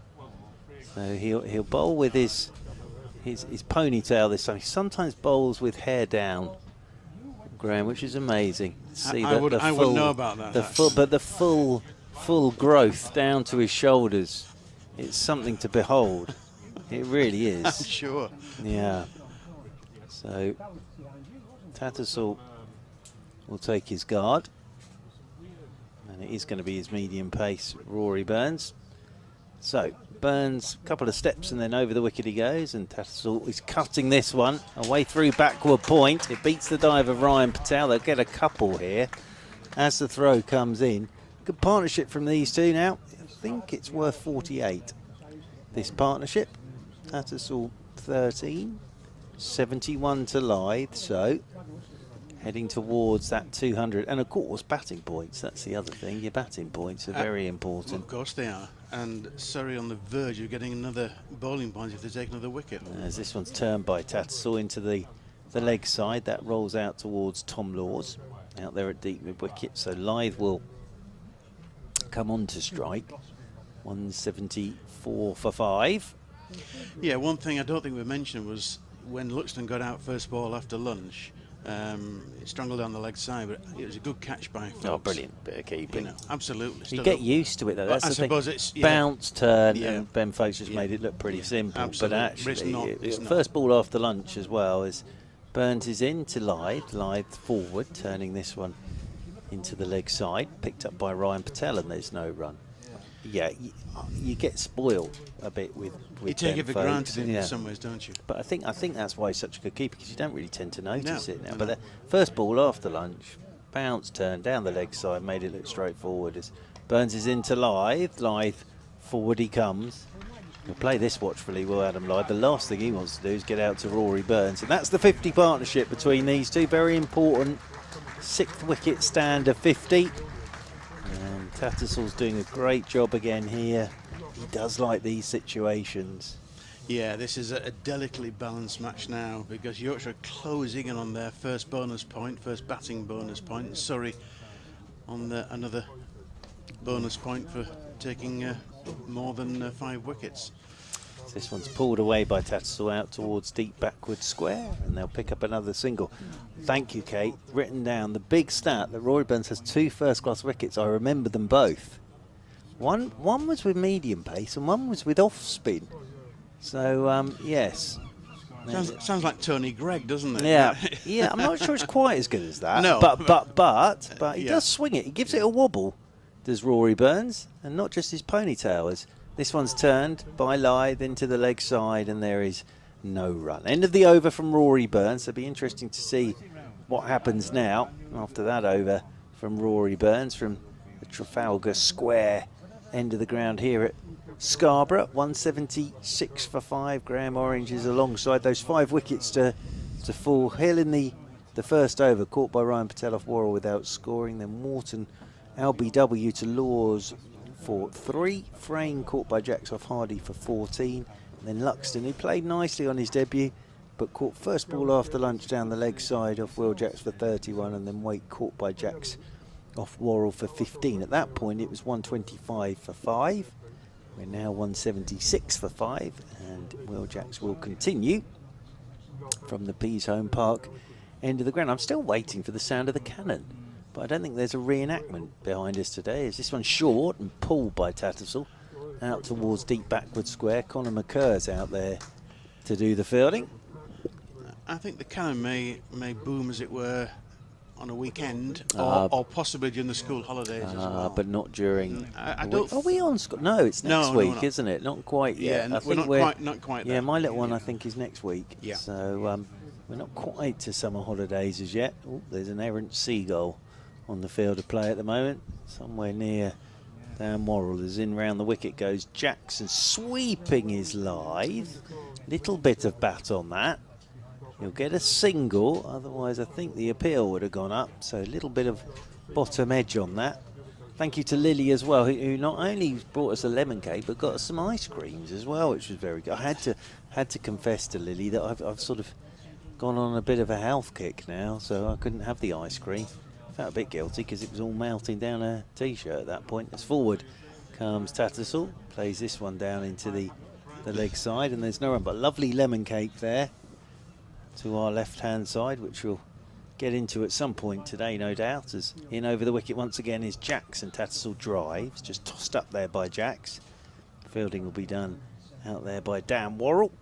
With his strong arm, just whistles the ball in over the top of the stumps, and one more to the total. But well done to the medical staff here, because obviously someone was taken ill in the crowd, and they did a very quick job there, and good to see them walking out the ground as Lyth is forward, pushes Jacks away out towards short extra cover, and there's no run. Yeah, I think it looks a good outcome, which is, thanks to the medical staff being very prompt in their actions. Both the Yorkshire and the Surrey physios went round as well, which was brilliant. As in comes Jacks again, and this is turned through the leg side by Lyth. This will be 4, just on the angle, and tucked away by Adam Lyth, and he's doing his job here, is Adam Lyth. Jamie Overton's coming back.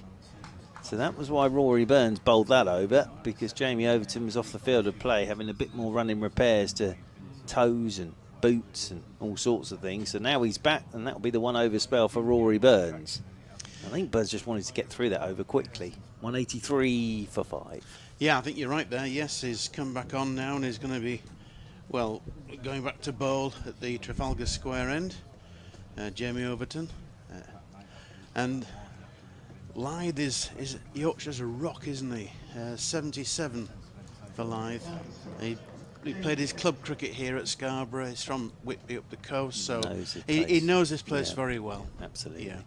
But he's sort of walked out there and taken this by the absolute scruff of the neck today. As here is Overton back into the attack then, after having to nip off and get some running repairs, as this one's turned into the leg side. Member of security there with her own. It's gone double scoop ice cream there, I think. That looks to me like that might be a bit of chocolate mint chip I think Ice you're cream. right. Yep. Yep. Almost tripped straight over the rope there, which keeps everybody away from walking behind the bowler's arm. Down there to our left-hand side. Yeah, I think the ice cream vendors will be doing an absolutely roaring trade today. This is absolutely ideal, isn't it? Yeah. But no, well done to the medical stuff. I just wonder if the heat had taken, I think it could have its been the toll heat, yeah. as well. Yeah. Yeah. In round the wicket comes Jamie Overton then to Lyth, and Lyth drives. Lovely shot. Square of the wicket. This is going to run away for 4. And Adam Lyth, all of a sudden, that score is just shot round. And he's on to 81 now out of 188 for 5. Well, he's been in such good form that there's been talk of him possibly being reselected, as it were, for England. And it wouldn't be the worst outcome in the world. No, well, he knows his game now, doesn't he? That's the other thing. In many ways, this might sound a strange thing to say, he's probably a better player now than when he played for England, I would have thought, because he's a bit older, a bit wiser. You're absolutely spot on. As round the wicket comes Overton again, and driving once more is Lyth. He's not even going to bother running for this one. He's just lent on that, and that has whistled off to extra cover for 4, and Adam Lyth moves on to 85. Oh, wonderful shot. Yes, he's starting to dominate now. And he's got a very willing partner in Johnny Tattersall, who's stuck with him for quite a while now, as Yorkshire at 8 runs short of 200, and of course that'll be their first bonus point. Yep, absolutely. Taunton, Surrey knocked Somerset over for 180 on the first day, and that was basically Somerset out the game. So Yorkshire here know how important this is. As up on his toes goes Lyth to Jamie Overton, turns this one back down the pitch. Overton does the fielding off his own bowling, and there's no run. The other thing I always remember here at Scarborough is sort of when at the sort of B&Bs where people are staying. Obviously, you've got your sitting for dinner, haven't you? You either do the 5:30 or the 6. So it's watching the Exodus. You always know what time people have booked their sitting for. Because around about 5:30, a lot of people will sort of head off to have their supper tonight. As Jamie Overton is in once again to Lyth, bouncer. Lyth ducking underneath that one. Yeah, well, I'm on the train, so I can be fairly flexible in the timing. So yes, but yeah, and it's a very good service from York. It really is. It's just it's a nice place to get to, Scarborough. It really is. And as I say, yesterday it was lovely down on the beach. Lots and lots of people, lots of families about. Sun was shining. As Jamie Overton is in once again to Lyth. Lyth's had a little nibble at this one. Outside his off stump, it was almost bottom edge there, but taken by Ben Folkes, moving away to his left. End of the over then. 192 for 5, 85 to Adam Lyth, and 18 to Johnny Tattersall. Yes, nicely poised this game. 192 for 5. Surrey striving for another bonus point. They got one already. Another wicket within the first 110 overs will give them another bonus point. And of course, Yorkshire on the cusp of getting their first batting point. 85 not out, Adam Lyth. He's batted really, really well. Not only has he played well, but he's guided the other players as well, the other young players, and his experience is counting. Was there a shot there's there? our first get on with it, as Surrey have a discussion about what tactics they're going to use out there. I've had a couple of people. Lee saying, thank you for this, Lee, on back and across on Twitter, the Battle of River Plate starts at 6 o'clock behind us, apparently. Oh, well, that could be right. And that River Plate, yes. And then naval warfare every Monday, Thursday and Saturday throughout July and August at 3 o'clock, says Tim.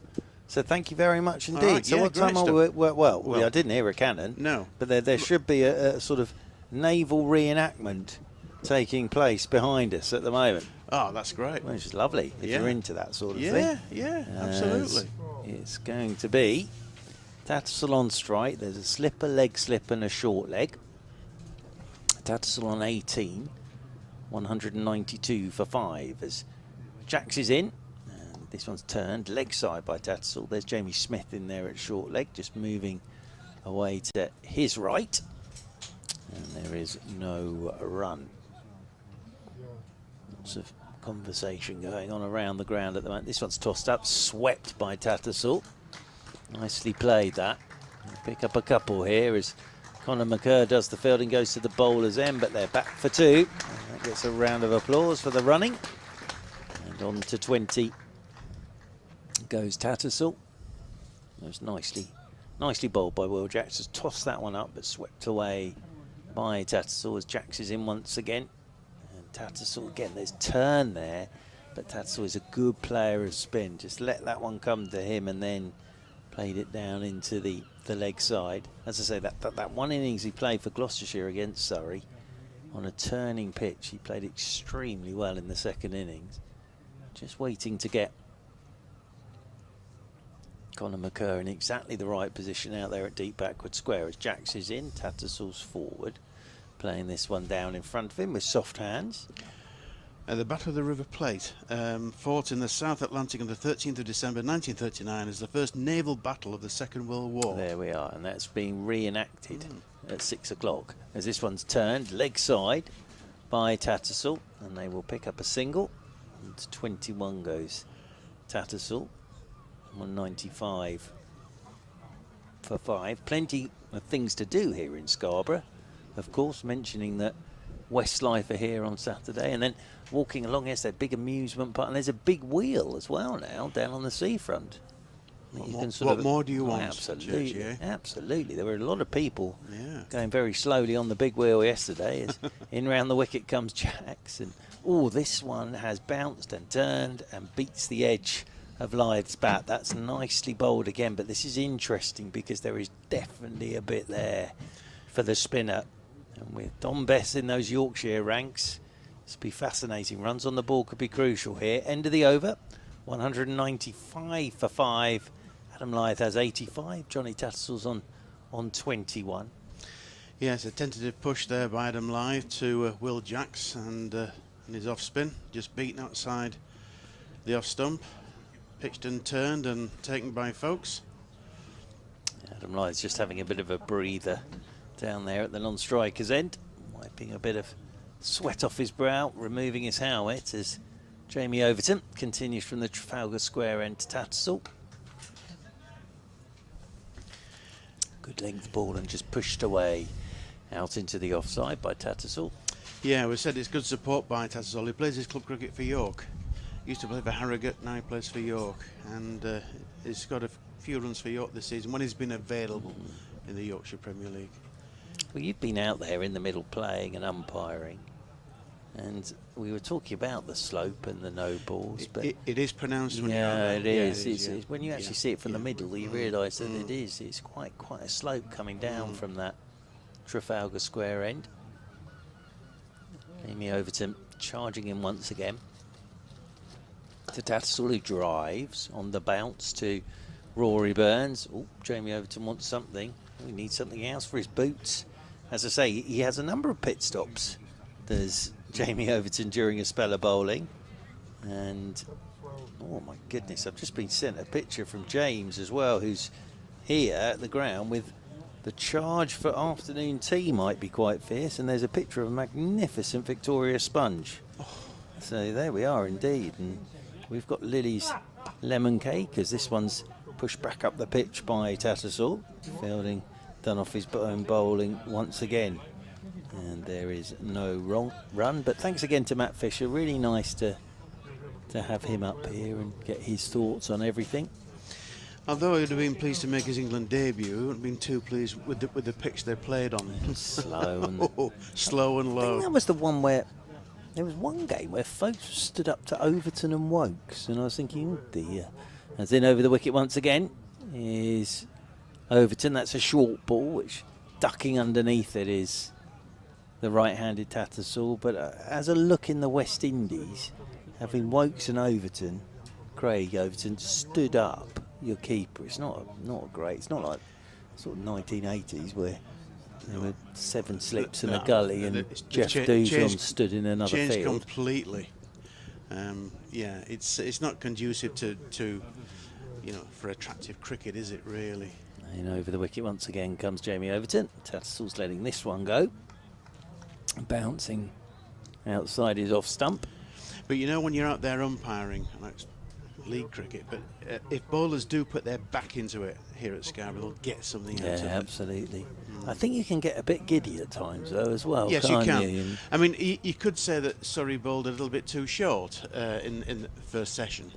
And there is also some spin out there as well. Yeah, well, we've seen that already for Will Jacks. Yeah. But he's 195 on the board. What can they get themselves up to, Yorkshire? As Overton is in, Tattersall, has he got something on that? I think that's brushed his shirt. It's a beautiful delivery from Jamie Overton. I think that's brushed his shirt. Bounced, turned him round, but it's a cracking delivery from Jamie Overton. Oh. And it's the end of the over, 195 for 5. Yeah, full credit to the bowler there. Again, as watching him, that he really bent his back into that, and he almost got his reward there. Going through to keeper Ben Folkes at a fair rate of knots, and just didn't get the edge. He's changing his tyres again. Here is Jamie Overton. Had another boot brought out to him. So another boot for Jamie Overton. It's the sort of those footholds that he's not been terribly happy with from that Trafalgar Square end of the ground. Yeah, I mean, it can be off-putting for the faster bowlers from the far end because of the slope, and you know, the footmarks can become pronounced as well. So I've had 1 or 2 no balls there, of course, and of course Will Luxton was caught in the slips off a no ball from that end. Yeah, and I think, you know, it does take a little bit. They always talk about Lords and the slope, don't they? It always takes a little bit of getting used to. Get on with it. Oh, dear. Here we go again. Yeah, here we go. A slow hand clap. The fact that probably Surrey are ahead of the over rate, and we've also had a delay for someone being taken ill in the crowd, poor thing. So Jamie Overton is allowed to change his boots, but obviously not here at Scarborough. You're not allowed to change your boot at Scarborough, it seems. As the umpires is there are a in sign? charge. Is there a sign somewhere? Yeah, no boot changes in Scarborough. As forward comes Adam Lyth, plays this one from Will Jacks down into the leg side, and there's no run. Although having sat down there, I don't think they'd be happy with anything, Graham. To be honest with you. No. There's a football element there. Just not happy with anything, it seems. No. Round the wicket again comes Jacks. This one's tossed up, and Lyth plays this one up the ground towards mid-on, and there is no run. Yes, the natives were getting restless. They were indeed. They were indeed, but I think they're controlled again now as Jacks is in. Lyth is forward. Good running. Just pushes this one out into the offside. They'll take the single.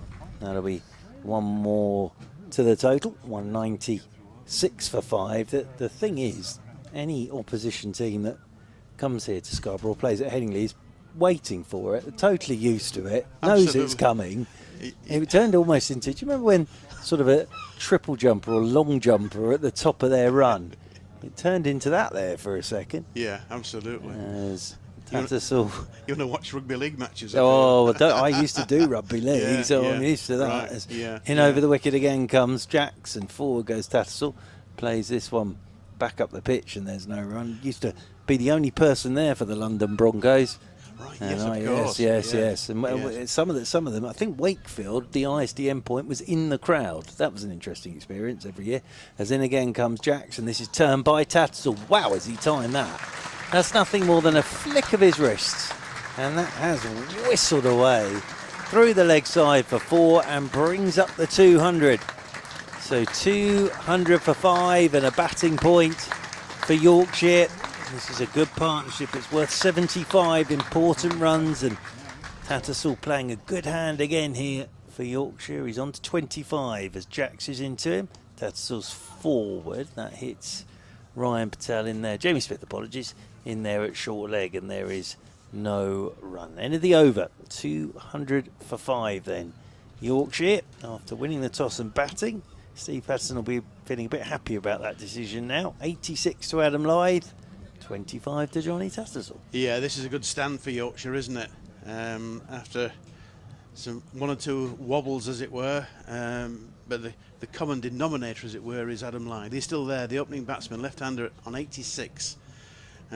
He's leading the charge really, and batting very well. And actually, you know, it's 200 for 5 in 51 overs, so the scoring rate is pretty good, isn't it? Absolutely. And they've sort of had little moments where there's been a flurry of runs as a seagull flies past and Jamie Overton flies in towards Adam Lyth. That one nips back and climbs on Lyth, but he plays it very nicely.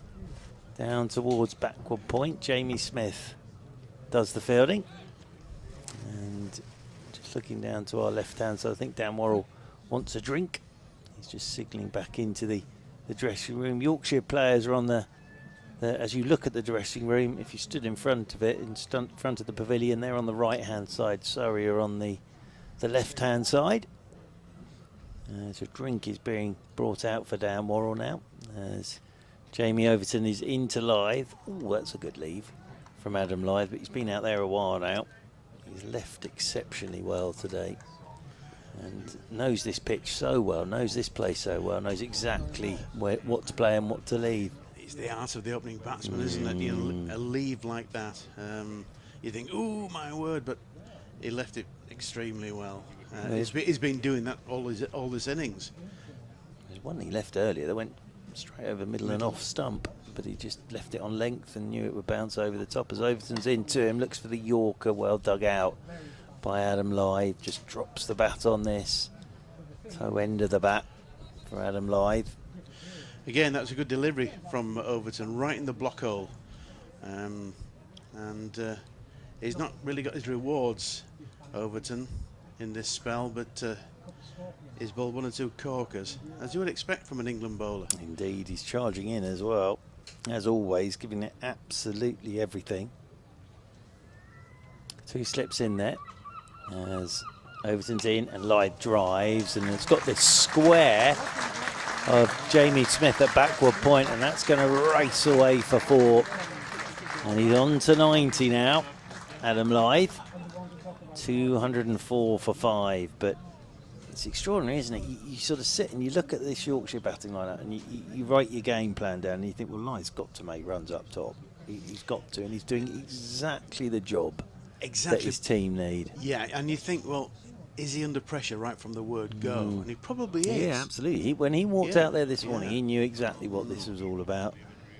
Played superbly well so far. As Jamie Overton's into him, Lyth off his hip, just turns this neatly out towards deep backward square. There's Conor McCurr to do the fielding.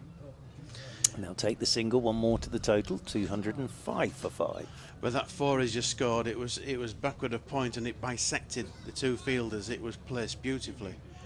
I mean, obviously, one thing about the outfield here, it's lightning fast. So if you get it past the fielders, then it's, you know, it takes some stopping. That's always been the case here at Scarborough. Yeah. Oh, absolutely. Got cloud cover now. A bit cooler, I think. As Jamie Overton is in to Tattersall, and Tattersall's letting this one go. Outside is off stump. End of the over. 205 for 5 then. And 91 to Adam Lyth. 25 to Johnny Tattersall here on BBC Radio Leeds and the Yorkshire stations and BBC Radio London through the BBC Sport website and app, and now of course on the Yorkshire live stream. Very good to have everybody hearing us through the Yorkshire live stream. There seem to be cameras absolutely everywhere today, and everybody at Yorkshire is always working brilliantly well to get all the pictures out there for everybody. So terrific stuff as always. And it's going to be Will Jacks from the Peasholm Park end of the ground. I will vacate at the end of this over, Graham, and Jonathan Doige will come back in. I think he's got updates and all sorts to do as well, as he's a busy man. As round the wicket comes Jacks. This one's left alone by Lyth. Outside is off stump. Yeah, he wasn't tempted there. Well, at the moment he's just picking and choosing which balls to play, which balls to not play. He's picked up a short one here and cut it in front of square through the offside. They're going to come back for 2. Lyth gets his skates on. He's back for the second, and that'll move him on to 93. Well, if as we were told earlier, if Mr. Tattersall is known as Pritt Stick, this was Mr. Fisher telling us this, then I think Mr. Lyth is known as Super Glue, isn't he? Absolutely. I would say so. Brilliant. He's using his feet here and checks this one up to Hashim Amla at mid-on. He'll take a single. Good running. Yeah. By Adam Lyth. He moves on to 94. Picked out the fielder there, I think. Yeah, didn't he? absolutely. Yeah. Hashim, although Hashim is still in the top 3, I think it is, sprint over 20 yards for Really? Surrey. Okay. Yeah, so he's still quick. Yes. But these days he sort of tends to stay at mid-on. And he's up there now. Is Hashim Amra with his white floppy sun hat on. In over the wicket comes Jacks to Tattersall. That's down the leg side. Very nicely taken again by Ben Folkes. But again, there's a bit of spin and a bit of bounce there for Will Jacks. Over the wicket he comes once more. Tattersall plays him late into the leg side. What I like about Tattersall is he plays a lot off the back foot, give himself a bit of extra time, but if he goes forward, he goes fully forward. And he's a very good player of spin. He seems to know his game, doesn't he? He seems to be very composed. Absolutely is. Waits again as Jacks is into him, and this one he's just turned off his hip, nudges it into the leg side. He'll take a single. One more to the total at the end of the over. 209 for 5 Yorkshire. Future from Graham Orange, and then he'll be joined by Jonathan Deutsch. Yes, well, these two batsmen, Adam Lyth and Johnny Tattersall, are doing a very good job for Yorkshire. 209 for 5, and they're putting the runs on the board now. And we're not far off tea. And if these two stay together now for another, 10 minutes or so, then that'll be job completed for Yorkshire as far as the score at tea is concerned. Bearing in mind, of course, that they lost a wicket off the very first ball to tea. Except it won't be. Lost the wicket off the very first ball after lunch. At lunch. And yeah. tea is not 20 until the final day. It's 32 overs remaining in the day, so still got about 10 overs to go before the tea break. All right, I'm just reading from the programme. I know you're getting hungry, but it says tea at 3:40. Have I got well, that wrong? That is scheduled to be the tea break. Oh, I see, but okay. they're just behind, aren't they? We've had several stoppages. Yes, we have. Several stoppages. Yeah. Slow hand claps and all of that. And we have a change of bowling as well from the Trafalgar Square end as Tattersall opens the face and runs a no ball down to third man, so they'll get 3 for that, 1 for the run, and a couple. It's Tom Laws who's back into the attack, so an inauspicious return. 26 down to Jonathan Tattersall, who's been very patient out there, and at the moment he's getting due reward. I've just been sitting outside for the last 20 minutes or so, and it's not anything like as warm as it was this morning. The sun, it's just a little bit hazy overhead, isn't it, really? High cloud, but yeah, no sunshine at the moment. There's still a bit of shadowing from the brightness out there with the players on the field, and it might just poke its head through momentarily, but certainly not that real feeling of searing heat that we had a little bit earlier in the day. So it'd be a little bit more pleasant, I think, for the feel of it for everybody out there on the field. Laws round the wicket at Lyth, who tries to play a pull shot but misses out. Dot ball. Yeah, it's a dot ball, but he wasn't far off getting something on that, and he could have been strangled down the leg side. As it is, it's still there and doing a great job for Yorkshire. 93 out of 212 for 5. I think this is stat of the day so far from Kate. None of the Surrey bowling attack have bowled in first-class cricket before on this ground, would you believe? So inexperience at this particular venue, as Lawes' latest delivery is tucked into the leg side by Lyth for a single. And when you consider that, as Churchy said, they didn't come down. I did wonder yesterday. I heard that the Yorkshire boys had netted 12 till 2, but I came down about 3 to set the kit up for today, and there was nobody else on the ground apart from the ground staff. And I was thinking, I wonder when Surrey have trained then, but obviously didn't do a session. So you look at the board, 213 for 5. It's not been a bad day at all from their point of view, but I'm sure as well that if they were really, really on the money, they wouldn't have wasted quite as many delivering as much energy as they have at times. Law's latest delivery is dropped into the offside by Tattersall. And there is no run. Yeah, I find that very strange, I do. Especially when you've got an inexperienced bowling attack on this particular ground. Laws again. Past umpire Tom Lungley. Pushed into the offside. Johnny Tattersall might play what's technically known as an off drive for 4 sometimes, but it never feels like a drive, does it? It feels like just a lovely, languid little push. It's like a caress, I suppose you could say. A bit like David Gower, although he's right-handed, is Tattersall. Gower's left-handed. But yeah, he's certainly played his part today. 27 not out, facing this delivery. And on top of his tiptoes, he drops it into gully where Jamie Smith fields. Got a lot of correspondence to catch up on. We do ask for it. BBC West Yorkshire Sport at gmail.com, at Jonathan Doidge on Twitter, or at Back and Across.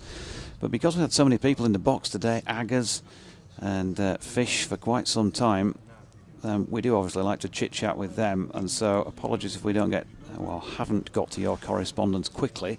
I will try between now and tea to catch up with those as Tattersall pushes again into the offside. He finds a gap just to the left of Rory Burns, who has to watch it go on to the sweeper out there, and they just scamper through for a single to complete that over. Tattersall 28, 214 for 5. So John Logan, good afternoon to you. Says, afternoon JD, it's great that we have the return of championship action. The weather looks glorious at Scarborough. Just a couple of team news housekeeping points to clear up, please. For Yorkshire, why isn't Harry Duke playing? Left out of the side. In the second team, down at Chesterfield at the moment. For Surrey, maybe Mark can clarify why isn't Ben Geddes playing? Didn't think he mentioned an injury for Ben Geddes, did he? No, I think he's just left out of the side. I think he was quite surprised because he's got a century in the last match. And with Ben Folkes keeping in place with Jamie Smith, it would appear harsh on Geddes, in my opinion. Well, yeah, I think Mark was possibly sharing that opinion with you as well. Lovely shot here by Tattersall, who's only going to get the one, but he's playing to good effect, the off spinner, isn't he? He's played a nice boundary a couple of overs ago down through straight mid-wicket. It was aerial for a little while, but he waits. He's reading it pretty well so far. Likes to get on the back foot and play the pull as he did just then. So Lyth on 95, 215 4-5, and Jack's coming round the wicket to him with a leg slip and a regulation slip. Now then, Johnny Tattersall's in trouble if there's a direct hit here, and he's not out. They did get a direct hit, and the ball has squirted off down towards the boundary, and he survives. He was off like the proverbial greyhound out of the traps. Lyth was not interested to a ball he turned square on the leg side. I think it might have been, it was either Jamie Smith or Ryan Patel anyway who got the throw in. I was watching the batters, to be honest, but he threw the wicket down. They all thought, Surrey thought that they had him out, but not out, says umpire Chris Watts. And Lyth cuts this next delivery into the covers where Overton fields. Yes, and Jamie Overton actually kicked the ball away there. Yeah, he's shown a bit of temperament today, hasn't he? With ball in hand, with frustration with his own performance as Lyth pushes back down the pitch. And in that regard as well, he's also clapped the crowd back when they were slow hand clapping him, didn't he, a couple of overs ago? I don't know if you noticed that or not. Yeah.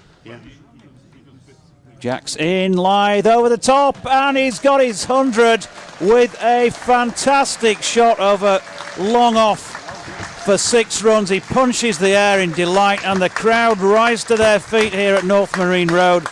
Adam Lyth, 101 not out, takes off his helmet and salutes the changing rooms. He wanted that one, and what a way to bring it up. That's taken us all by surprise, and I don't know why we should be surprised, because he's a very fine player who has just ticked off his 29th first-class century, and when he's playing well, he is a joy to watch.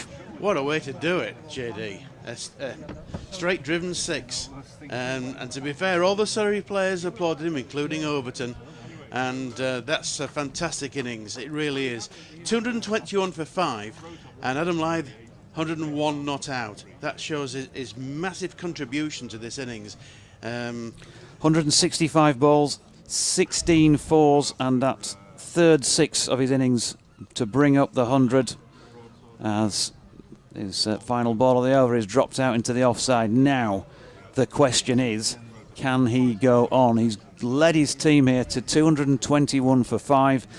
We said before the match, you look at this Yorkshire batting lineup, potentially becoming experience within, it could be brittle. It could have been a bad morning. 5 down, you could have been all out by now, and he's taken it on his shoulders, hasn't he? Here, a lot of that responsibility, and it's been one of his best knocks, no doubt. Well, Church and I were talking about this, the fact that he knew there was a lot of responsibility on his shoulders with this batting lineup, and he's responded magnificently. So 221 for 5, but it's Tattersall on strike now, cutting into the ground. It bounces up to Jamie Smith, gully. And having concentrated so hard, not given a chance, a chanceless 101, when 5 wickets have fallen at the other end. Can he really take this on now? Yeah, he's played miss once or twice. We'd expect that from an opening batsman, but he's played really, really well. As Tattersalls in behind this next one, pushed back to the bowler. And there is no run. Super stuff from the man from Whitby on his home club ground. And just the benefit of having played here so many times, knowing how to read the pitch.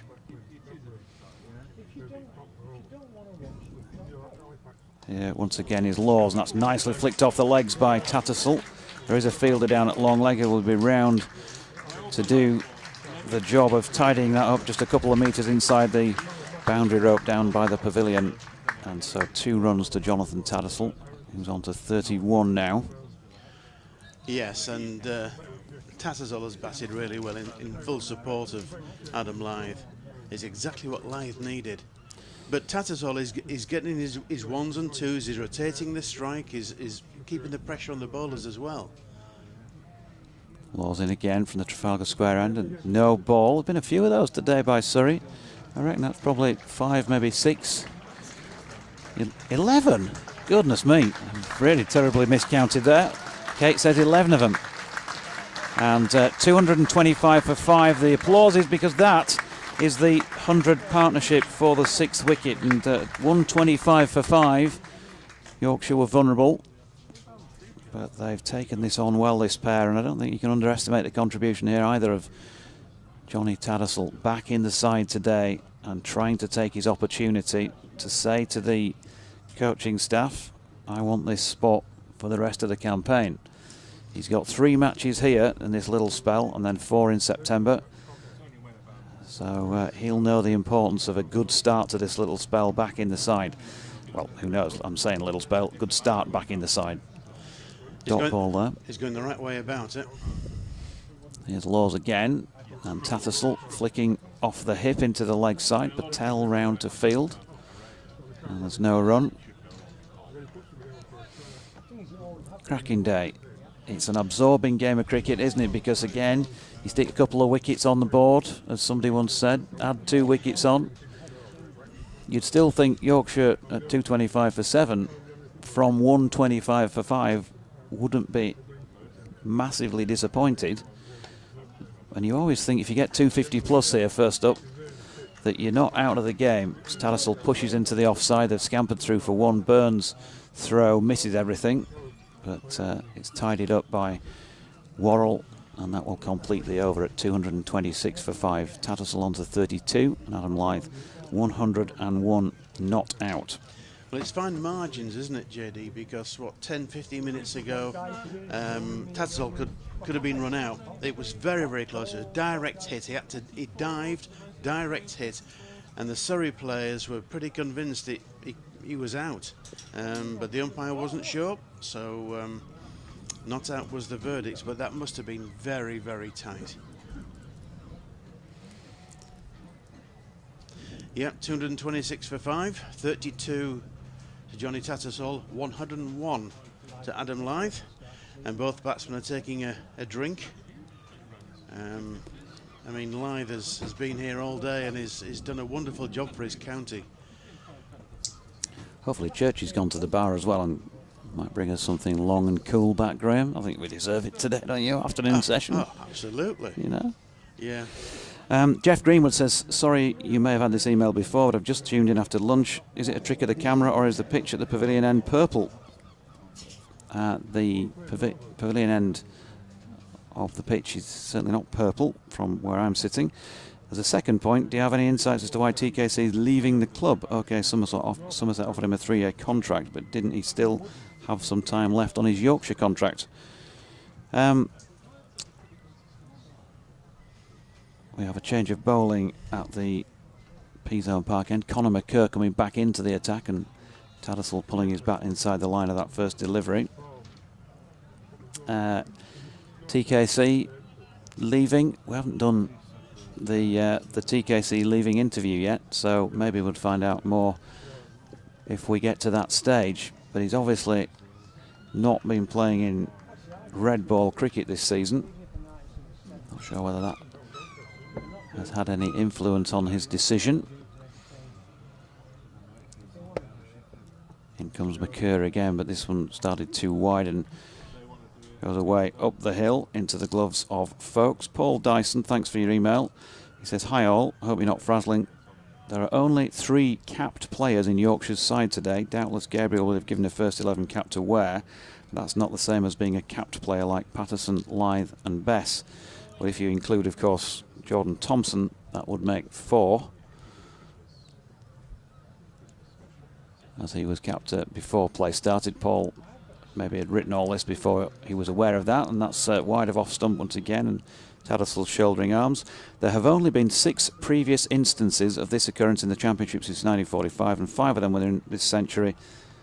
As the following shows, in 76 here against Northamptonshire, David Bairstow, Geoffrey Boycott and Jeff Cope were the only 3 capped players. In 2002 against Lancs at Old Trafford, it was Richard Blakey, Anthony McGrath and Chris Silverwood.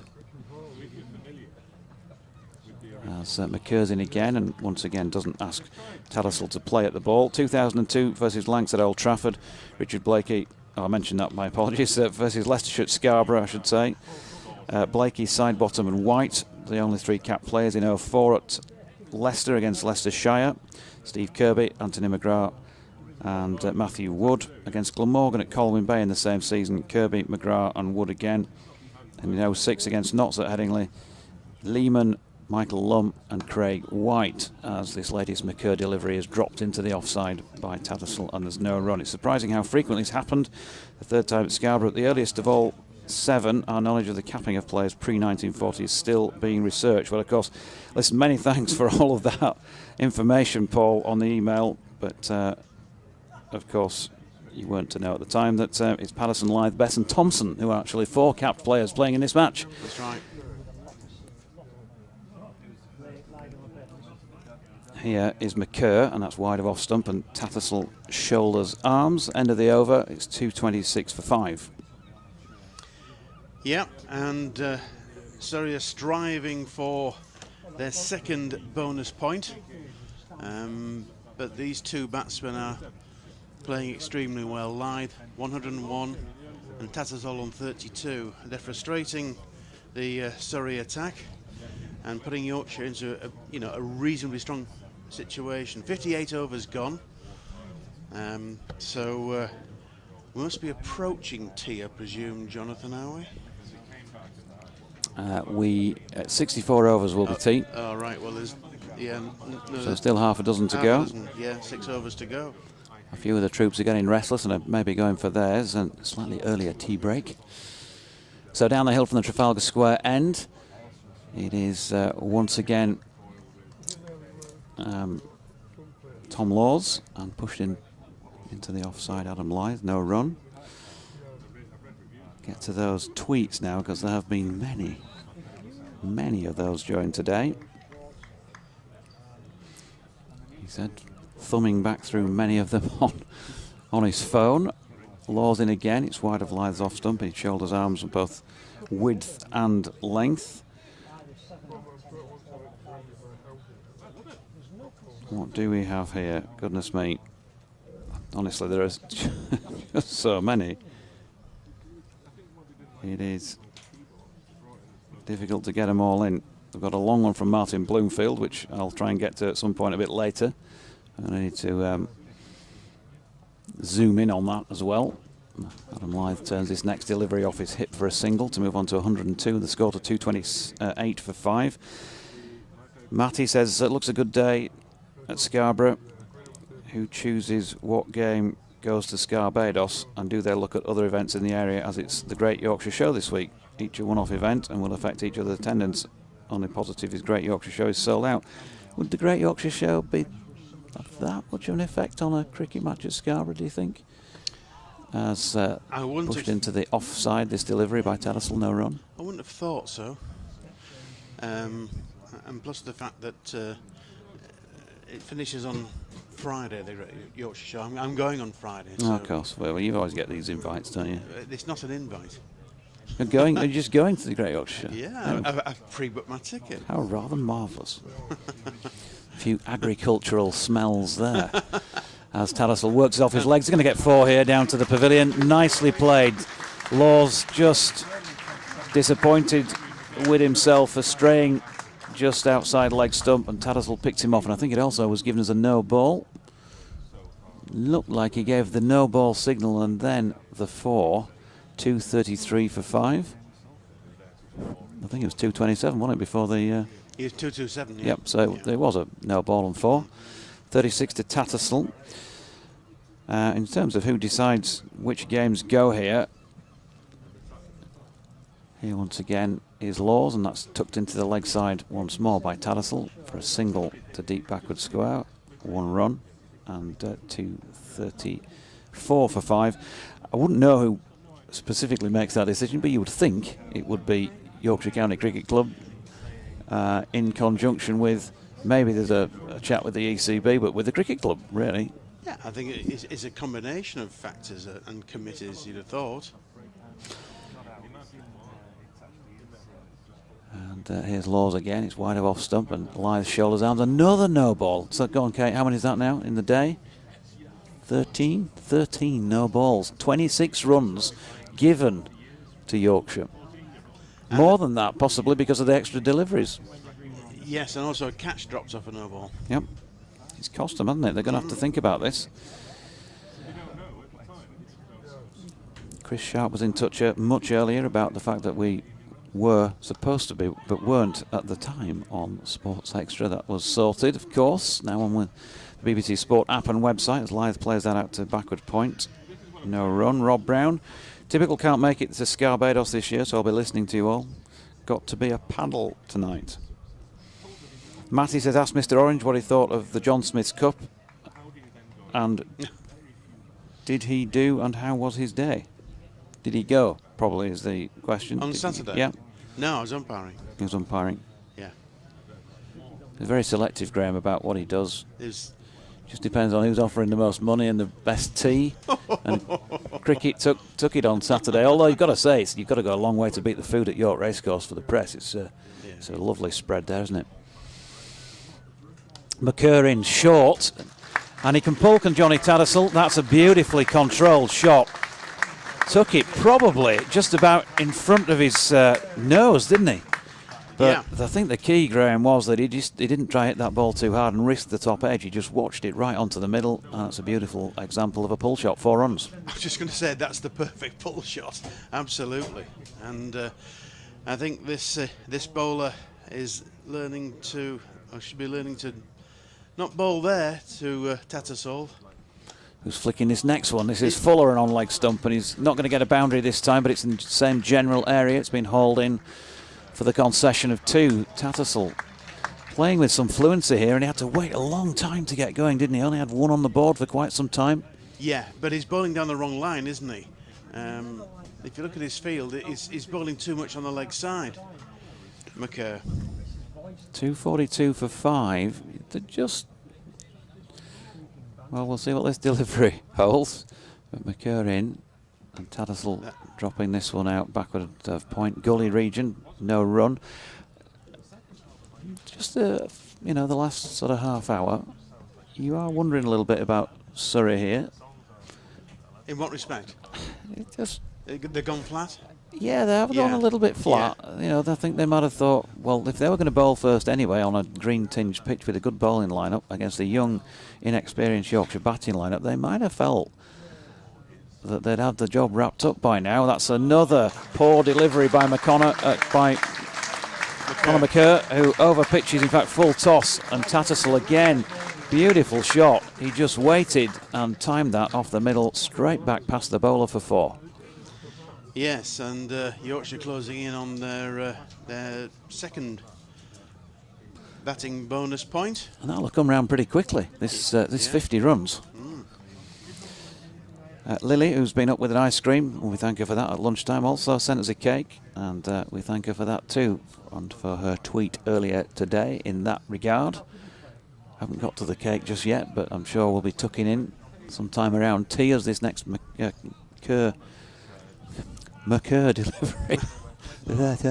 It's easy for you to say. He's wide of off stump, and Tattersall watches it go by. Tim Atkinson tweets, "Oh, to be in Scarborough now that cricket's there. For there's no way quite like Scarborough when cricket's in the air. But I'm stuck at home working while they're all at the ground, so I'll sit and watch on YouTube, but not listen to the sound."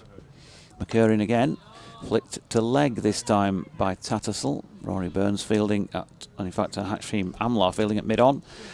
And that's another no ball. Unbelievable the amount of no balls here. It's like an epidemic. Yes, they've not helped themselves, but going back to your point about, Surrey in the field, I mean, they come up against Adam Lyth, who was just being like a limpet at the crease, but he's scored whenever he possibly can. Here again, wide of Tattersall's off stump, watches it go by. James L says, "Greetings from the tea room." Up at the far end, we'll give him a wave. Tea room there. And James Green says, "You've outlined the problems of batting first at Scarborough. With Yorkshire batting lineup, this was a surprise. Bowling has lacked pace and spin has been ineffective. Hopefully Gabriel will remedy one of these." Has Orange commentated on a win for Yorkshire yet? I'll give you your first name, Graham. On a Yorkshire win? Yeah, yes, you must yes, have. I have, yeah. In the T20 Blast. But not in the Champa. You've not done enough games probably in the Champa. No, not enough. You must have done a game last year where they won a match. I'm sure I did, yeah. Yeah, those problems of batting first at Scarborough, well, they've managed to ride a lot of those out, and they're starting to benefit from that now with just 5 down, and Amla making a bit of a meal of trying to field a ball that Adam Lyth flicked to mid-wicket. 2 runs, 250 up, and a second Yorkshire batting point. Who would have thought this? After George Hill was out last ball of the first over, and then at one stage they were 125 for 5. They've doubled the score, this partnership so far, and still going strong. The fact that there's only one slip and now third slip come gully in place tells you a little bit about it out there. The ball's 60 overs old.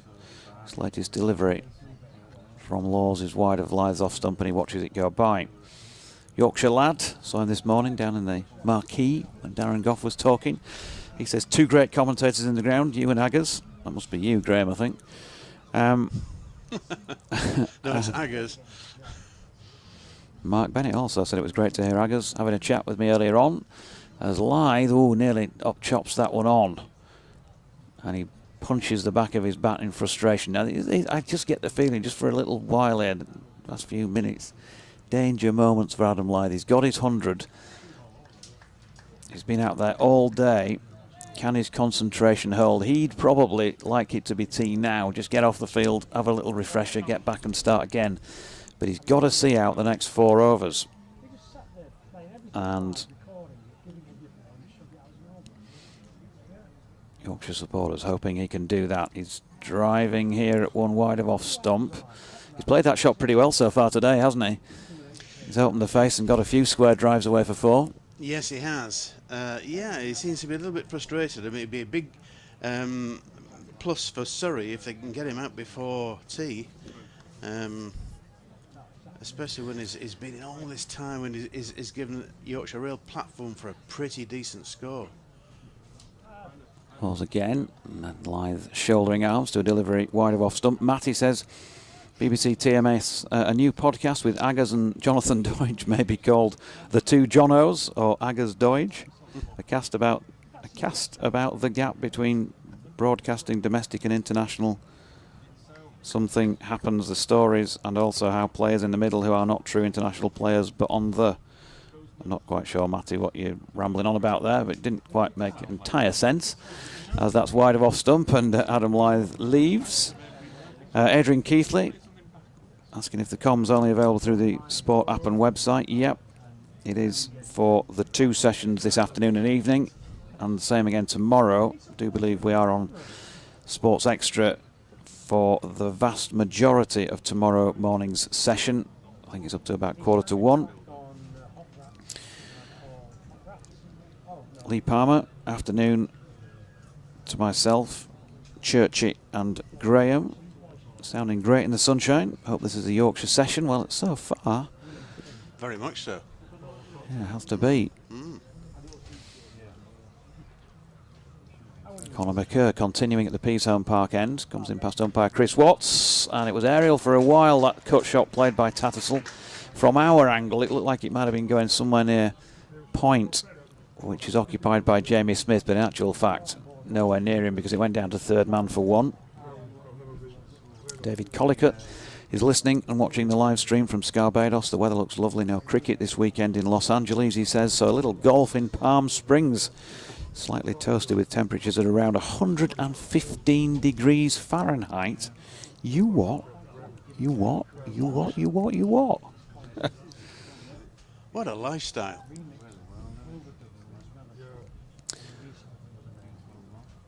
Two slips, point, third man, mid on, mid off. Man set back on the square leg boundary, and also long leg as Lyth is on strike, and McCurr has the beating of him, wraps him on the thigh pad. He's just having a little bit of a limp, is the man they call Budge. No run. James Green said Luxton played positively, and when you do, this luck often goes your way. Did Goffey say anything about the overseas players, which have been poor except for Ralph? Also, did he mention if any signings are planned by Yorkshire? He didn't say anything about the overseas players other than he's trying to get Finn Allen back to play in the finals day at the weekend, and if he can't have him, he'll be going after Dominic Drakes to come back. Oh, Adam Lyth could be gone here. Oh, he's got lucky. And he deserves a bit of luck today. He got that one completely wrong, and as I was just saying, just in the last few minutes, you just get the impression that concentration is just starting to struggle to maintain it.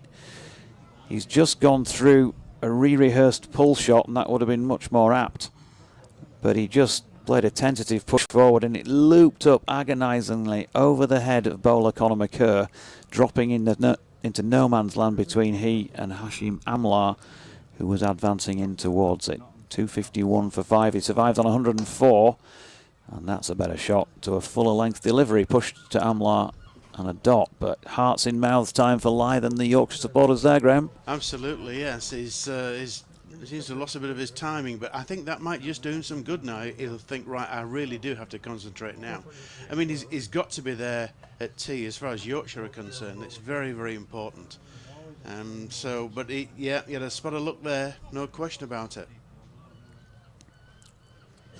McCurr bowling to Lyth, who drives nicely for 4.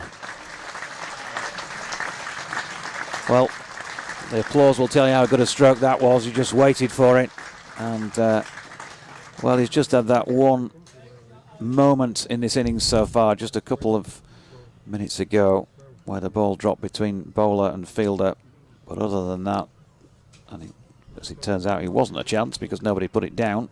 Just had a bit of luck on his side. But it could have been a chance, but that was a beautiful shot for 4, straight back past the bowler. That's typical. Almost out and then a straight drive for 4. McCurr in again, and Lyth drops this into the pitch, and there is no run. Yeah, I think everybody of a White Rose persuasion in the ground will probably wish it'll be tee now.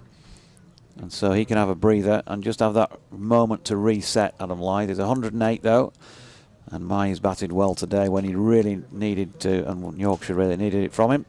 Johnny Tattersall 48, 255 for 5. Back with your correspondence.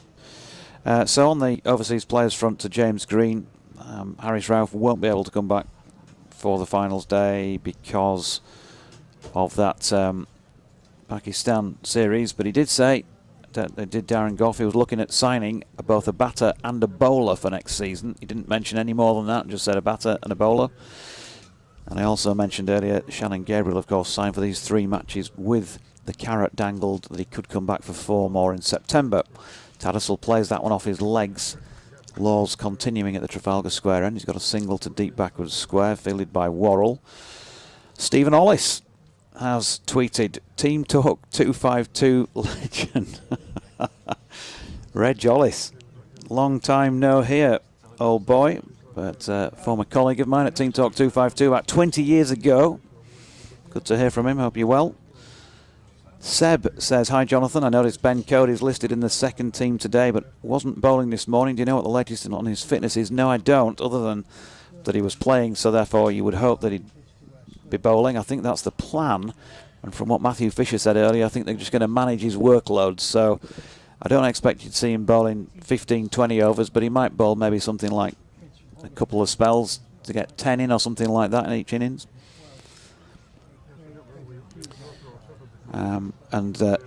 Last I heard he hadn't bowled, from second team scorer John Ver. We'll see if we can get an update on that. But here's Laws, wide of Lyth's off stump, and he lets it go by. Adrian enjoyed the chat with Matthew Fisher. Well, always good to hear from Fisher. What a top lad. And if we can get him on the park, as I was joking with him, what a top player as well. That spell was an absolute peach last year that he bowled here against Somerset. Here comes Laws again. Lyth plays with soft hands out to Patel, backward of point, no run. John says togetherness.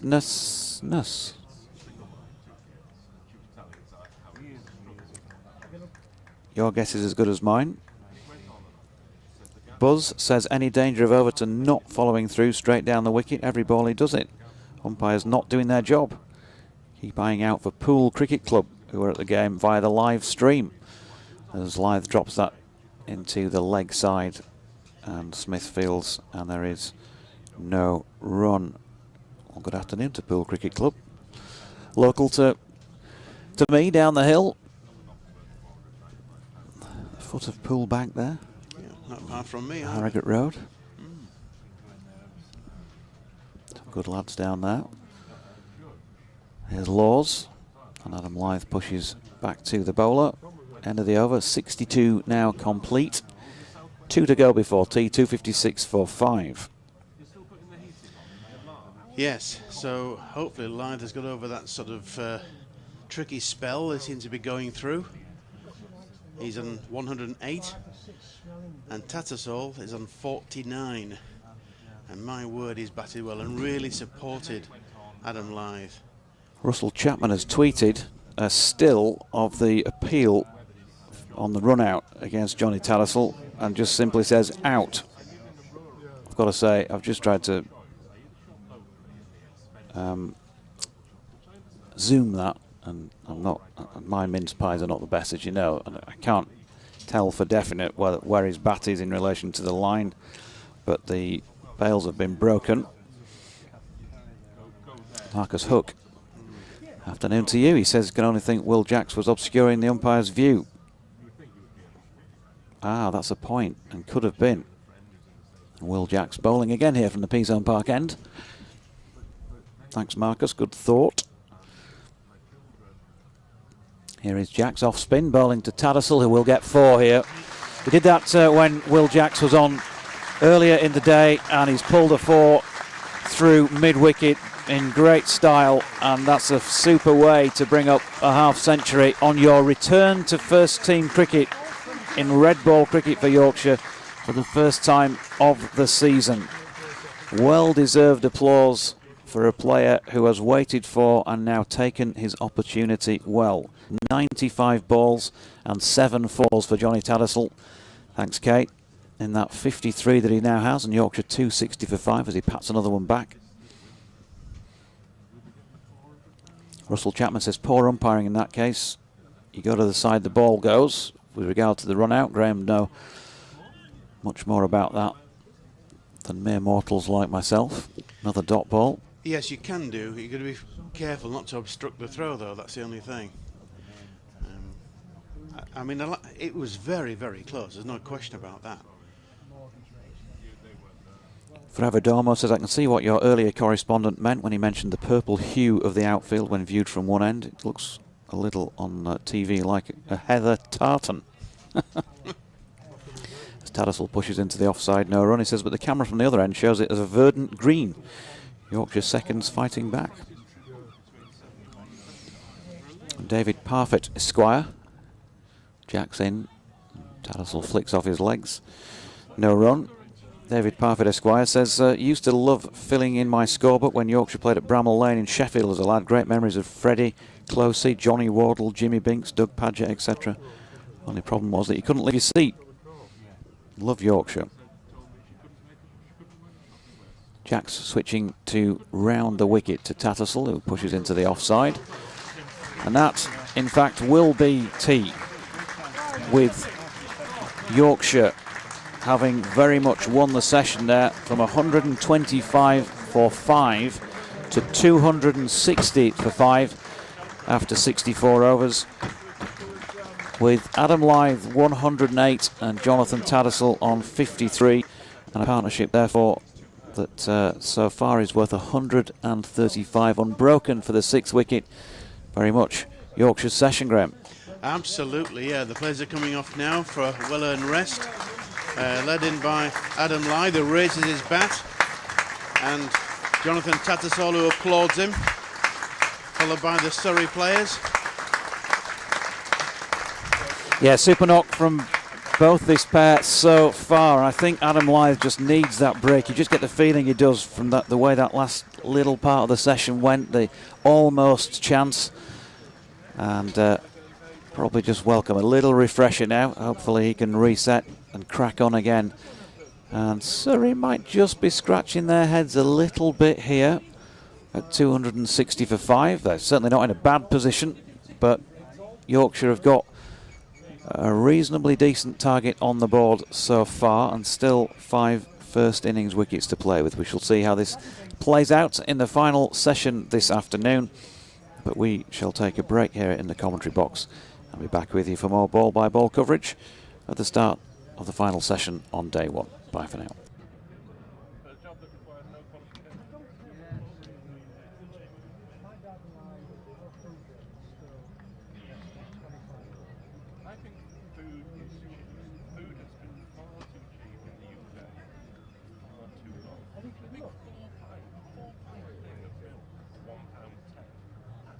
Ladies and gentlemen, just taking place now in front of the pavilion, you'll see Yorkshire Club President Jeff Cope presenting Charles Evans, the presidency of many years of service to the club and work with the Yorkshire Supporters Association. Thank you very much indeed, Charlotte. Many congratulations. Well, it's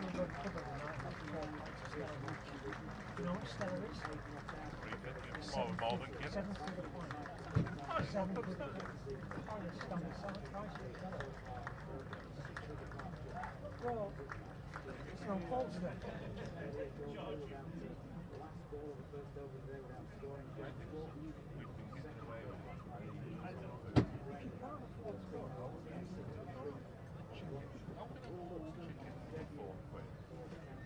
It's about 20 minutes pay on minimum wage.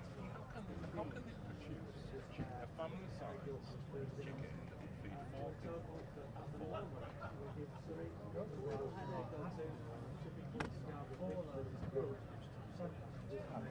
That's different.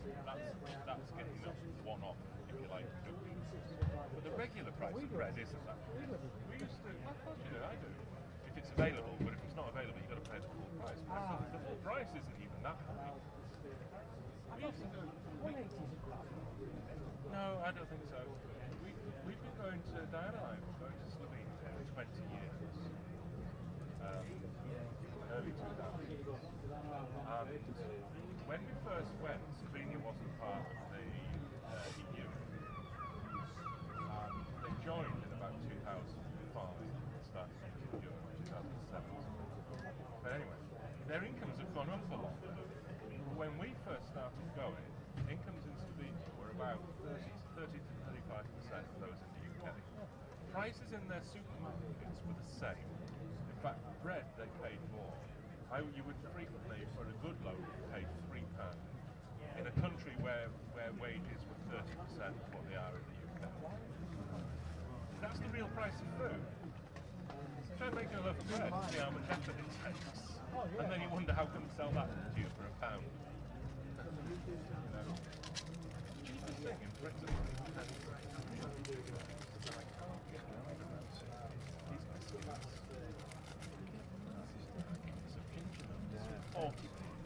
It's absurd. How can they make it? You go and try and make biscuits at home. A, it's a laborious process, and B, you can't make them for that price. You can't make them. That's why.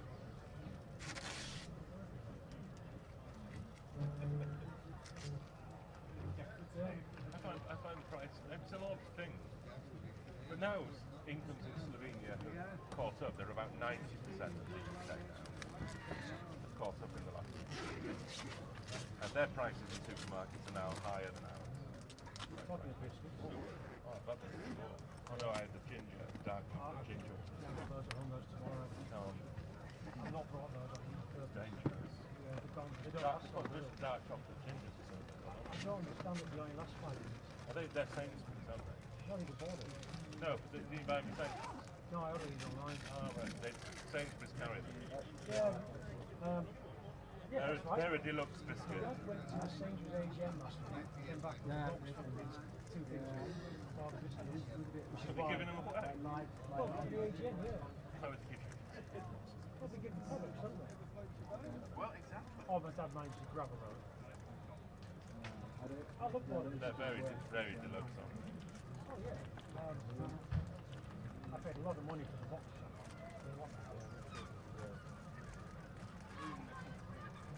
Say Jeff Cope. What did they say Jeff Cope was doing down there? Jeff Cope. I'll just no, I don't want to. These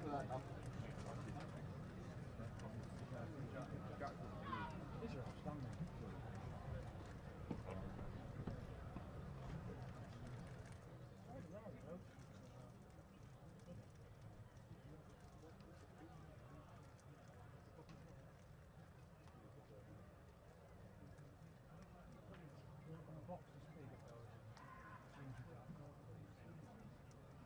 Now this is 1, 2, 3, 4, 5, 6, 7, 10. It's a box like this, not this is 12.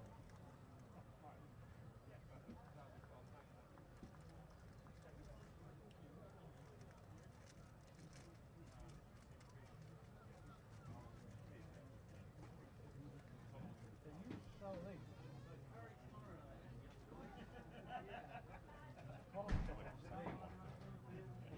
Make sure you don't get any more. And they stopped selling it. They said, why do you stop selling this? You're the only one who buys it. It's a state of the right distance. Only one person gets it.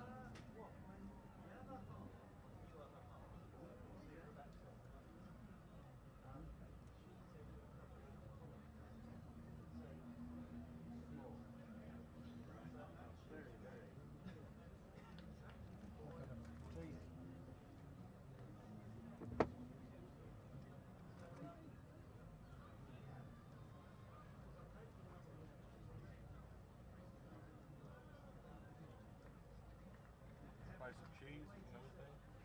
I get a whole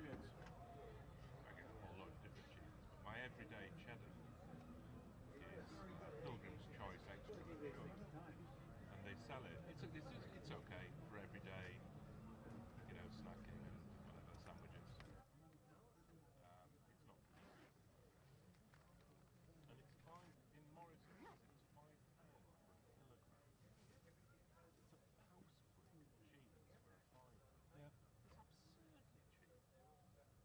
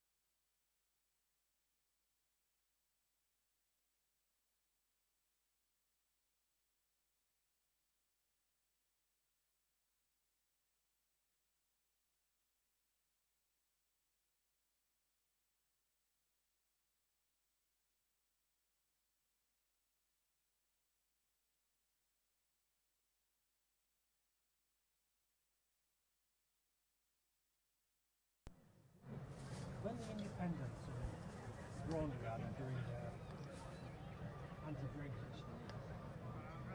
He keeps showing pictures of iron. Well, a warm welcome back from North Marine Road, Scarborough, for the third and final session of this opening day of the County Championship match between Yorkshire and league leaders Surrey.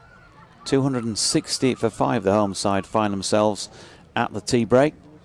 108 not out, and a very, very good one indeed in terms of contexts of matches by Adam Lyth, and also a very good 53 by Jonathan Tattersall. I've got to say, on his return to the side, that although he was 1 off 26 balls, he had a real good look at it early on. He was given quite a few sighters. He's now faced 100 for his 53 not out. Batted for over 2 hours. This will do him the power of good, and he has played with about as much fluency as I think I've ever seen him play in red ball cricket. Soft hands. The pair of them have played with that. Adam Lyth did survive an almost chance a few overs before tea, playing a bit of a nothing shot that lobbed up into the leg side, but difficult to be critical of a player who has really knuckled down today on a ground he knows well, and has come up with the goods for his team. And there's still a long way to go in this innings, this match. 5 wickets Yorkshire still have. They'll want to keep this 135 unbroken 6-wicket partnership going as long as they possibly can. It'll be interesting to get Mark Church, who's just moved back alongside me from BBC Radio London. Interesting to get Church's view and what he feels about what Surrey were doing in maybe that final half hour or so of the session, because he'll know much more about their attitude and body language and the signs he sees out there from watching them play all the time. But it just felt like just letting it go a little bit towards that tea break, Churchy. Yeah, I think what happened was, I think they were annoyed. I think there were a couple of decisions that didn't go their way. Crowd got on their back a bit, which is fair enough here at Scarborough. And I think that they've come across Tattersall and Lyth, who've played really well, and you just have to, at times, just say well played. And Lyth's been outstanding here for this 108, and Tattersall as well, very good for 53. I think, you know, the thing that Surrey possibly would look at is the number of no balls they've bowled today as well. They've given, you know, probably a couple of extra overs really, which is why we're so late. So I think what Surrey will have sort of said to themselves is, still in a good position here. You know, at 260 for 5, if we can bowl well in this final session, still a chance of getting Yorkshire out on this first day. But, you know, all credit to the way that Adam Lyth's played. He's been outstanding so far. Yeah, super stuff from him. I think I better take this because I've got an update coming up for BBC Radio Leeds at any time, so they might just break in mid-over. And so Adam Lyth watching this first delivery from Dan Worrell, fade across him, wide of off stump, and he's happy to watch it go by. They've just got the one slip in place now, so that tells you something again. They attacked all morning and well into the afternoon session, but just Overton at slip. Ryan Patel, who I noticed was just going through a few practice deliveries at the tea break to get himself loose, might come on for a few seamer darts. They've got point, cover, mid-off, mid-on, mid-wicket, as Lyth gets a delivery that's slanting down the slope towards him and wraps him on the thigh pad. No run. There's also a long leg and a deep backward square leg. I think there was a bit of frustration for Surrey as well. You remember the short ball from Conor McCurr that Lyth looked to just flick into the leg side and it looped. He was diving back and Hashim Amla was coming in. So I think it was just a bit of frustration as much as anything. But they'll have had a good old chat during the tea break. And I think what they would have said is that whole thing of, look, if we bowl well in this session, we've still got a chance of knocking Yorkshire over tonight. Here's Worrell to Lyth, wide of off stump. Pulls his bat well out of the way of that one. Dot ball. Yeah, I mean, at 125 for 5, they could have conceivably had it wrapped up. Another couple of quickies there. Inexperienced batting lineup. And the tail to come. Patterson and Shannon Gabriel back end. There's still Don Best to come in, of course, who can play. And Jordan Thompson as well, who will be buoyed by that cap he received this morning. Maybe we might see the best of JT in this knock as well. We shall see, but at the moment it's Lyth and Tattersall out there, and Lyth watching another one go by off stump. The other thing here, of course, is new ball in 16 overs. Update time for BBC Radio Leeds then.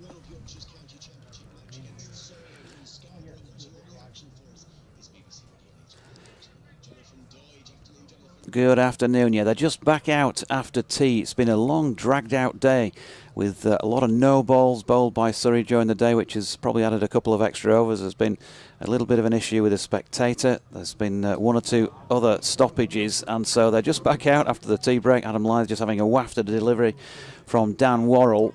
They're 260 for 5, which was the tea time score, into the 65th over of the first innings. Remember, Yorkshire won the toss and decided to bat. They lost 3 wickets in the first session, those of Hill, Wharton and Frayne, and then 2 early on in the afternoon session, Will Luxton for 31, Matthew Waite for 15.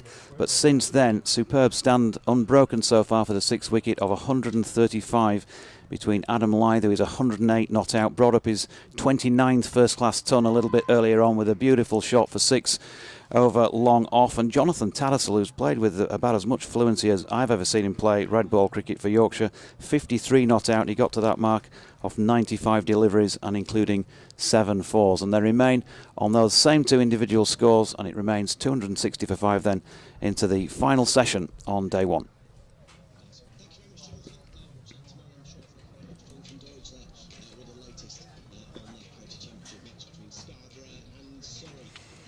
And so, Ryan Patel is going to come into the attack. Yeah, it is. He's a bit of a golden arm, is Ryan Patel. Famously picked up 5 wickets very quickly against Somerset in 2018, but he's picked up a couple of important wickets this season. Again, against Somerset, when Tom Abel and Tom Banton were going really well in the second innings, and then picked up the wicket of Tom Abel, and Surrey then dismissed Somerset very, very quickly and then chased the runs down. So, yes, he can get the ball to swing. In these conditions, he probably will get the ball to swing, you would have thought. It's cloudy now in Scarborough. As in over the wicket he comes to Tattersall, and Tattersall's pushing this first ball out into the offside. Right arm over is Ryan Patel. Again, it's a defensive field, which is understandable at the moment. From a Surrey point of view, slip, third man, there's the backward point, the cover, mid-off, mid-on. There's the mid-wicket, deep backward square as well for Ryan Patel. As he turns in front of us, then comes bustling in over the wicket once more. And this one's left alone by Tattersall that comes back. Left alone on length as much as anything. There was that big appeal for the run out as well of Johnny Tattersall as he was diving, but not given. Had TV been here, I think we would have definitely had a little look upstairs, but not given. Tattersall put the dive in as well, which normally does save a batter. Suggestion from one of our correspondents was that Will Jacks may have obscured the umpire's view. Might well have happened. As in over the wicket again comes Ryan Patel. It was a great bit of work from Jamie Smith at short leg as Tattersall's driving that one up towards mid-off, and there is no run. Tea time score at Derby, the second 11 game, by the way, thanks to John Ver, second team scorer, for updating us. 210 for 6. They were 189 for 2. Were Derbyshire. 3 wickets for Tom Loughton and 2 for Joel Gunn. Ben Code has not yet bowled. Where's number 26? Does Ryan Patel comes in over the wicket to Tattersall. Oh, that's a naughty shot from Tattersall after tea. Bit wide. He's gone after it. Beats the edge. Taken by Ben Folkes, moving away to his right hand side. And very much uncharacteristic of his innings so far. Well, it's interesting, isn't it? Matt Fisher was with us, and sort of he described him as the prick stick. As it goes out there in these situations, and he's just a very organised player and a good player of spin as well. Very good player of spin. As Ryan Patel is into him, he's forward again solidly, just pushes this one out towards Jamie Smith. Still awaiting our first runs after the tea break. So that session was 157 for 2 between lunch and tea. Of course, it got off to a horrible start with Luxton caught down the leg side off Will Jack's first ball after the lunch break. Great catch from Ben Folkes. Saw it again actually on the replay. Really good bit of work from Ben Folkes. And then Waite caught by Jacks off Worrell for 15 as Patel is in, and Tattersall allows this one to go. Outside is off stump once again. End of the over, so back-to-back maidens from Surrey. 260 for 5, 108 to Adam Lyth, 53 to Johnny Tattersall. And yes, if Surrey could keep it quiet for 14 overs up to that new ball, that would be ideal. What would be even better is if they could get rid of Adam Lyth or Johnny Tattersall. Given that Surrey didn't come for a warm-up on this ground yesterday, and none of the bowling attack have bowled in first-class cricket on this ground before, do you think there's, some of that 260 is down to that? Yeah, it could be that. I think, they'd have come down this morning and had a look. I'm not even sure what time they got here yesterday. They could have got stuck in traffic. Lyth waits, and that ball short of length is wide of off stump from Worrell. I drove up yesterday and they've come on the coach, and traffic wasn't great yesterday, so it may have been that they wanted to come, but I don't know, they got caught in traffic and didn't get here till late on. But yeah, I think at the end of the day, it's just one of those where there is a slope, and it does take a little bit of getting used to. And the only time it's really caught them was with Conor McCurr in the edge and caught by Will Jacks off a no ball. This one from Worrell is wide of Lyth's off stump, and he's happy to watch it go by. Just want to get themselves back in the groove. I was suggesting that there was just danger time in that last 20 minutes before tea for Adam Lyth, who concentration can go sometimes. He's played a couple of real good knocks this year where he's concentrated as well as I've ever seen him. But I think he probably needed the tea break, and he might go back out there and be better for a light refreshment as he pushes that one back up the pitch. Was thinking about playing it onside, but it's gone just offside of straight. Yeah, good start this from Surrey though after tea. I think that's 15 deliveries, and we haven't had a run yet. And just hanging it out there at the moment is Dan Worrell to Adam Lyth. He was played superbly well because he knew what his job was, and he's delivered, but he'll want to keep delivering, because if they could get Adam Lyth early after tea. Yeah, here's Worrell again, and Lyth pushing back to the bowler, who does a little bit of a keepy-uppy attempt. Because this partnership, they came together at 125 for 5, so they've added 135 now. Hugely valuable runs. Now, if Surrey could get rid of one of these two, it just shows how difficult it's been for everybody else, in the fact that they've got 135 out of 260. Worrell again, and that one's just shaping in on Lyth. He gets an inside edge on it. He was turning it leg side-ish, but maybe a bit squarer than it went. And Hardy doing the fielding. They get through for a single. End of the over, 200. It's not the end of the over. Thought it was, but they're changing around because it's right-hand, left-hand combination. Jonathan, get your facts right. 261 for 5. Lyth on to 109. Yeah, if they could get Adam Lyth out, then that could be the route they would think to possibly pressing home for less than 300. Yeah, try and wrap up the tail pretty quickly. If they could do that, they'd be over the moon, I would have thought. Sorry, but they'd sort of be thinking now anything under 350, I would have thought. It does just very much look and feel like a typical Scarborough pitch. Bat well in the first session, and you can reap some rewards later on. I think it'll be the same on every day. As this one is full and swinging, and Tattersall watched it well, pushed it to Amlar to complete that over. 66 of them now gone. 261 for 5, 109 to Lyth, and 53 to Tattersall yet to add to his tea time haul. Yeah, I suppose if you're Surrey as well, you look at your first inning scores, and yeah, it may have been that they didn't bat first, but 428 for 8 declared against Warwickshire, 467 against Hampshire, 308 against Somerset, Gloucestershire 603, Northants 401, Kent 671 for 9 declared, Somerset 382, Kent 673. So their lowest first innings total so far has been 308 against Somerset. So even if Yorkshire get up to 350, if Surrey go about where they have been and get up around that 308, 310, you're still in the game. As Ryan Patel comes in over the wicket, and that's nicely bowled to Adam Lyth, just hits the length, and that's the interesting thing. Still a little bit there, and goes past the outside edge, and taken by Ben Folkes, moving away to his left. Yeah, I always think if you can get to 300 batting first here, you've always got something appreciable to work with the ball. And if you can use the pitch well as a bowling side, and they have got, home experience, they play here every year. Over the wicket again comes Ryan Patel, and driving is Lyth, and round comes Jamie Smith to do the fielding. In there at short extra, and there's no run. It's reminding me very much of that game in 2018 at the moment. So Surrey took some early wickets there. Then we had a big partnership.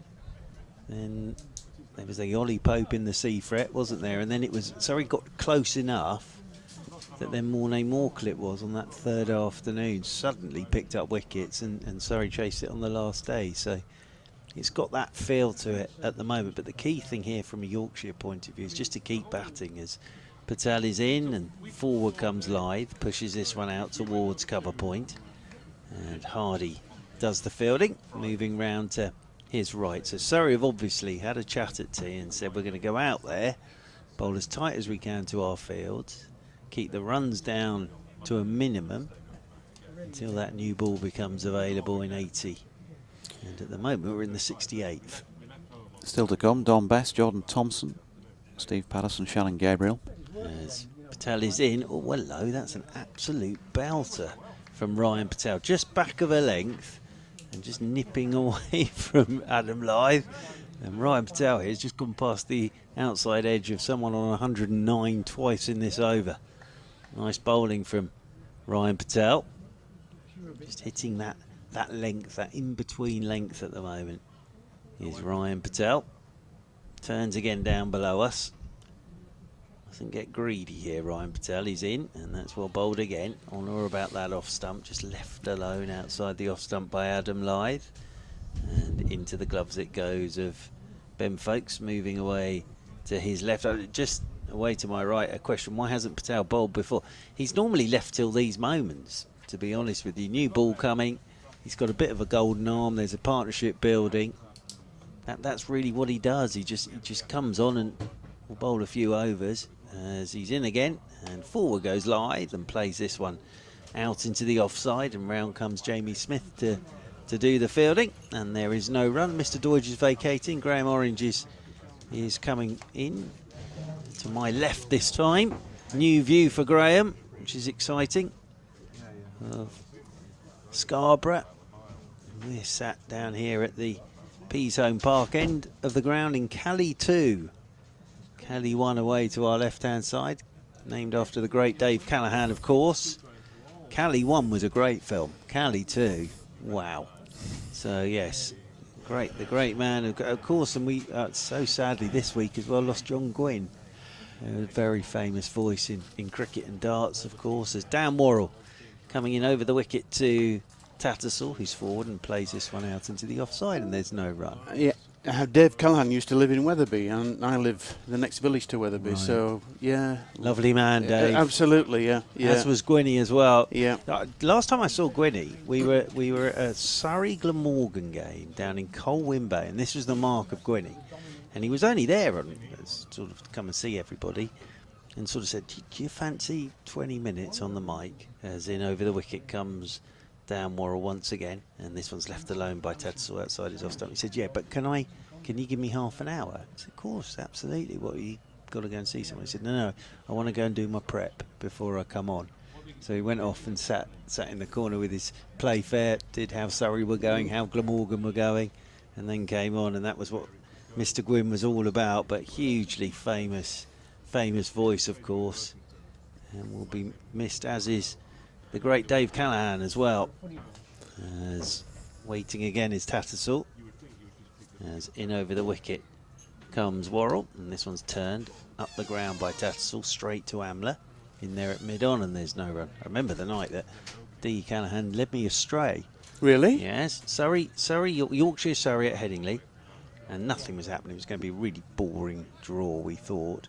On the third night, so Callie took me to one of those world buffet all-you-can-eats. So that was marvellous. Yeah. And we had a couple of libations. He knew those places. He did indeed. And then we turned up the next day, and we did not feeling worse for wear, but we'd had a late-ish night. And Mark Ramprakash proceeded to score his 100th first-class 100, and we were the only two people in the commentary box that day. So it turned out to be quite a long day. As in over the wicket comes Worrell, forward goes Tattersall, plays this one out into the offside, and there's no run. But we both said, look, we can stay out a little bit later.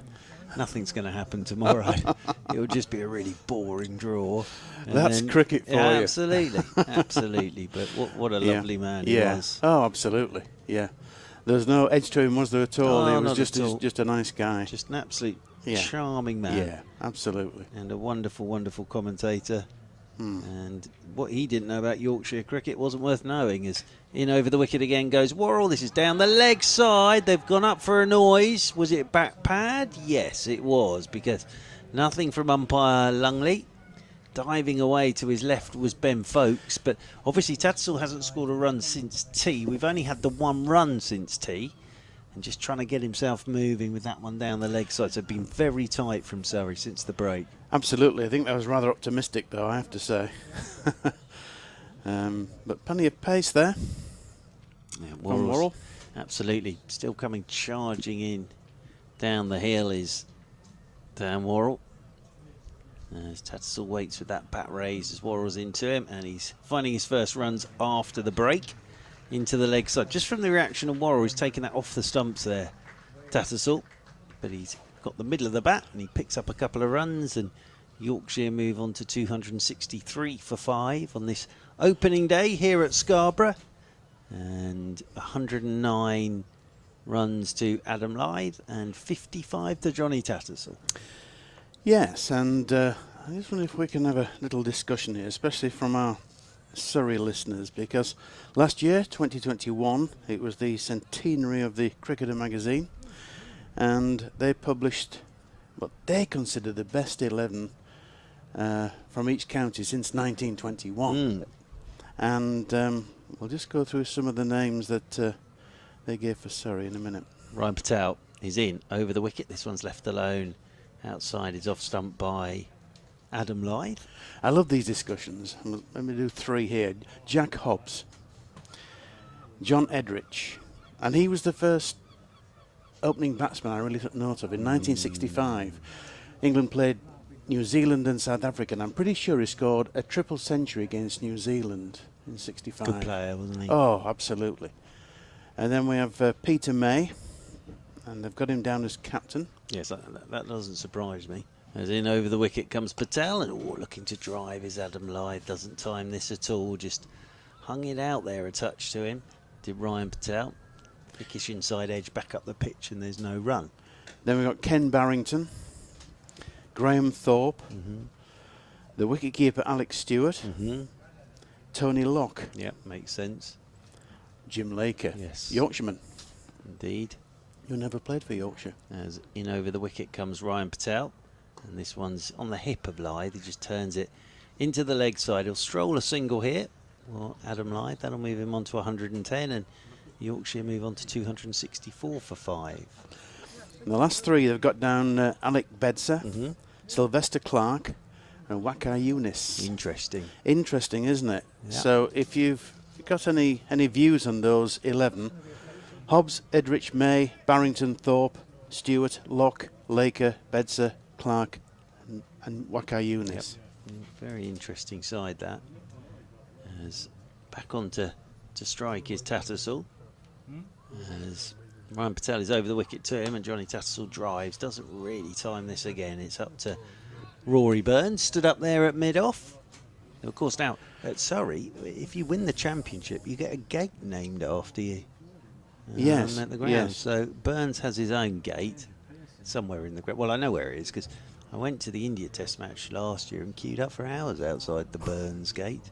But I think that's a nice touch, actually, for a winning captain to get their own gate. Yeah. Oh, and he's getting his own way here, Rory Burns. He's going to get the ball changed. Now, this is interesting because Surrey did this against Kent. Now it was happening, and then they got the ball changed. Is he getting his ball changed here, Rory Burns? He's trying very hard to get his ball changed. But they managed it against Kent, and then Tom Law's got the ball to start going. So he's been chatting away to the umpire quite a bit, Rory Burns. But this will be about, it's gone square, this ball, obviously, and they're all looking at it. Adam Lyth's having a good look as well. Rory Burns is not best pleased about this at the moment. And here we go, a crowd are getting involved. I have to say, just get on with it. I know that some umpires in the first class game get the ball gauge out, but the law says the ball gauge is only for new balls. Yeah, I think what he's talking about here is the seam or something, because Okay. he's just showed it to Yeah, Adam, yeah. to Adam Lyth as well. So it's been hitting concrete a fair amount during this game. Well, actually, to be fair, this ball has survived longer than most this Yes, season. yes. We're in the 70th over with it, so it's survived longer than most of them. As Patel is over the wicket once again, and Tattersalls turning this one off his toes straight up towards Hashim Amla. Took a funny old bounce that towards Hashim Amla, but he got something under it because, well, I've been at games where the ball's been changed 3 or 4 times during Yes, the first innings. absolutely. The batch of balls this year. So Yeah. this one's actually done very well. It's into the 70th over. And it will continue to be used. They haven't changed it. Not as yet. He will ask again, though, no doubt about that. As Patel is in over the wicket once more, and Tattersall lets this one go. Outside is off stump. End of the over. And 264 for 5 then Yorkshire, 110 for Adam Lyth, 55 for Johnny Tattersall. And there are 10 overs until the new ball is due. Yes, and Katie has given some stats here. 16 runs in the last 10 overs. Righto. Very good. Well, I think I completely see how Surrey are going about this, and I completely see how Yorkshire are going about this. But the key thing is, which one's not going to get it right? Because if Yorkshire were to lose a wicket or two now, haven't scored any runs. But if they get to that new ball, with these two still there, they've done a terrific job. So, interesting passage this, as Dan Worrell from the Trafalgar Square end is into Adam Lyth. That nips back at Lyth, he pushes it away, down towards Will Jackson, backward point, and there is no run. But yeah, very tight stuff since tea from Surrey, but I can see exactly what Tattersall and Lyth are up to. I'm sure Ramprakash was probably mentioned in dispatches for that Possibly. Surrey side. What about Andrew Sandham Yep, absolutely. Yep. with Jack Hobbs? That's it. Yep, no, absolutely. I can see why A. Stewart is behind the stumps. As in over the wicket goes Worrell, and that one's left alone outside the off stump by Lyth. Well, when I first took an interest in cricket, there was it Arnold Long behind the stumps? Yes, indeed. And Jeff Arnold, who of course played for England as a medium pacer, fast medium. Still about the place is our horse. Right. We see him a lot. He sort of goes around now looking at young up-and-coming prospects for England. So he's in great form as always. Good. As Dan Worrell ready to come in once again, goes wide of the crease, and Lyth, whoa, lets that one go. That keeps swinging after it's gone past the batter, and well taken by Ben Folkes, down low to his left. Well, when Ryan Patel took the quickest ever fifer at the start of a spell down at Guildford in 2018, and Jeff Arnold was the bowling coach then. He sat right behind him, and he was so pleased. But he did say afterwards, basically, he just bowled straight, and they either kept nicking it or missing it. Yeah. But it worked out perfectly for Ryan Patel. Five in 11 balls, I think it was. In round the wicket goes Worrell once again, and Lyth is driving, won't get a run. It's good work from Tom Laws, tumbling away to his right-hand side. Well, if you put the ball in the right areas, you stand a chance, don't you? You do indeed. What is it they say? Top of off stump. Yeah. Top of off stump. Waiting once again is Lyth, just spins the bat in his hands. Played really well today. As Adam Lyth with his 110. Round the wicket goes Worrell to him once more. Cool, that's a good short one. Lyth's played that brilliantly. Kept coming at him from round the wicket, and Lyth swayed out the way of it and managed to stay on his feet as well. He did very well there, did Adam Lyth, but that's a good quick ball from Dan Worrell. It was, but good batting, as you say. He kept his eye on the ball, that's the main thing. And whether you sway out the way or duck and let the ball go over, he kept his eye on the ball there.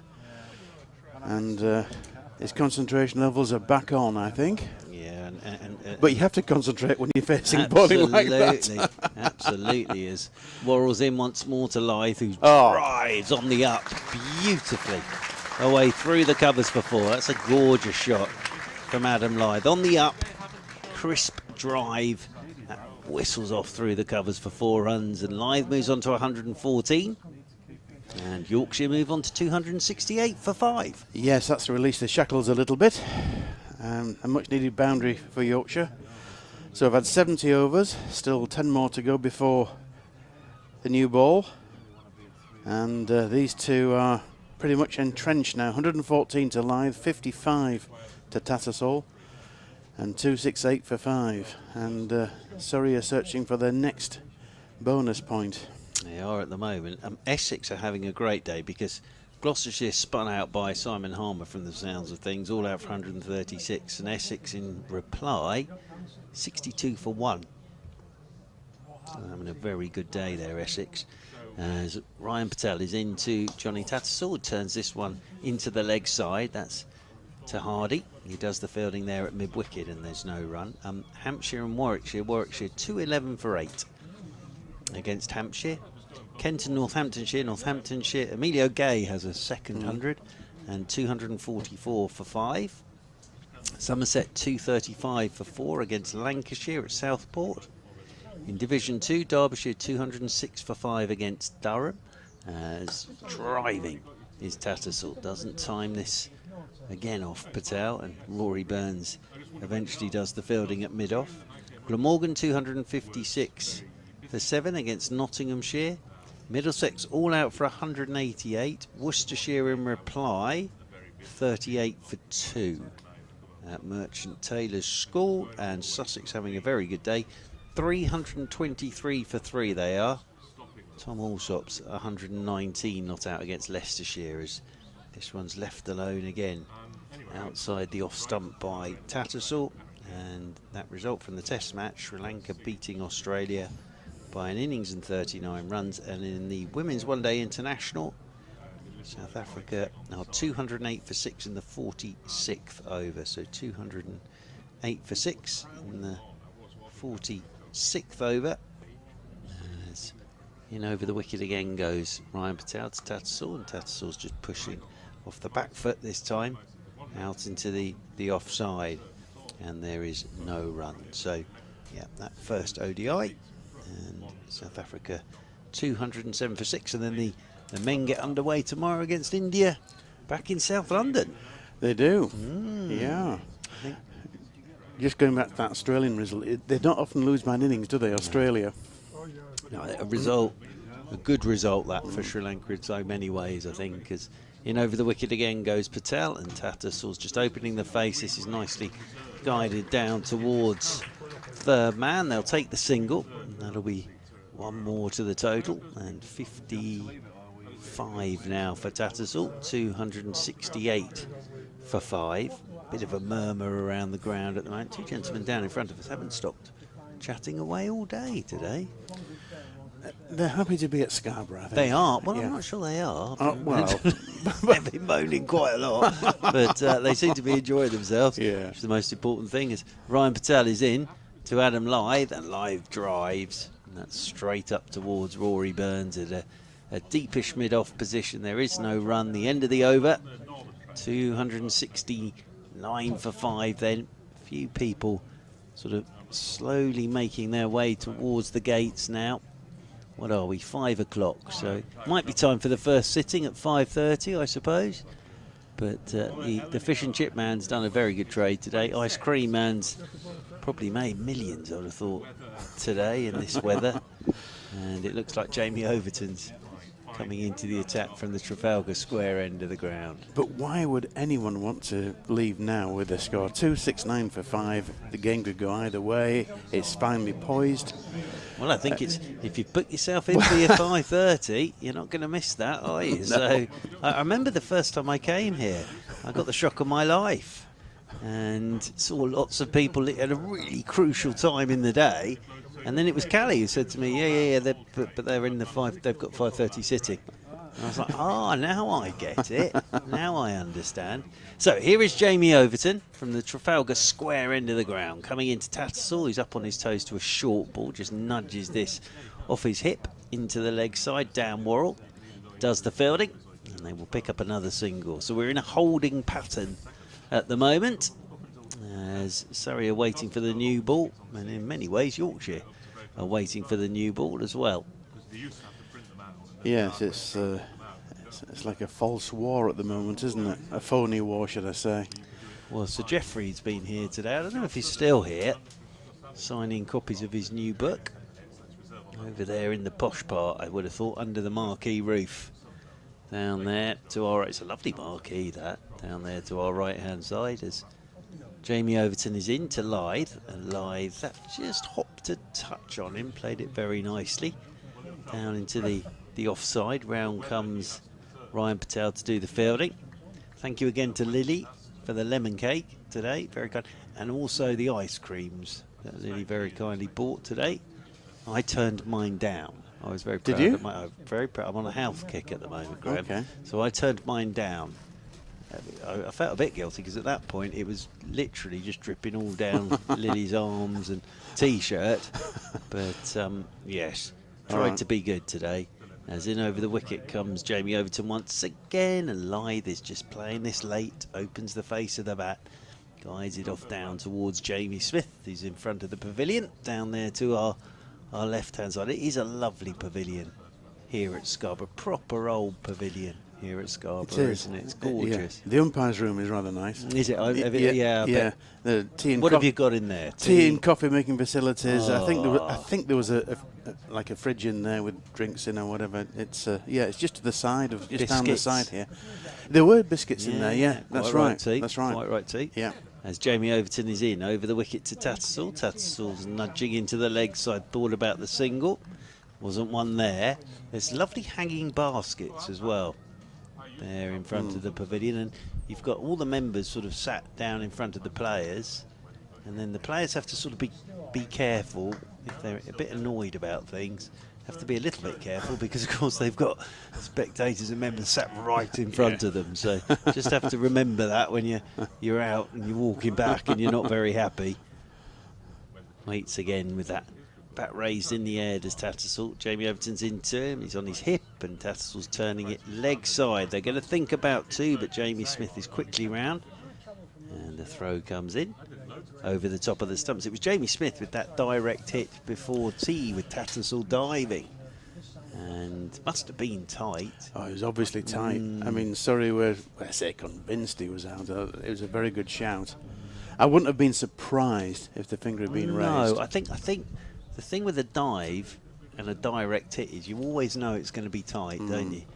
As in over the wicket again comes Overton, that's short and swayed inside by Lyth, who then has a little think about whether I could have played a little ramp shot down towards Jamie Smith in front of the pavilion at third man. Decided against it, but still sort of just went through with the shot just to get it out of his system. 272 for 5. Ryan Patel's going to continue here from the Pease Home Park end of the ground.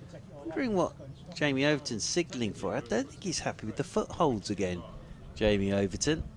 I think he's signaling to the groundsman, isn't he? Yeah, and it might be the mallet. The mallet. Yes, because, as I say, when Jamie Overton arrives at the ground, you always have the mallet on standby for his footholds, because he had to go off because he felt something, and then he changed his boots, but still not completely happy with those footholds. I think the thing is, Jamie Overton's such a big lad.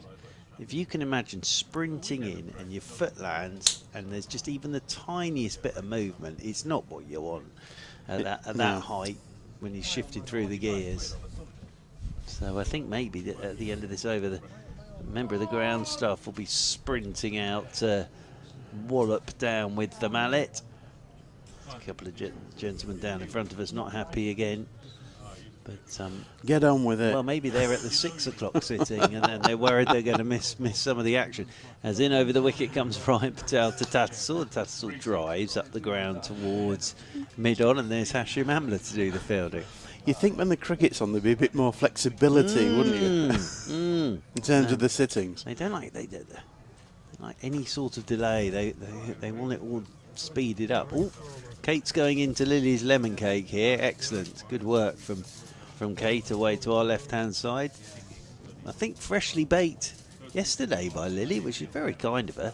As in over the wicket again goes Ryan Patel, and that's left alone once more outside the off stump by Tattersall. Of course, I won't be able to partake due to my health kick. Well, But, I'm not on a health kick. Well, you can have my slice, Graham. Thank you. Yeah, see, there you are. You could have a whole half of it. I think it's a big old cake, that one. No, we haven't got a knife. It would have to be sort of torn off. It looks lovely, though, doesn't it? Cool, Yeah. proper cake. Thank you very much, Lily. Like Test match special. Looks here. lovely, yes, indeed. Well, we had Jonathan Agnew here this Yes. morning. It's all going up in the world. As forward goes Tattersall. And that rolls out into the offside, and there is no run. But we had blue skies and sun this morning. Now we've got a bit more cloud cover, but being kept very, very tight after tee by Surrey. As turning once more. Coming in over the wicket is Ryan Patel. That's too short. This will be cut away by Tattersall. And a chase from Will Jacks. He's done very well there, Will Jacks. Wow. What a bit of athleticism that is from Will Jacks. Sprinting around, bending down, getting a hand to it inside the boundary. Right, that's a brilliant bit of work from Will Jacks. And they'll pick up a couple more. Takes Tattersall on to 60 and moves Yorkshire on to 274 for 5. There's a man right behind the sight screen peering in a bright yellow t-shirt, peering through the gap at the moment. As in over the wicket goes Patel, and Tattersall turns. This one off the stumps up towards Hashim Amla, and there's no run. So he's sort of, if you did see him through the sight screens, he'd be lit up with a fluorescent yellow t-shirt. He's just keeping an eye through the slats there. It's I think it might be a shirt of a football team, but it's very bright yellow. It looks like one of those tabards that they Tabard, yeah. that they wear. As over the wicket again comes Ryan Patel, and Tattersall's looked to play a late cut. It's nipped back at him and beaten the inside edge of the bat, and that's into the gloves of Ben Foakes. He's bowled very nicely here. Yeah. Ryan Patel, end of the over. 274 for 5, Yorkshire, 115 to Adam Lyth, and 60 to Johnny Tattersall. Yes, I think he was in two minds there, Tattersall, whether to play the cut or play straight. And he did neither, really. He was certainly too close to cut. Oh, the hammer's come out. No, is it's it? not a hammer. Oh, it's a not. broom and a spade. All right. So whether Jamie Everton's going to dig a massive hole, I don't know. Or he might whack it down, but he's just... it seems to be his back foot rather than his front foot, and they've just been getting rid of some grit there. So the spade has been used to put the grit on, more like a shovel. And then off goes our member of the ground staff with his broom, heading back towards the groundsman's workshop, away to our right-hand side. And Adam Lyth has a survey of the field and then settles himself down over his bat as Jamie Overton is into Lyth, and Lyth turns this into the leg side. Quick singles taken up towards Hashim Amla. Lyth moves on to 116. 275 for 5 is the 150 partnership. So very, very good one from these two. Terrific. Yeah. Exactly what they needed, Yorkshire. Just had a stat from Kate. Since tea, we've had 10 overs, 14 runs. Ah, there we are. It's like the old days. After what we've seen in Test match cricket of late, we're back to the old days now. Marvellous. Yes, I've seen Jeff Boycott bat here a few times, and I wonder what Jeffrey makes of this new way of playing Test cricket. As Overton's in, and this one's left alone outside the off stump by Tattersall. It's not cricket. Well, I don't know. His cricket brain is magic, isn't it? Very good coach, you know. Yeah, very absolutely. good coach. Yeah, absolutely. Yep. And he's here today signing copies of his new book.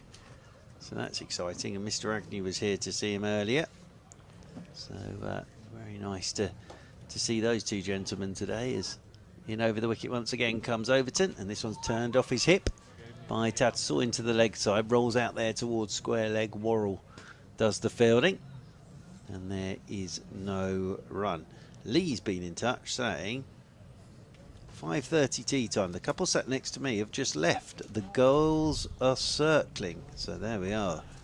So yeah. Oh yes, there's that as well, isn't it? The seagulls here always sort of turn up after tea for scraps. Yeah, the fish and chips. Yes, here they come.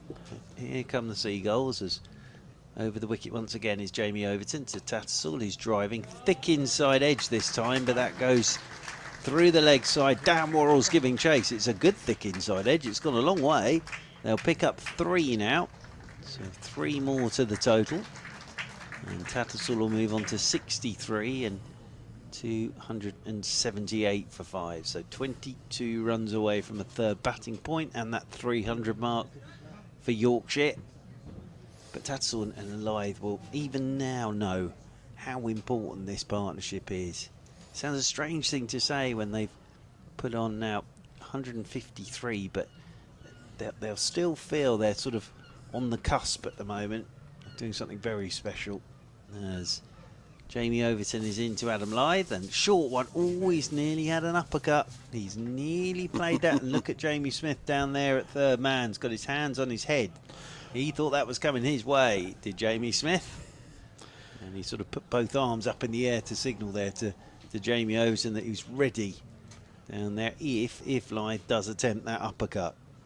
You know, fair play to Overton. Is steaming in even at this stage, and you know, he's putting his back into it, trying to get wickets for Surrey.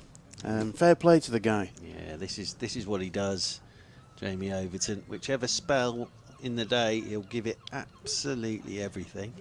They're just moving Jamie Smith round a little bit finer now after that shot from Adam Lyth, as Overton's in again, and Lyth's letting this one go on the angle outside his off stump, climbs into the gloves of Ben Folkes. End of another over. Another one ticks by. 278 for 5, 116 to Adam Lyth, 63 now to Johnny Tattersall. I know at the test grounds that sort of the umpire's room now is like a sort of, well, you'd want to stay there for a few weeks. Not really. Ensuite bathrooms, all sorts of things. Microwaves. Yeah. Jacuzzi. Oh. Yeah. It's like a spa weekend for them. I won't get on the first class list. I'm too old anyway. Oh, bless you. Well, you do a fantastic job. You've got to be a certain age.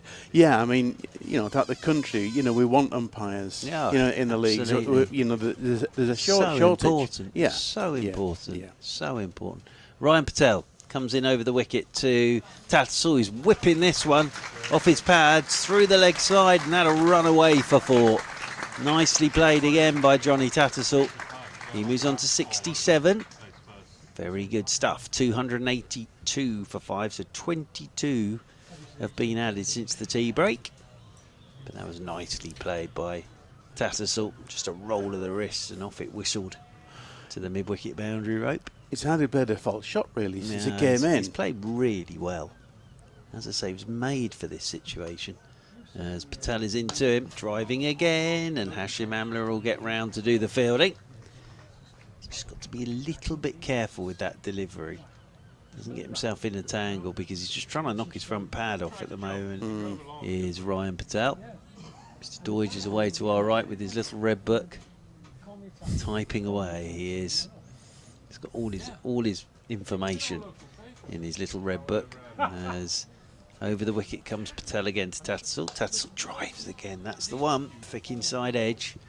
Rolls up towards mid-on. You can see what Ryan Patel is thinking. If I could just get one of those, just to come back a little bit more, could get him through the gate or play on. Yeah, he seemed to fall over a little bit there, didn't he? You know, his head just went too much on the offside. No, I do admire you, because my old man, who's no longer with us sadly, but he took up umpiring, and he gave it up because of the amount of rubbish he was chatted to him and all sorts of things. As in over the wicket again is Patel, and forward goes Tattersall, plays this one into the leg side, and there's no run. Yeah, I mean, in these days, about 2 years ago, a new law came into being level 1, 2, 3 and 4, depending on the severity of the offence, as it were. So we have got those sort of laws for us now, which weren't in place years ago. Over the wicket once again comes Patel, and this one's left alone outside his off stump. Can I ask, are you you have these clever little clickers now for the 6 balls, don't you? But before you had one of those, were you a coin man or a pebble man or a marble man? No, what I've got is like a steel clicker. I know the one you mean. I don't have that. I have a 6 sort of steel clickers. Yeah. And one as it goes like there that. you go. Oh, yeah, brilliant. Yeah, rather than coins. As in over the wicket again goes Ryan Patel, and this one's punched off the back foot by Tattersall down towards backward point, and there is no run. End of the over, and 282 for 5. Yeah, I used to have coins when I started out, but it made your hands go a funny colour. And plus the fact you can drop a coin. Yeah, you know. well, you see, that was the thing. We had a bloke who used to umpire who used his car keys. And he Really? used to flick them up.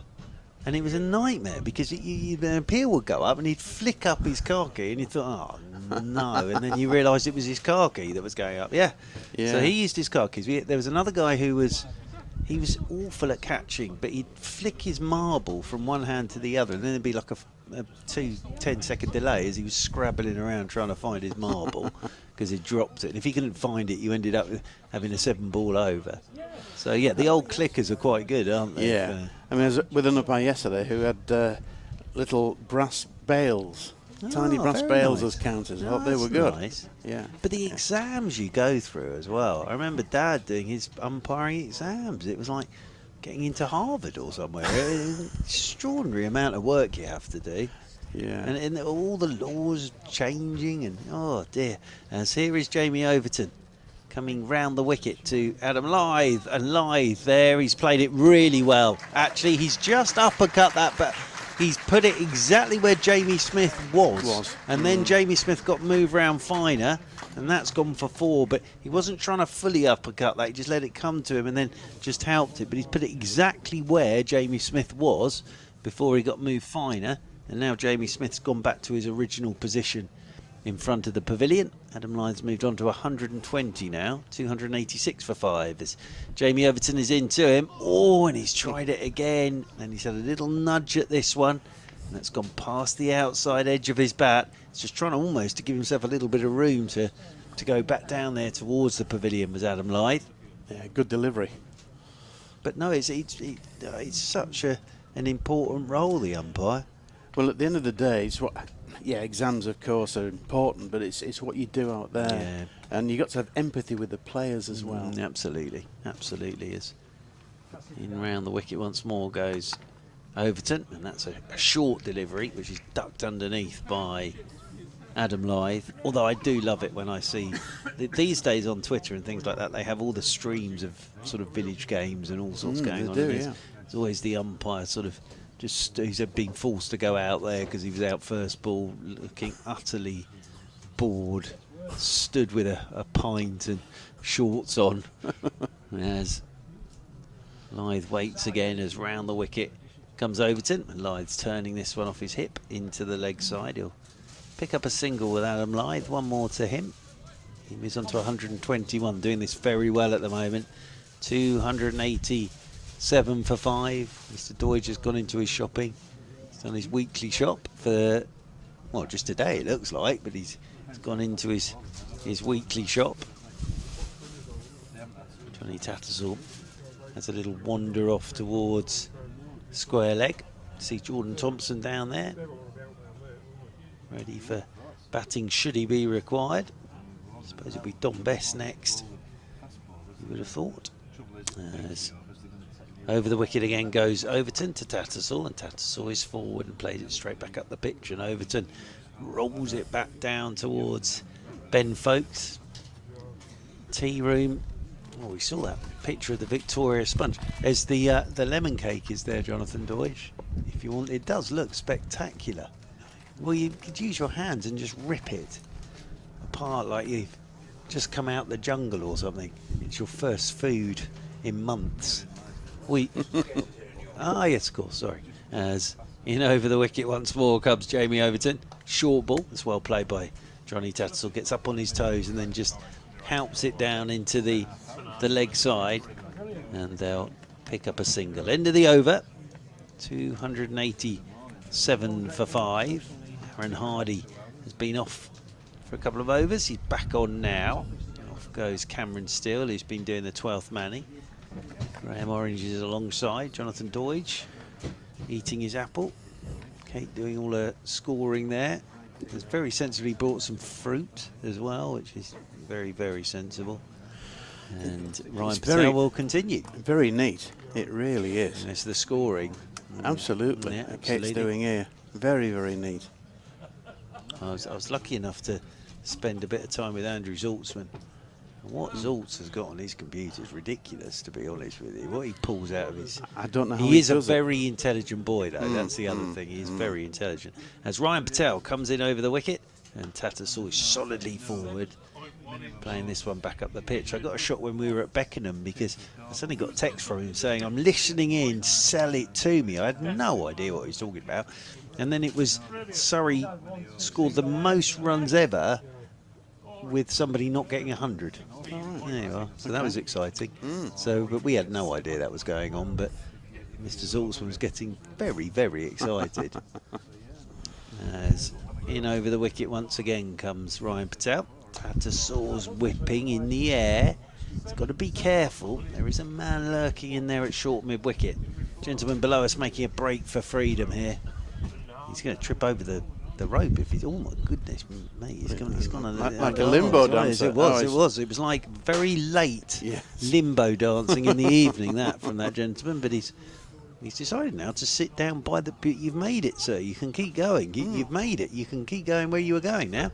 As in over the wicket again comes Patel, and this one's left alone by Johnny Tattersall. Outside is off stump. It's been a good tidy spell of bowling this from Ryan Patel since tea. Unchanged, just kept it very tight, pushing Surrey towards that new ball. That's what he's up to here. Captain will be pleased with this. Well, just 2 overs to go after the completion of this over to the new ball. Turns again does Patel. He'll come bustling in once more over the wicket to Tattersall, and that's wide outside the off stump. Johnny Tattersall has nothing to do with that at all. He's to almost use his bat to balance himself. During the tea break, I had a little look over the back from the... Yes, I saw you having a look, yeah. Yes, last time I did that, I told you. I saw a gentleman in his garden not wearing a huge amount of clothes down below us. Now, thankfully, he wasn't there today, but it wasn't quite what I expected to see. Seemed to be doing his gardening with nothing on when I looked down a few years ago. As in comes Patel once more. Oh, shot from Tattersall, just driven beautifully. And away through extra cover for 4. Lyth enjoyed that one. And there's a punch of gloves. And that whistles over the boundary rope. He's on to 72. And I think the lovely thing about Adam Lyth is he seems to be enjoying every run from Tattersall as much as Tattersall is. I'm sure you're right. Absolutely. Well, he appreciates the support, doesn't he? Very much a man of Yorkshire is Mr. Lyth. And he's putting his team in a good position here. As Patel is over the wicket once again to Tattersall. Tattersall's forward, pushing this one down towards backward point, and there is no run. End of the over from Ryan Patel. 292 for 5. Okay, can I ask, how many overs has Ryan Patel now bowled from this end since tea? He's bowled unchanged, hasn't he? 7. So 7 unchanged, very tidy as well. Jonathan Doidge will come back in, and then Graham can take over from me at the end of this next over. As we're going to have Jamie Overton to continue, so I'll do one more and then Graham can come in and replace me. As it will be Overton to bowl here to Adam Lyth. Welcome back, Mr. Doidge. Have you been in the written press box? Thank you very What's much. the mood in there? What's the mood in the written press box? It was put to me by one well-known scribe that Surrey have been pretty ordinary today. Well, they haven't been at their best. As in over the wicket comes Jamie Overton. And this one's pushed off the back foot by Adam Lyth. Out there towards cover point, and there's a single. One more to Lyth. I think, given his reputation, he would probably be the biggest disappointment for me, the man bowling now, in terms of the sheer number of wasted deliveries with the length that he's been bowling here. I'd love to know what his aim has been with the length he's been bowling. If he's been trying to ruffle the batsman up, then he's certainly not succeeded in doing that, has he? he's induced a couple of Adam Lyth limbos to get out of the way of one or two. But yeah, where he's had a lot of success this season is with that fuller length. And here coming down the slope, I thought his first spell was excellent. As here he comes again, Jamie Overton, and this one's turned off his hip by Tattersall. I think he's just still not happy with the old footholds. Oh, Ryan Patel's almost had an absolute shocker down there to our left-hand side. Almost let that go straight through his legs in front of the pavilion. And some of the Yorkshire players who were having a little walk around the boundary rope as well, but he got away with it. Did Ryan Patel.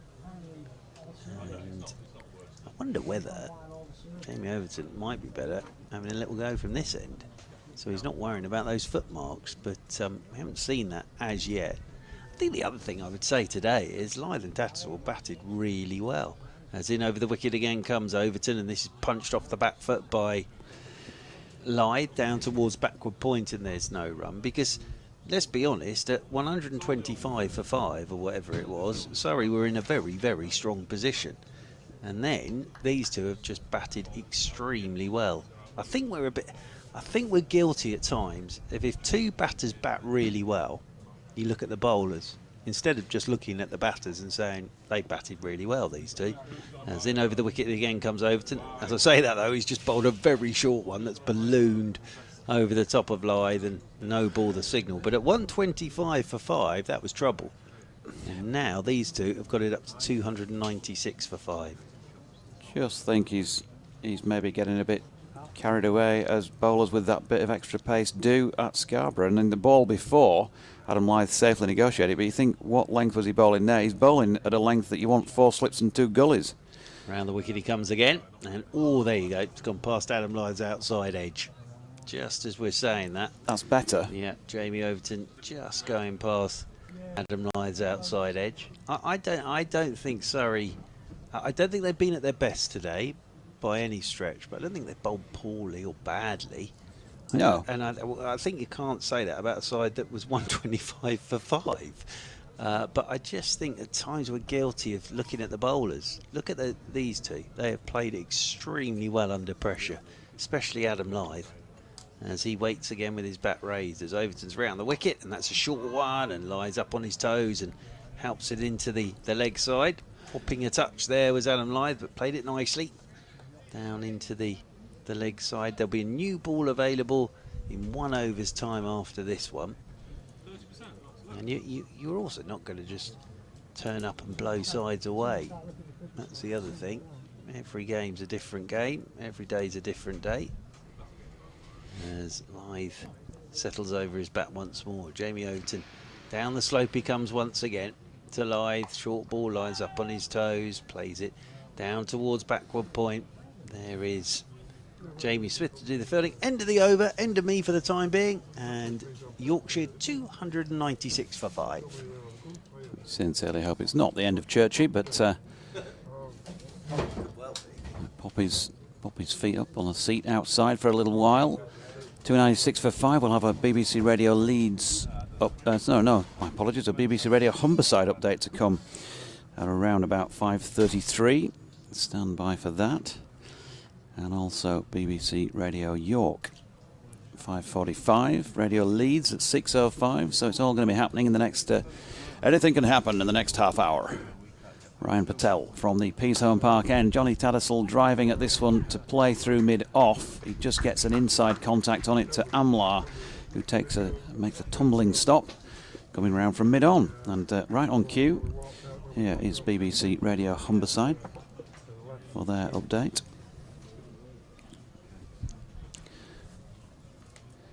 Ryan Patel, ball in hand, few words from his captain Rory Burns, who's now taking slip out Jamie Overton. He's coming in just off the straight, in fact the same sort of direction through which Johnny Tattersall just played that most recent delivery. So 296 for 5. Patel, number 26 on his back, leaves us behind, passes umpire Chris Watts. It's cut by Tattersall, but no further than point. No run. Crowd, still most of them here, but there's been a bit of dispersal. A few people going out for an early tea. Not quite gong time yet, is it, round Scarborough? Famous gong exodus. Give it another 30 minutes or so. Here's Patel again. Tattersall opens the face, runs it to backward point. And there's just a little bit of difference of opinion between the two batters as it was fielded out there left-handed by... Who picked that up, Graham? Was it Jamie Smith? Jamie Smith. Yep.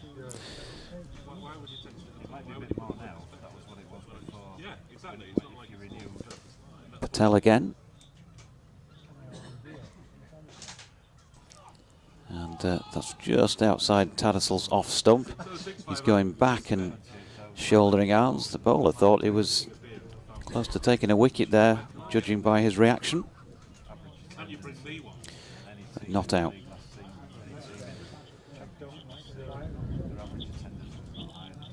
We'll get to this BBC Radio Homicide update at some point.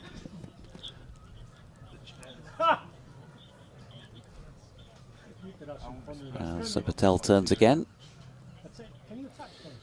And he comes bowling to the right-handed Tattersall, who's watching another one go by wide of off stump. So the moment's ticking down to both the update and the second new ball.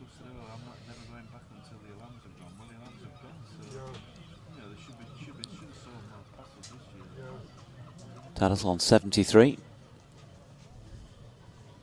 Lyth looking on, 122 not out at the non-striking end. Here's Patel again, and Tattersall with an open face runs it down to third man for a single. 297 for 5.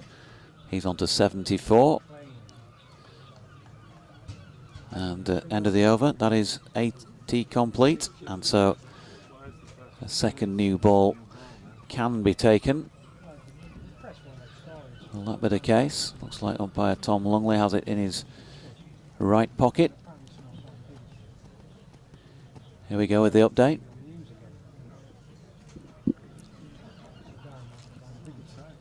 Okay, you join us in the third and final session of what's been a protracted day. It looks as though Surrey are just taking the second new ball with Yorkshire 297 for 5. Adam Lyth batting superbly, 122 not out, and Jonathan Tattersall as well. Can't remember seeing him as fluent as he has been today. He's not out on 74, a partnership that came together when Yorkshire were 125 for 5, so 172 the pair of them have put on, and still going strong. Remember, they won the toss this morning and decided to bat first. So going pretty well at 297 for 5. And so they'll be happy so far with their day's work, but there are still 16 overs remaining on day one, and a lot can change during that time. Of course it can. They brought 3 slips back into play for the second new ball. Jonathan Tattersall is going to face. Is it Worrell?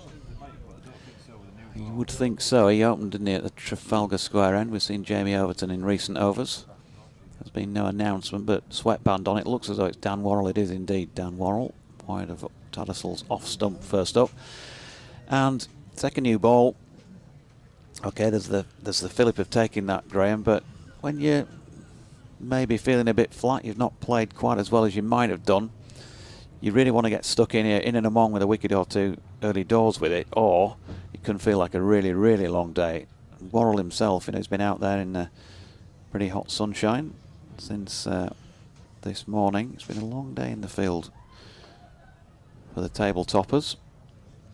Here he is again, and it's again just too short of length, isn't it? And wide of Tattersall's off stump, easy leave. Yes, they'll need to take a couple of wickets here, you'd have thought, sorry, with this new ball. And plus the fact that when a new ball is taken, JD, it can fly to the boundary, can't it? You know, it's... but Yorkshire made a great recovery here today. Thanks in the main to these two, Lyth and Tattersall. It's been an absorbing day's cricket. There's still a lot left in this game. In this day, should I say. Here's Worrell. That's a better delivery, somewhere near this time, but Tattersall again plays the original line. The ball nips on him. No run. The first one-dayer for the women at Northampton has South Africa 218 all out inside their 50 overs, 47.4 having chosen to bat. England yet to do so. Southport, Somerset 257 for 5, having chosen to bat against Lancashire, day one of their Champo game. And at Southampton, Warwickshire 217 all out already as Tattersall plays this next Worrell delivery into the leg side. There's no run. Hampshire 10 for 1 as well in their response, trailing by 207. At Chelmsford, also in Division 1, Gloucestershire shot out for 136 and Essex making short work of rubbing those off, 108 for 1, trailing by 28. Northamptonshire 267 for 7, having chosen to bat at Canterbury against Kent. Then into Division 2, Middlesex 188 all out, Worcestershire 49 for 4 in reply. Doesn't look like that's going to go the distance as Tattersall drops this out into the offside, no run. At Chesterley Street, Derbyshire, speaking to Dave Fletcher, the Derbyshire commentator yesterday, the poor lad, poor beleaguered Fletch after that mammoth total. In fact, Derbyshire haven't quite got as many in red ball cricket with 4 days to play as Somerset got in 20 overs of white ball the other day. Derbyshire 251 for 7. He had the drive from Taunton all the way up to Chesterley Street yesterday. Yesterday. As Tattersall shoulders arms to the final ball of the over. Hoe, Sussex 360 for 3, going well against Leicestershire. Cardiff, Glamorgan 307 for 9. They are playing Nottinghamshire. That's your lot for the other county championship scores. And here, after the 81st over is complete, having chosen to bat first, Yorkshire 297 for 5, Graham. Yeah, and on the cusp of getting another batting point. And the two batsmen in the middle now just taking a well-earned drink, being brought onto the field. Of course, Lyth has been there all day. And given fantastic support by Johnny Tattersall in 74. And I think we have a change of bowling here. It looks like Aaron Hardy is going to be bowling from the Peasholm Park end. And Surrey are searching for answers here. They've been thwarted by this very good partnership between Lyth and Tattersall, and they're starting just to take the game away from Surrey now. And so a new bowler from this Peasholm Park end, Aaron Hardy. Bit of movement behind the arm. Somebody peering out from behind the sight screen. Should I be there? Should I not be? The answer's no, as Adam Lyth firmly pushes to Hashim Amla at mid-off. First up, and there's no run. Gentleman. Fleet of foot. Disappears off to our left. We've got the bin team out already, Graham. Bit of fluorescent yellow tabardie thing going on down there with the green bin and a few bin bags. Tabardie thing? Yeah, you know, tabardie type thing. Yeah, it's a thingy-majiggy. Yeah. Yeah, once again it's Hardy. It's short, it's pulled by Lyth, it's 4. Can't bowl short and straight at Adam Lyth, and that boundary will take Yorkshire to a 3rd batting bonus point, and still plenty of time to go here to bring up more of those if they're good enough. 301 for 5, 126 now to the local lad, and 74 to Jonathan Tattersall. Yes, it was dismissed contemptuously there by Lyth and smashed to the square leg boundary. Too short. That's not good enough. They dropped a man back. Hardy again, this time goes off side of straight. Lyth watches it go by. So they've given him a bit of protection. And it is a little bit of an in-out field, isn't it? We've got a man at cover on the boundary edge. Point. He's just about bang on square and up on the 1. Rory Burns on the 1 at mid-off. Hashim Amla on the 1 at mid-on. Yawning gap through mid-wicket. The man at deep backward square, a long leg. And then 3 slips. as Hardy pushes off again, right arm over the wicket, wide of off stump, and Adam Lyth cuts this time out towards the offside sweeper. Will pick up a single. 127 to him and 302 for the loss of 5. Yes, these two are going along nicely now, aren't they? And Surrey are in a spot of trouble, really. They do need to break this partnership as far as they're concerned. And this has been great to see for Yorkshire. They're in trouble, 125 for 5. These two have taken on to 302. So, you know, they're closing on the 200 partnership. I was in a rush and I didn't really take notice of where I was. Hardy then, leaving us behind. Orange soles on his boots, and he comes in past umpire Watts. Leg stump and flick that way. Johnny Tattersall has played superbly today. I would say unquestionably, I think it's the best I've seen him play in the games I've commentated on since I've been doing this job in 4 seasons now. And one shot he has played superbly well is anything off the hip, hasn't it? He's stepped back and pulled it well. He's waited for the ball, but anything around about leg stump he's just picked off. Adam Lyth just asking the steward if he will move on.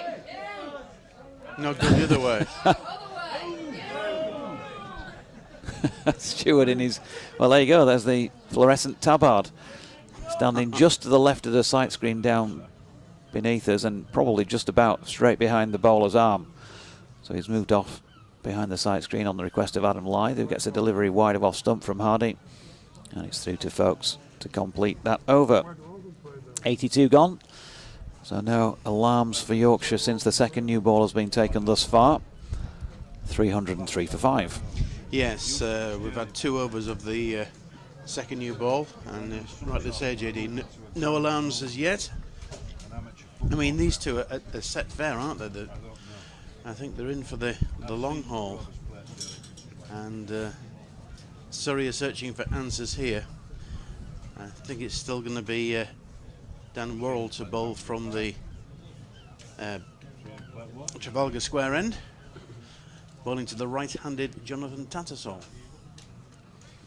But they've still got 3 slips.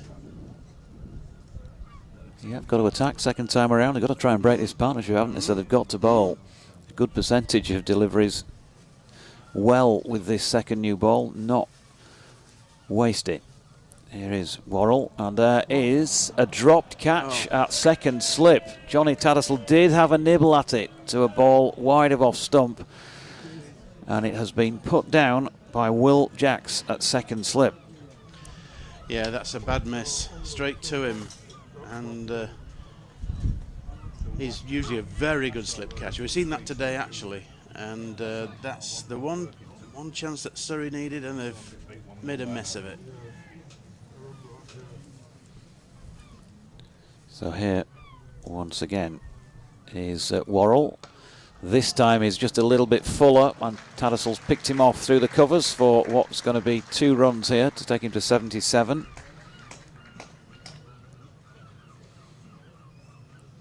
So dropped on 75, and I think that's probably just starting to reflect Surrey's day, isn't it? It's just things haven't quite dropped right for them since they took that 5th wicket. Absolutely, yeah. And as I say, there was a very sharp run-out chance, direct hit, that Surrey were convinced that Tattersall was out. Umpire didn't agree. Worrell again. Tattersall thinking about it and then pulling his bat out of the way to a ball just wide of off stump. Sun, I'm pleased to say, is poking its head through the clouds again. First time in a while, actually. Yeah, we started in brilliant sunshine, and it looks like we're going to finish in brilliant sunshine. I think it's been a very frustrating day for Surrey, there's no question about that. Worrell turns at the end of his run then. And in he comes. It's once more wide of Tattersall's off stump and going further on off the seam. Or maybe with a bit of swing, hard to tell precisely from the angle I'm sitting at. It's not a bad view. Probably 1, 2, 3, probably about 4 strips to my right of what would be straight. Graham would be maybe a strip to my right. 305 for 5, then 127 to Adam Lyth, 77 to Jonathan Tattersall, and a stand that has seen them put on 180 for this 6th wicket, unbroken so far. Worrell in again, once more. It's wide of Tattersall's off stump, and he's not interested. Yes, I'm right in line with the strip that I umpired a game between Scarborough and Sherryfoot Bridge about 4 or 5 weeks ago. There's quite a few runs scored on that day as well, by both sides.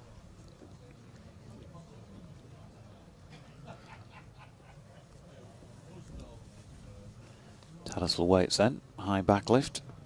In comes Worrell, and that's a lovely, lovely shot by Jonathan Tattersall. It was short of length, it was wide of off stump. He had the ability to play it because the field was up in the cordon, and the man who was out there at deep backward point was a lot wider, so gets 4 runs through third man. Absolutely, yes. Again, frustrating for Surrey, and Dan Worrell, the bowler. That was a bad ball, the last delivery, just guided down to third man for 4 by Jonathan Tattersall. He goes on to 81, and his partner Adam Lyth has been there all day, 127, 309 for 5, and a great recovery by Yorkshire. And it's still going to be Aaron Hardy bowling from the P-zone park end, and he's going to be bowling to left-handed Adam Lyth.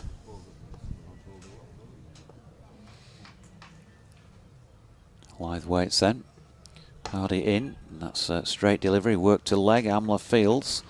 Lyth is through, ball cannoning off him as it misses the stumps. And he kind of reels it back in, hockey stick style. 128 to him, 310 for 5. Don't appear that BBC Radio York are coming for a 5:45 update, as we're 4 minutes beyond that. Yeah, there's still 13 overs in the day to be bowled. Well, 12 after this over. Here he is again, bowling to Tattersall, who feels he should have whipped that more into the leg side, pushed it straight. Jonathan Tattersall, who's played first-class cricket for 3 counties, on loan at both Gloucestershire and Surrey, of course, last season. This is home county, born December the 15th, 1994. Yes, we know, Graham, a long time after you. I was waiting for that.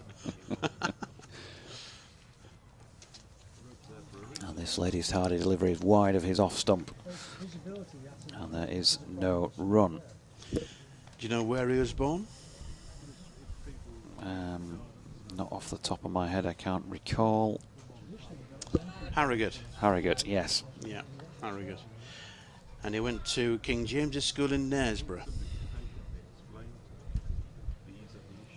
Just over the road from the cricket club, where of course he played as well.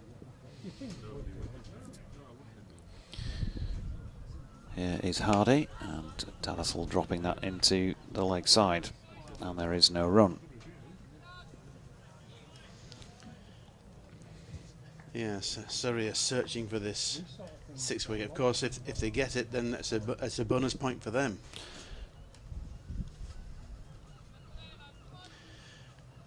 But it's hard work for them, JD, isn't it? Now. It is. Here is Hardy once again, and solidly behind that once more Jonathan Tattersall, and there is no run. As I say, Johnny Tattersall has played cricket for Harrogate, for Knaresborough, for York, I think, as well, club cricket. Well, he plays for York at the moment. Yep. Yeah. He has got a first-class 100 to his name. I think I'm right in saying that came at Wheatwood against Durham. As this one is turned to, trying to turn it to the leg side, Tattersall, and squirts out into the offside. And there is no run. Was it against Durham or was it against Leeds MCC, Leeds and Bradford MCCU? Against 111 against Durham University, that's right. I didn't think he'd got 100 against a county, and he hasn't, so this would be a first if he got there. Just talking of club cricket as well, just like to pass on my own personal condolences as well. I can't imagine that they're listening, but I'll say it anyway. To the family of Gerald Illingworth, who's sadly recently passed, and it was his funeral earlier today. Gerald, a great man of Pudsey St Lawrence Cricket Club, and I and many, many other players over the years benefited from his coaching assistance, his enthusiasm, his organisational skills. Absolutely top man, and very sad that we've lost Gerald. So thoughts with all the family. 310 for 5 here. Adam Lyth drives out into the covers, where it's fielded by the sweeper, and they pick up 1 run. And it's no underestimating, Graham, you've done it yourself. So have I. The importance of what the time and effort people put in with younger players. You may not necessarily have been the best player in the world yourself, but you're just trying to help somebody to get in, to enjoy the game, hopefully, you know, give them some knowledge and help them with a few skills. Yeah, I mean, clubs need people like Gerald, don't they? They're absolutely vital. Their enthusiasm, their organisational ability, you need it. Tattersall then pushes this one back past the bowler Worrell. Good diving stop from Amlar, and so that prevents any runs. Yeah, and for a long, long time, Gerald did, you know, one of those people who just did numerous other jobs around the place, but he was kind of he would coach you, he'd coordinate all of that. He'd work on the ground, just, you know, love of the club. So many people around the country who do that for no reward. The reward for them is that they're helping people and seeing them get enjoyment out of it, because they love the club. And Johnny Tattersall's loving batting today. He's got another one of those open face shots that he plays through third man. It might appear, if you don't get the close-up view, that there's an outside edge on it, but it's a deliberate shot. Nobody down there, and he picks up 4 more. He's on to 85 now. It's 317 for 5. Yeah. Yes, my bugbear there, a vacant third man. And it was another no ball. That's Worrell's 5th no ball. How many in total now, Kate? 16 no balls today. 32 runs in those deliveries alone, let alone those that have been scored off the extra ball. They're just dispatching Ryan Patel down to third man now. They're taking him out of third slip.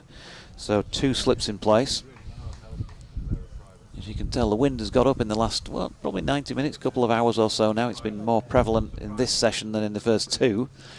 Dare say would have probably liked it. It feels like it's been more prevalent in this session than the first 2. You might disagree with you two. Short-term memory lapse again, as Tattersall has watched another one go by. Yeah, but it's still very pleasant out there, isn't it? But yeah, you can hear the wind, and when you go down there, it's certainly a fair old breeze. These two closing in now on a 200-run partnership.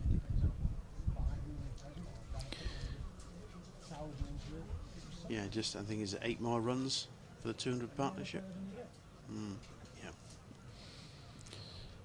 Edward Harland has messaged in to say, JD, we all know this is God's wonderful county, but have you noticed who is propping up the batting order? St. Saint Gabriel. Could there be some divine intervention from Shannon at some point during this first innings, or this match with the bat? Who knows? Tattersall pulls his bat inside the line of this latest delivery, and there is no run. Russell Walker, good afternoon to you. I'll take anything north of 300 for 5 for the end of today, considering how things were earlier. Come back tomorrow and make a cautious start, then build a significant score. All those in favour? Aye. Say aye. Well, they are north of 300, 317 for 5 now. And still plenty of cricket left today, 96 overs to be bowled. We're into the 84th.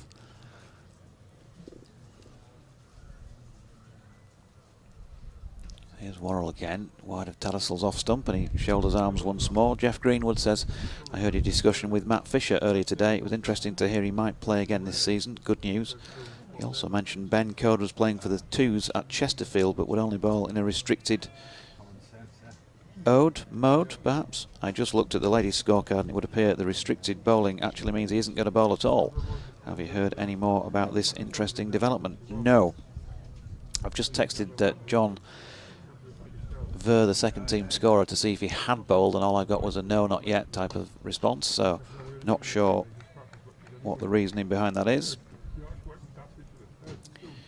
But as far as I'm aware, he hasn't yet bowled, as that over comes to a conclusion with Yorkshire 317 for 5. Yes.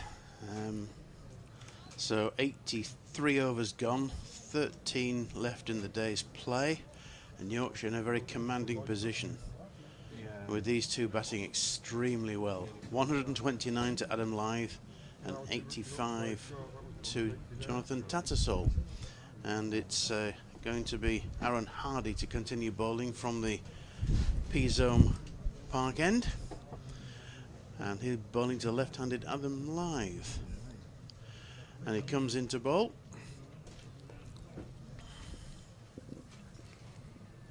Passed umpire Chris Watts. It's wide, well wide of off stump. And he's given us a wide. Hardy's not entirely impressed with the umpire's decision, and I think Surrey probably not entirely impressed with Chris Watts today, given the non-LBW, but then Yorkshire might not be too impressed with the non-run out, I should say, as far as Surrey are concerned, and the LBW given for the dismissal of James Wharton. Certainly you could question it. You'd have to see it a few times, I think. Here's Hardy again, wide of Lyth's off stump this time, but not given as a wide. So with that run, it's 318 for 5. Is that the first wide of the innings? Yes.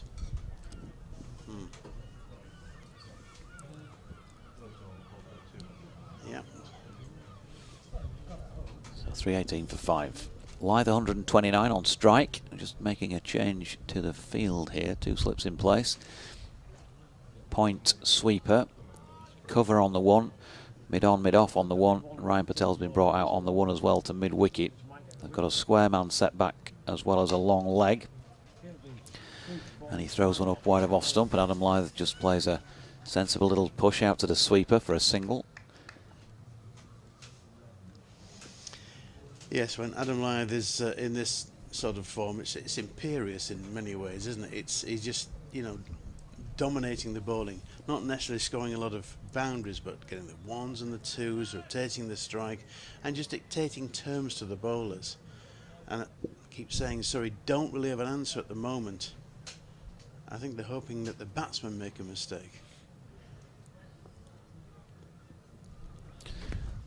Hardy again then, a little shimmy at the start of his run, and down the leg side, Tattersall has a flick at this one and misses. Martin Rowe says, hi, are you receiving me? I'm reasonably new to Twitter, enjoying your coverage from Scarborough. My family are from Ilkley Cricket Club. Regards and keep up the great work from Martin Rowe. Sorry, Martin, but I have an association with Rawdon Cricket Club, who, of course, well, to put it not too politely, stuffed Ilkley in the What I Love Cup semi-final at the weekend. Did they? Say hello from me, says Kate, sitting alongside, as that's nicely turned through mid-wicket by Tattersall for 4 more. That takes him to 89. Very well played runs today. He has been dropped on 75 by Will Jacks, the second slip. When the score was 303, they've added a further 20 since then. I didn't really mean it quite like that, Martin, but yeah, Rawdon, a comfortable success against Ilkley in the semi-final That's better, JD. of the What I Love Yeah, Cup at the weekend. Comfortable, okay. playing on the 7th of August. We'll be here doing a one-day game when Rawdon are in that What I Love Cup final. As Tattersall pushes out into the offside, there's no run. Andy Walker says, hi JD, really enjoying the comms from you, Graham and Churchy. Wonderful to hear from Aggers and Fish. Highlight for me has been the mighty Peanuts' fantastic knock. He's had one heck of a season with red and white ball. England calling soon? Question mark. Not sure about that anymore. I don't think any of us are sure about that anymore. Where Adam Lyth's concerned, 34 years of age now. Maybe that ship has sailed, but he'd like to believe it. And if that's why he's playing as well as he is, then let's keep him believing it. That's wide of off stump to complete the over. And Tattersall letting it go by 3, 2, 3, 4, 5. Yorkshire lad says, view from the boundary. Great 6th wicket stand, so pleased for Tats, who's played sensible cricket and has justified his selection. Thus far he has with the bat. The key will be, in many ways, how well he uses the gloves. Sean in Roundair says, with the sad passing of Harry Gratian recently, maybe one of the com boxes could be called Harry. Could call it when Harry met Callie. Derek Daniels, any update on today's attendance here at Scarborough, please, JD? No, I just asked actually when I was in the press box before I came back on air, and it was a kind of, the response was kind of 3,000-ish, they think, but nothing confirmed yet because the turnstiles were still open at that point. That was 5:10. Scarborough need to obviously get as much money as they can, so keeping the turnstiles open long and hard today. Worrell's first delivery of the over is just wide of Adam Lyth's off stump. He watches it go sailing through. Lee Palmer, Jonathan, Mark and Mr. Orange just started howling at around 5:30 tea time. The couple sat next to me has just left. The gulls are circling. The birds. And Lyth flicking this latest delivery down to fine leg. Sounds like we're going to get a Radio Leeds update in a moment or two as Lyth picks up another single. Lee Palmer says, that does remind me of Callie and his alarm, all of the not so local stations. Lily sitting down below us. Oh, no, in fact, from the west side of the ground she is sitting with James Carman, along with his partner Heather. All sorts going on your social correspondence today, as this latest delivery sees Tattersall leave one wide of off stump, no run. Mark Church will be back in shortly to take over from Graham as we approach the end of the day. Well, when he feels like he doesn't really matter. You know. Absolutely. I'll let you two sort that one out. Okay, I think I'm just going to be on, so.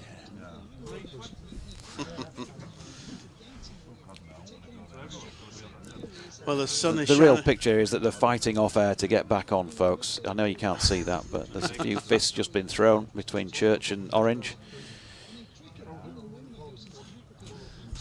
There's Worrell, and that's wide of off stump, and Tattersall leaves well alone. Here we go with an update. Well, we are in a moment. Lee Langford says, great fight back from the boys today, hoping for some end-of-day comedy bowling from their new ball pair.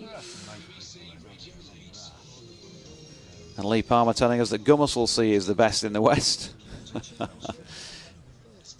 Here we go with an update. Yeah, thanks, Popey. And it's been a very interesting, absorbing day on the first day of cricket that we've seen at Scarborough this season. From Yorkshire's point of view, they won the toss, decided to bat, and are currently 324 for 5. That means a 6th wicket stand so far of 199 between Adam Lyth, who's 129 not out, and Jonathan Tattersall, who's 89 not out. He's got one first-class 100 to his name, Jonathan Tattersall, against one of the university sides, and so has never had one against another county. Could this be the day? The sun is shining. It's a beautiful day. It's been red hot over here. I'll just briefly take you through what happened earlier on. George Hill was out first over of the day without scoring. James Wharton playing just his second first-class match, made only 3 before he was LBW. And then Will Frayne got to 14 before he was caught at second slip. So there were 58 for 3 at one stage before lunch. And then after lunch, Will Luxton on debut He got to 31 before being caught behind off the bowling of Will Jacks, the first ball of the afternoon session. Matthew Waite got to 15 before he perished, caught by Jacks off the bowling of Worrell for, as I say, 15. 125 for 5 at that stage, and another couple of quick wickets. And you did fear the worst against a very strong-looking Surrey side. But if you did have any criticism of the visitors here, they've perhaps bowled just a little bit too short too often, although there has been some real good stuff thrown up by, in particular, Dan Worrell. So Yorkshire made it to, what, 260 for 5. The afternoon session, they scored 157 for 2. Lyth got to his 100 with a beautiful 6 over long off. Tattersall with a lovely 4 to bring up his 50.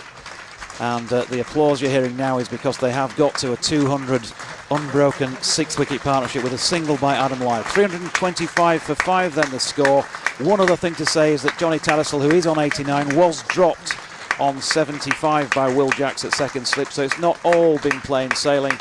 But I think, given the inexperience in this side, they would have bitten your hand off for 325 for 5 approaching the end of day 1. No, I don't think I did.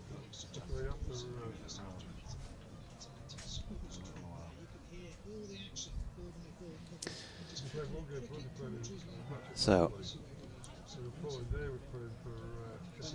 132 to Lyth, 325 for 5, and Hardy from the Peazone Park end,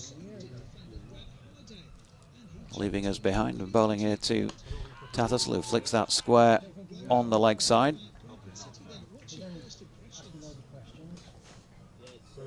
You can talk, Graham, and it's called radio. Sometimes people do leave. Yeah, absolutely. do leave stuff on in your ears, unfortunately, but you kind of get used to it. This is a tremendous partnership. 200 by these two. They rescued Yorkshire from a rather parlous situation, and they're still dictating terms out there in the middle. Here's Hardy, and Tattersall runs it down nicely towards third man. We've seen him, that's a very productive scoring area for him usually, and again today, and he picks up 2 more into the 90s.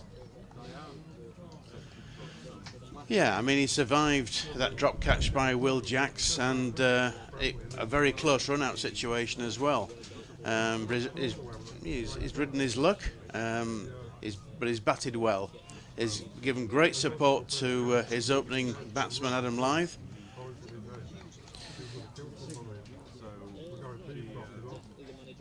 Hardy then pushes off, coming in again, bowling once more to Tattersall.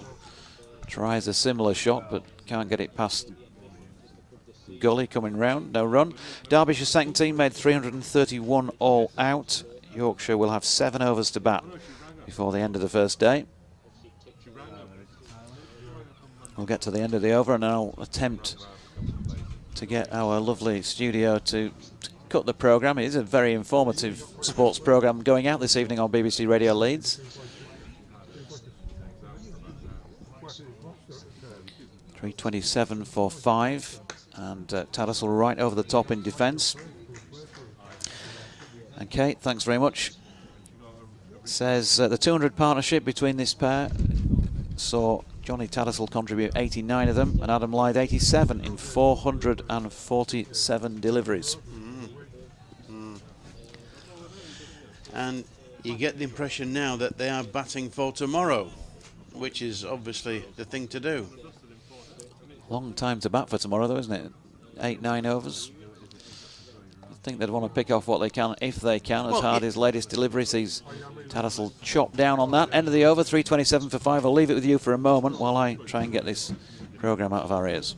Okay, yeah, it's been a long day in the field for Surrey. They started off very well, 125 for 5 Yorkshire, now 327 for 5, and I mean, yeah, they will be batting for tomorrow now. They want to rotate the strike and the 1s and the 2s and any bad balls that they will try and hit to the boundary. But really, they've got to keep an eye on tomorrow now. They don't want a new batsman in at the moment. Really, these two want to take it through to the close.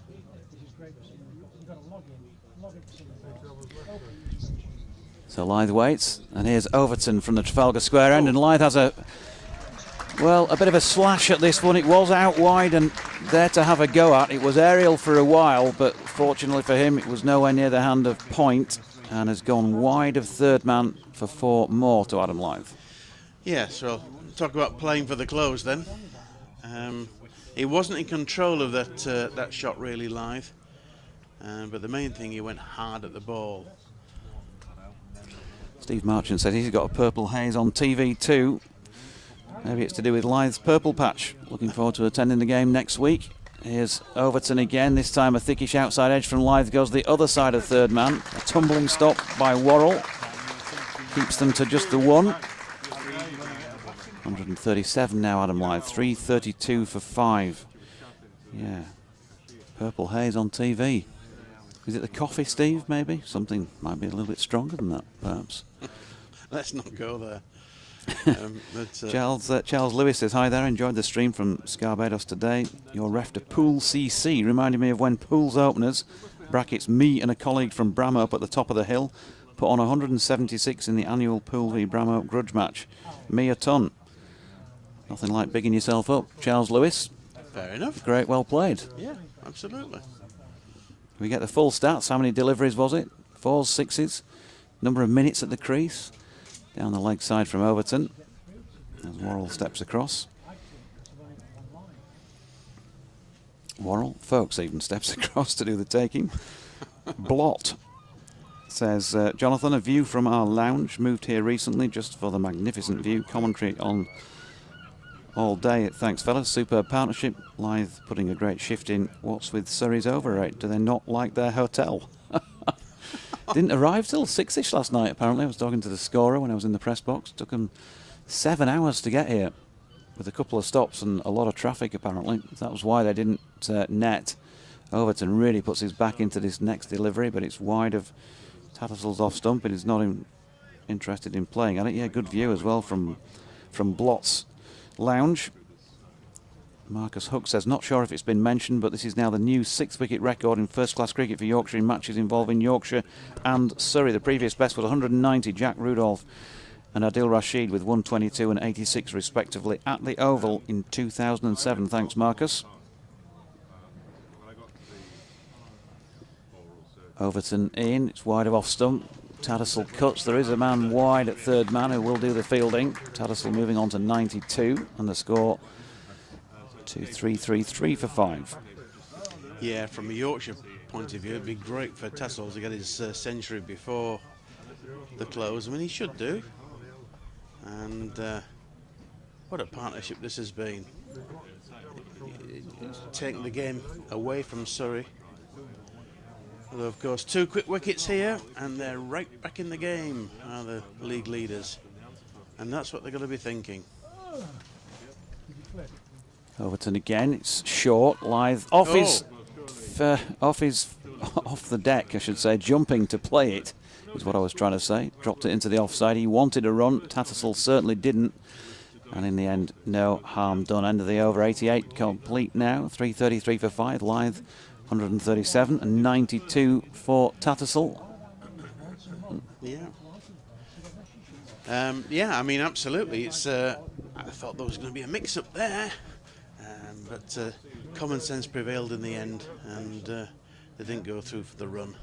I don't think there was even half a run in that. We might get back and across back on for the last few overs at day. Hey? Aye, hey up. Yeah, that's right, lad. Yeah. So we'll let Graham have an early night. Kate's been beavering away all day next to us with lots of coloured pens. I remember those days of scoring with coloured pens. Great to do. Lots of interest there, as it's going to be harder to continue from this Peasholm Park end of the ground then.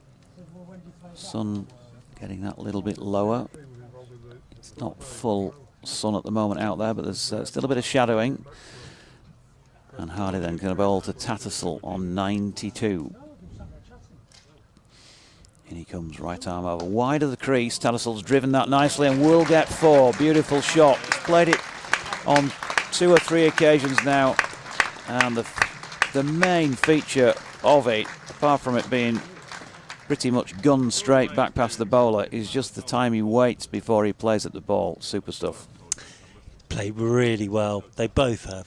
Lyth's led from the front from first ball this morning. Tattersall's played beautifully, and I think this shows here at Scarborough, if you can get in on here, there are big runs to be had, and these two have done a terrific job this afternoon. Here he is again, Hardy. It's wide of off stump this time. No straight drives to that one.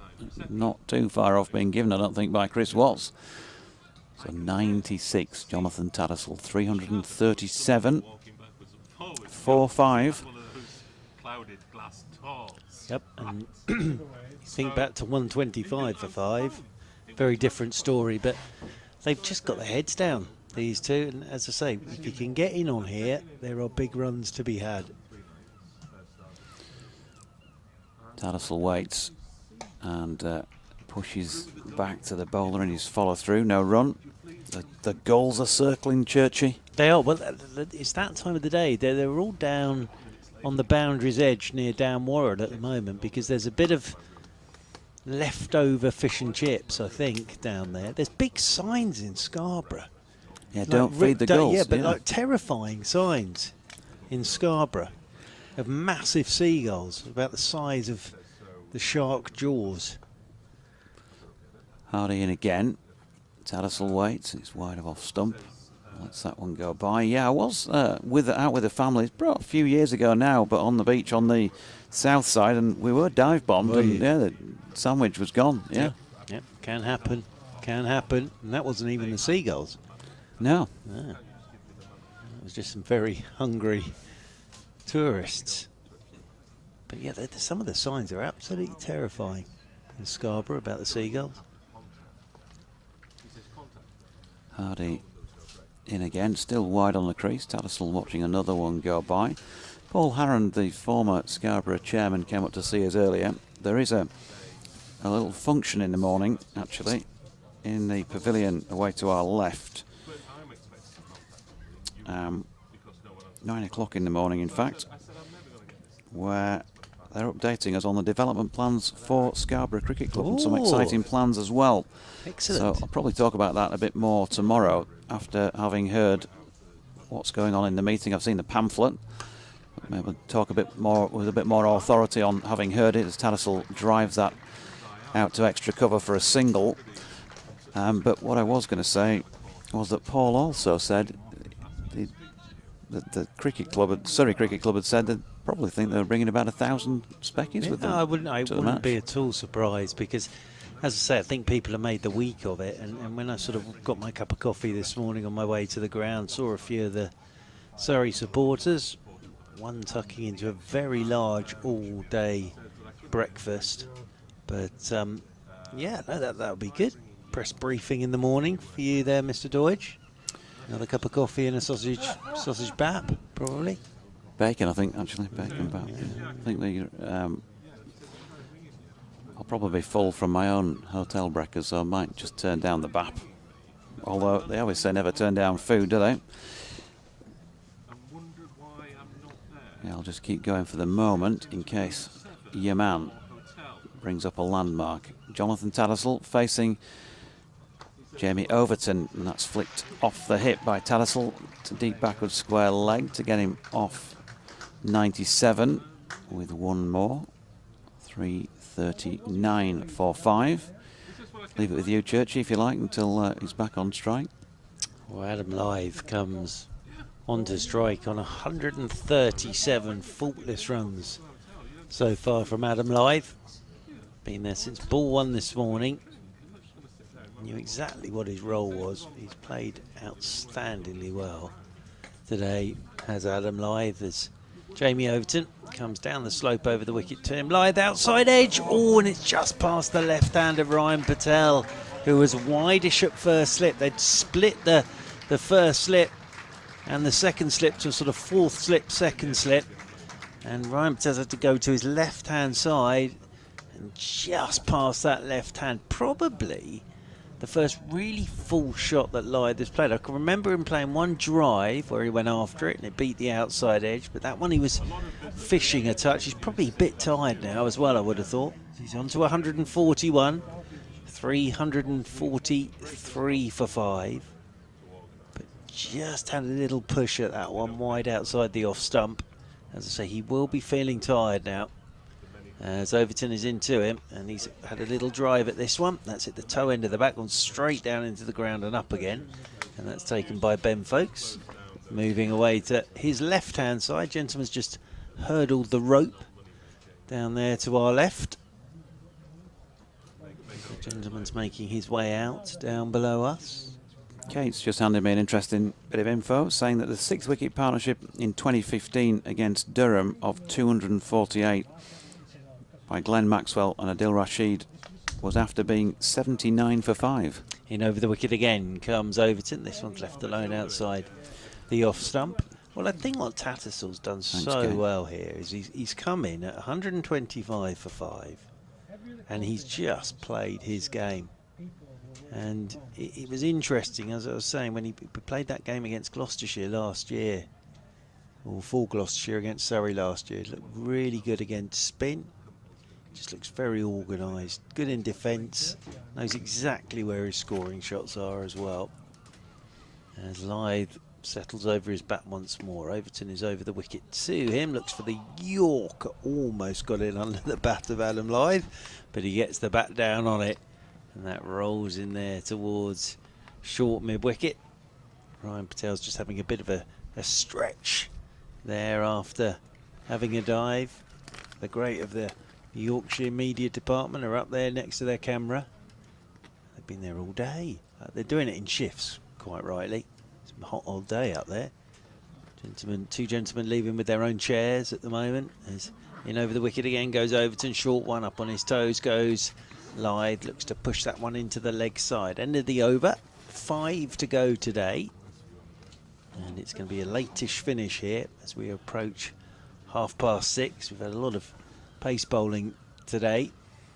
Had a few delays. Jamie Overton's big toe caused a bit of a delay. Is that a firework going off or something along those lines? Or is it, have we started the battle of whatever it was behind us? When you and I are in the commentary box together, they're always fireworks. Yeah, it might be one of those little sort of indoor ones that sort of goes and that's it.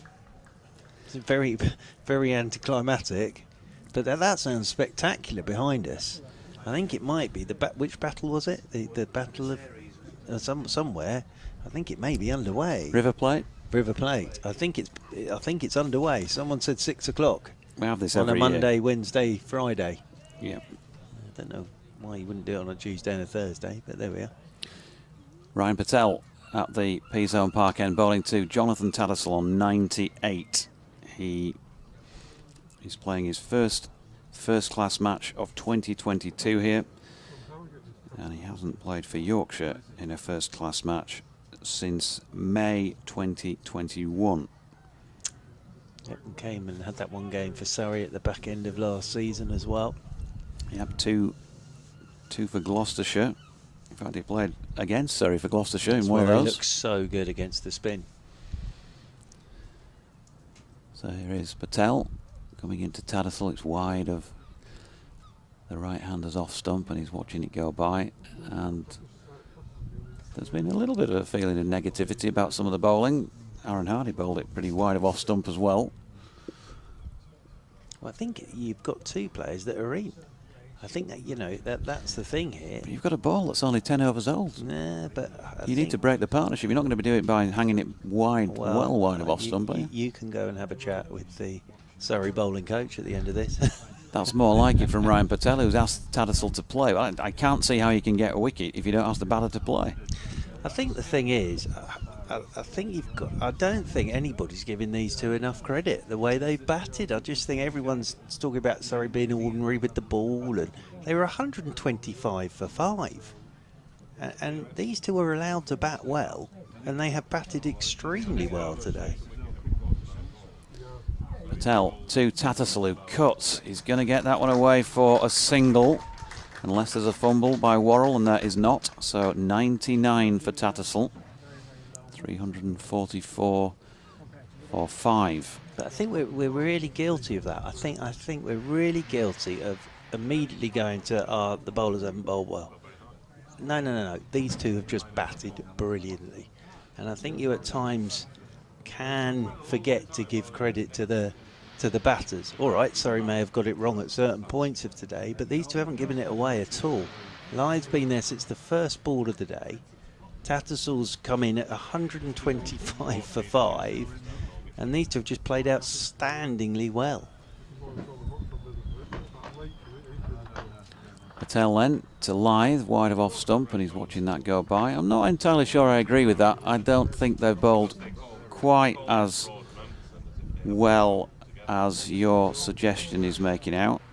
I think they've been pretty ordinary. No, Jonathan, you're not listening to what I'm saying. I'm saying that these two have batted incredibly well. I'm saying that these two, I don't know if you're giving these two enough credit with the bat, with what they've done on the first day when they were 125 for 5. Here's Patel. It's wide of Lyth's off stump, and there's no run to complete that over. 91 now have been ticked off today, so just the 5 remaining on day 1. 344 for 5. You only bowl as well as the batters let you, and these two haven't let them bowl that well. I don't think they've bowled badly. I don't think they've had their best day, but these two, bar the one chance from Tattersall and that run out, have been absolutely faultless. They haven't put a foot wrong. Lyth hasn't put a foot wrong since ball 1. He walked out there and set his stall out, I'm here for the day.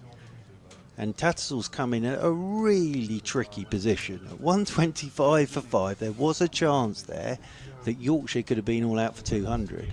And Surrey could have batted for a large majority of today. But they haven't allowed that to happen. And I just think all the credit should go to these two with the bat in their hand at the moment. So here's Overton, bouncing Tattersall and bowling another no ball. That's the one area I would say with Surrey today, is there's been too many no balls. That is one area I would say they've got it wrong today. But I think at times you can only bowl as well as the batters let you, and I think these two have been absolutely outstanding today. I think they've batted brilliantly, but I still think that if I was a Surrey coach or supporter, I would be disappointed as another short one from Overton sails past the shoulder of Johnny Tattersall. I would be disappointed that at 125 for 5, from that point on, there have not been enough deliveries, and there have been a couple of, there's been one chance fashioned, not been enough deliveries that have really challenged the areas that you'd want to see them bowling, is what I'm saying. Or did they play them better than the 5 beforehand? Overton again, this time it's a little fuller but well wide of off stump, and that's all I would ask is 125 for 5, have these two batted better than the 5 that came in before them? And I'd say yes, because they haven't gone after the ball, they've let the ball come to them, they've known what to play, what to let go, and they've ended up making Surrey bowl to them the way they wanted Surrey bowl to them. So I would say these two have just batted better than what we saw up to that point at 125 for 5. Overton again, it's full and straight, and he pushes back to the bowler who has a shy at the stumps, which is every right to do. There's a few jeers from the spectators beneath us, but I think that I would have expected any Yorkshire bowler to have done exactly the same. 346 for 5. Yeah, this 100 from Lyth is one of the best I've seen for a while, in the fact that he walked out there first ball this morning and basically put his marker down. I'm going to be here for the day. I've got to be here for the day. I've got an inexperienced batting line up below me. I've got to be at one end, and hopefully I'll find someone to stick with me, and that's exactly what Tattersall's done here. Tattersall this time takes one top of the bounce, which drops. Played it very late and drops out behind him into the offside. Overton, as he has done on numerous occasions today, follows through for the full length of the pitch and comes to rest next to Tattersall, but there is no run. And I can sort of see the game plan from Surrey. You get two batsmen that get in, and we saw it after tee up to the new ball, just hang it outside the off stump, and they were good enough to keep letting the ball go. They didn't go after anything. They were very patient, they were very disciplined, they made sure they were there for that new ball. I just think they probably played better than what we saw before they got in. Johnny Tattersall's last innings in first-class cricket for Yorkshire got him 1 run. He would have loved it before that. He's got it now because a full toss on leg stump has just been dispatched square on the leg side. It's been a feature of this innings. Adam Lyth gives him a huge hug and arms around the shoulders. It is Jonathan Tattersall's second first-class 100, his first against the county, and it has been magnificent, and particularly square on the leg sideways, picked off everything he's been offered. 210 balls, 14 fours. What a moment for a man who's playing his first-class game for this county since May of 2021. Well played, young man. That was superb. What an innings. What an innings from Johnny Tattersall, and so pleased for him that he's done it here at Scarborough. And here's Overton bowling a bouncer at him, and another no ball. Yeah, that one's a bit harsh, I think. Jamie Overton's not happy about that one. That wasn't. How many today now? High. Yeah, I think Rory Burns is just asking. 18 no balls, Yeah. 3 overs. I think a lot of those have been, a lot of those have been front foot, haven't they? Yeah, and the 350 up as well. So, but a lot of those have been. But I can see why they're asking the question on that one, because it wasn't that high. So I can see why they're asking the question. The other two were far too high. Absolutely no chance. And that one, I'm quite surprised the arm shot out for that one. But what an innings from Tattersall. What a story as well, really, for him. As Overton's into him, and he's turning this one into the leg side, and there is Hashim Amla to do the fielding, tumbling away to his right-hand side. End of the over, 3:52 for 5. 3 overs to go. But if you, as you were saying, hasn't played a first-class game for over a year, and now back. Gets his first game this summer and gets 100 against Surrey in a really tough situation as well at 125 for 5. So very well played, Johnny Tattersall. Fantastic innings from him. And key thing now is that Lyth and Tattersall can get through these 3 overs and still be there in the morning. Yeah, super stuff. It's just an object lesson in taking your opportunity, isn't it? How many times do we hear that in sport? You've got an opportunity, you've got to take it. And he's stepped up today. And, I mean, right from very early on in his knock, I've felt this is the best I've seen him play. I said to the lads in the press box earlier, I think this is the most fluently I've seen him play in Championship cricket. We've still got people moving around. We've got 3 overs left and still got a ton of people moving behind the bowler's arm. As Ryan Patel will come in over the wicket then to Adam Lyth, and again Lyth just happy to let that one go outside his off stump. Well, he was on 1 for a while, Tattersall. Didn't panic at all, and then I remember he got a short ball square cut it for 4. I think he's played superbly well. I really do. And you know, in terms of this partnership now, this is a really top class performance from these two. 227 they've added now. As Ryan Patel is in, and forward goes Lyth. Lets this one go outside his off stump. The other person that will be delighted with this, of course, is Steve Patterson, in the fact that he won the toss and batted. And at 125 for 5, he'd have been thinking, oh, hang on, just a second here. But now, absolutely justifies that decision at 3:52 for 5. Pato works on a good day being a day when he doesn't have to bowl. Well, he's had a good day. He's going to have a good day today, as Ryan Patel is in, and this one's turned away into the leg side by Adam Lyth, and they'll pick up a single. One more to the total. Just getting back to what we were saying, I'd agree. Surrey haven't had their best day with the ball. That's fair to say. But I think we're guilty at times of not at times giving the batters enough credit of what they've done to get the bowlers to do what they want them to do. And I think, you know, Surrey went with their tactic of dry outside the off stump, and these two were good enough just to keep letting the ball go. Then Surrey straighten up, bang, we'll pick up runs. As in over the wicket again comes Ryan Patel. This one's left alone outside the off stump. I think Surrey will be annoyed about the no balls, obviously. But I think that they'll say, yep, we've not had our best day, but we've come across two blokes who've batted out of their skins today. They really have. And I think it goes to prove here at Scarborough as well that, you know, if you can get in, you can make big runs. As in over the wicket again comes Patel, and this is turned by Tattersall off the stumps up towards Hashim Amla up there at mid-on, and there is no run. But it means that in a way now they've got a bit of control in this game, Yorkshire, because if these two can still be there in the morning, then Yorkshire are in control of their third. They might do to Surrey what Surrey have done to other teams, which is just bat the once. As in comes Patel, and this one's punched off the back foot by Tattersall down towards backward point, and there's no run. 353 for 5, and 2 overs remaining in this first day's action.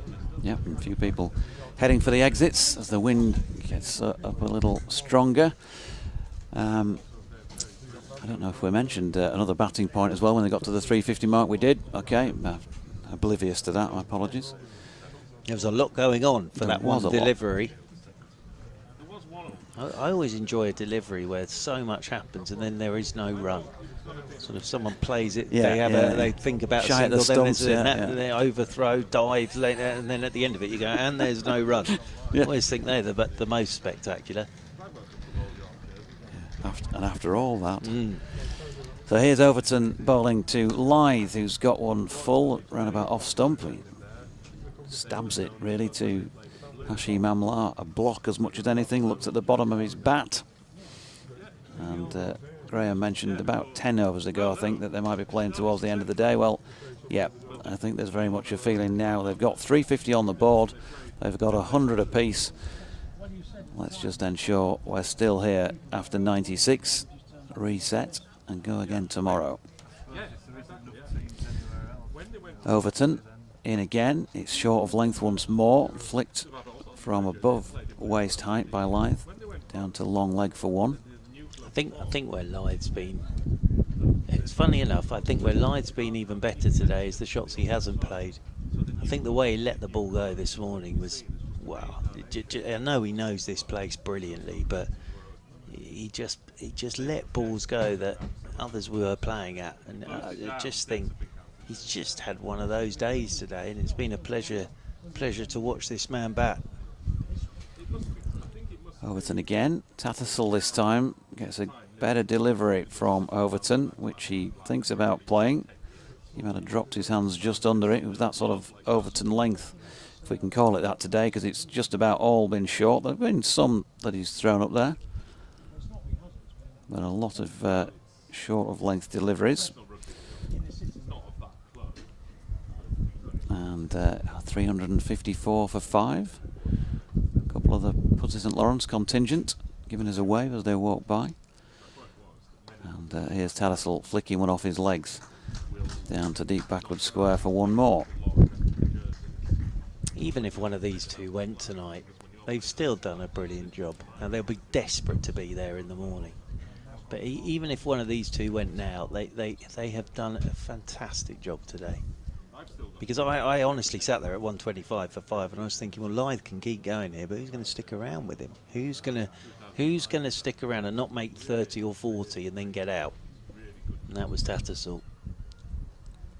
Overton again, up there on leg stump and flicked around the corner by Adam Lyth. There are 2 men converging on it down in the bottom corner.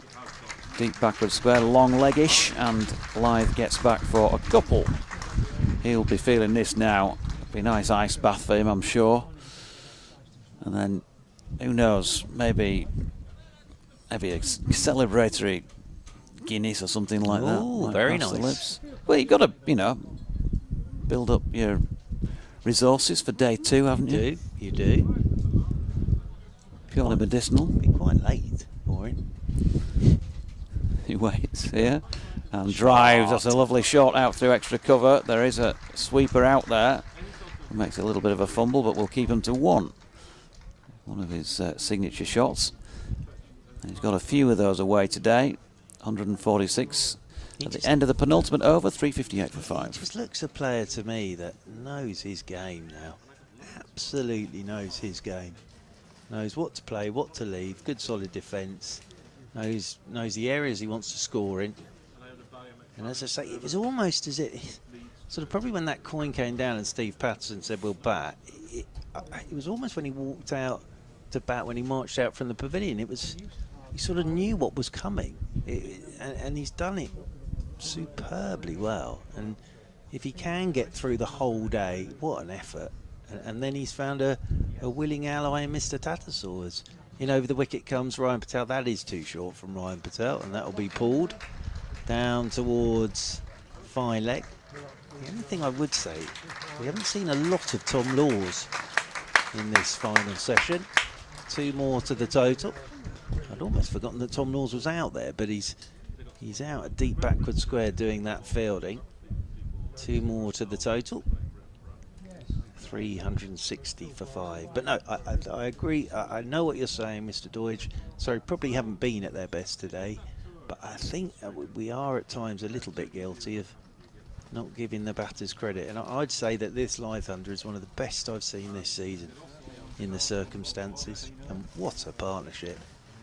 As in over the wicket once again is Patel. There's a voice in my ears. Oh, now shout for a caught behind. Watch that brush pad. I think it is, because there wasn't a huge amount there from Ryan Patel. He's genuinely done live there with that one. But I think it was possibly bat onto pad, because there was nothing really from Ryan Patel. It was just Ben Folkes and Jamie Overton who were going up. That'd have been a sickener for live, wouldn't it, after all this? As Ryan Patel comes bustling in once again. Over the wicket he comes, and Lyth drives thickish inside edge, and there is no run. So we're into the final over. 6:45 it is. Well, we've had 3 extra overs for no balls today, and we've had the delay for someone being taken ill in the crowd, poor things, but they were made their way up with the St John's ambulance. They were okay, by the way. Good, excellent. That's the best bit of news. As in over the wicket once again comes Patel, and this is left alone by Lyth outside his off stump. Yeah, okay, and pass fit to spectate again, I think. Excellent. That is good news, and well done to both Alex Tyso and the Yorkshire physio, because they were over there like a shot, helping out. So yeah, well done to everybody on that front.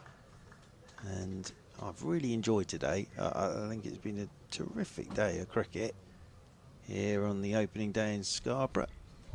As in over the wicket again goes Patel. That swung a touch forward. Once more goes Lyth. Plays this one out into the offside. Rolls out there towards cover point, and there's no run. So I think this is the last ball of the day coming up now. So I remember the Rudolph Rashid partnership actually back in 2007. The big thing about that game was it was the first one that Ramprakash and Gough played against each other since Strictly Come Dancing. As this is a short ball pulled off the hip by Lyth, and that is a nice way to finish the day from Adam Lyth, because he'll pull that down to the boundary rope for 4. That will also bring up his 150. So a nice little bow on the top really there for Adam Lyth, because he'll finish the day 152 not out. Johnny Tattersall finishes the day 104 not out. What a partnership. Those two came together at 125 for 5. Surrey have given it everything at the moment, but it's just been 2 players who have played quite brilliantly today, and I'm glad a lot of the crowd are here to see these 2 off, although they'll have to wait. The crowd are trying to get home because the players are coming off now, so they'll have to wait. But that's nice from Adam Lyth as well. He's going to let Johnny Tattersall go first. So there we go, he's waited for Johnny Tattersall. Let's Tattersall go off first. What a lovely moment for him. And then Adam Lyth, who's done it, got the t-shirt, done it here many a time. He will make his way off. And 364 for 5 at Stumps. And Jonathan Deutsch, what a very good day for Yorkshire. It is, and you've been at pains to point out that we should credit the batters and maybe not grab the bowlers perhaps as much as I was doing, but I think you have got to say that anybody who bats through an entire day in first-class cricket deserves huge credit, and that's what Adam Lyth has done today. And there have been times, many over the last few seasons, when pitches have been different, conditions have been different, the ball moving around. Yorkshire supporters have been frustrated with some of his performances, but he's still got it, and I think he's shown that on several occasions this season. There was a magnificent 100 in difficult conditions at Headingley against Yorkshire earlier in the campaign, but this day, different again. Conditions, there's that green tinge to the day one, but as always is the case at Scarborough, first session that's tricky. You want to bat first and get use of it. You have to bat well. If you keep through it, generally speaking, during sessions 2 and 3, he would have known more, but he would have looked down the team sheet. I'm never going to say this in public, but he looked down the team sheet and thought, we ain't got much in the way of batting. I have produced the goods today to get a score, at least give a foothold in this game. And he has done exactly that with a super 152 not out. And John Tattersall, so pleased for him after he's missed out on all of this in Yorkshire colours in May of last year. He's had to run from the sidelines and playing second team cricket largely, while Harry Duke has had his opportunity. He's scored some runs, but that run for him at the moment has come to an end, and you can only do the best you can do and take opportunities when you're afforded them. And today Jonathan Tattersall has done that in spades. A magnificent knock from him as well. And Yorkshire, I'm sure, delighted to get to the end of the day with just the 5 down, having been 125 for 5. Surrey, well, yeah, I've criticised them for that they have not been, well, Churchy said himself, they've not been at best. But they can reset. They have got a quality side, we know that, and quality sides invariably come back and show us how they are. So there's a lot of cricket to be played in this match, and I think, yeah, Surrey will probably just chat about what they can do in terms of ends and lengths tomorrow, and Yorkshire will say, let's go out, work hard again, what we can finish with first innings, and then put some pressure on them. Everyone's a winner. Cricket's the winner today, I think, folks. Very good from you, Mr. Deutsch. It's been an absolute pleasure to see that partnership, and Adam Lyth, well played, absolutely. But you know, opening the batting is easy early in the season when it's nipping around. Thanks ever so much, but he's come in here today, knew what his job was, and has it spectacularly well. Deserves a good night with his feet up. He does, and I think we might do that as well ourselves, folks. Greg Orange, Kate Holsworth, and Mark Church. Thank you for your company and expertise today, folks, and myself, Jonathan Doidge, and all of us here then. Thanks also to Matthew Fisher, of course, for his contribution earlier on in the day, and to Jonathan New, who, of course, made an appearance in the morning session. It's been a cracking day. We'll look forward to more on day 2. For all of us here at North Marine Road, the end day one, a reminder, Yorkshire finishing 364 for 5.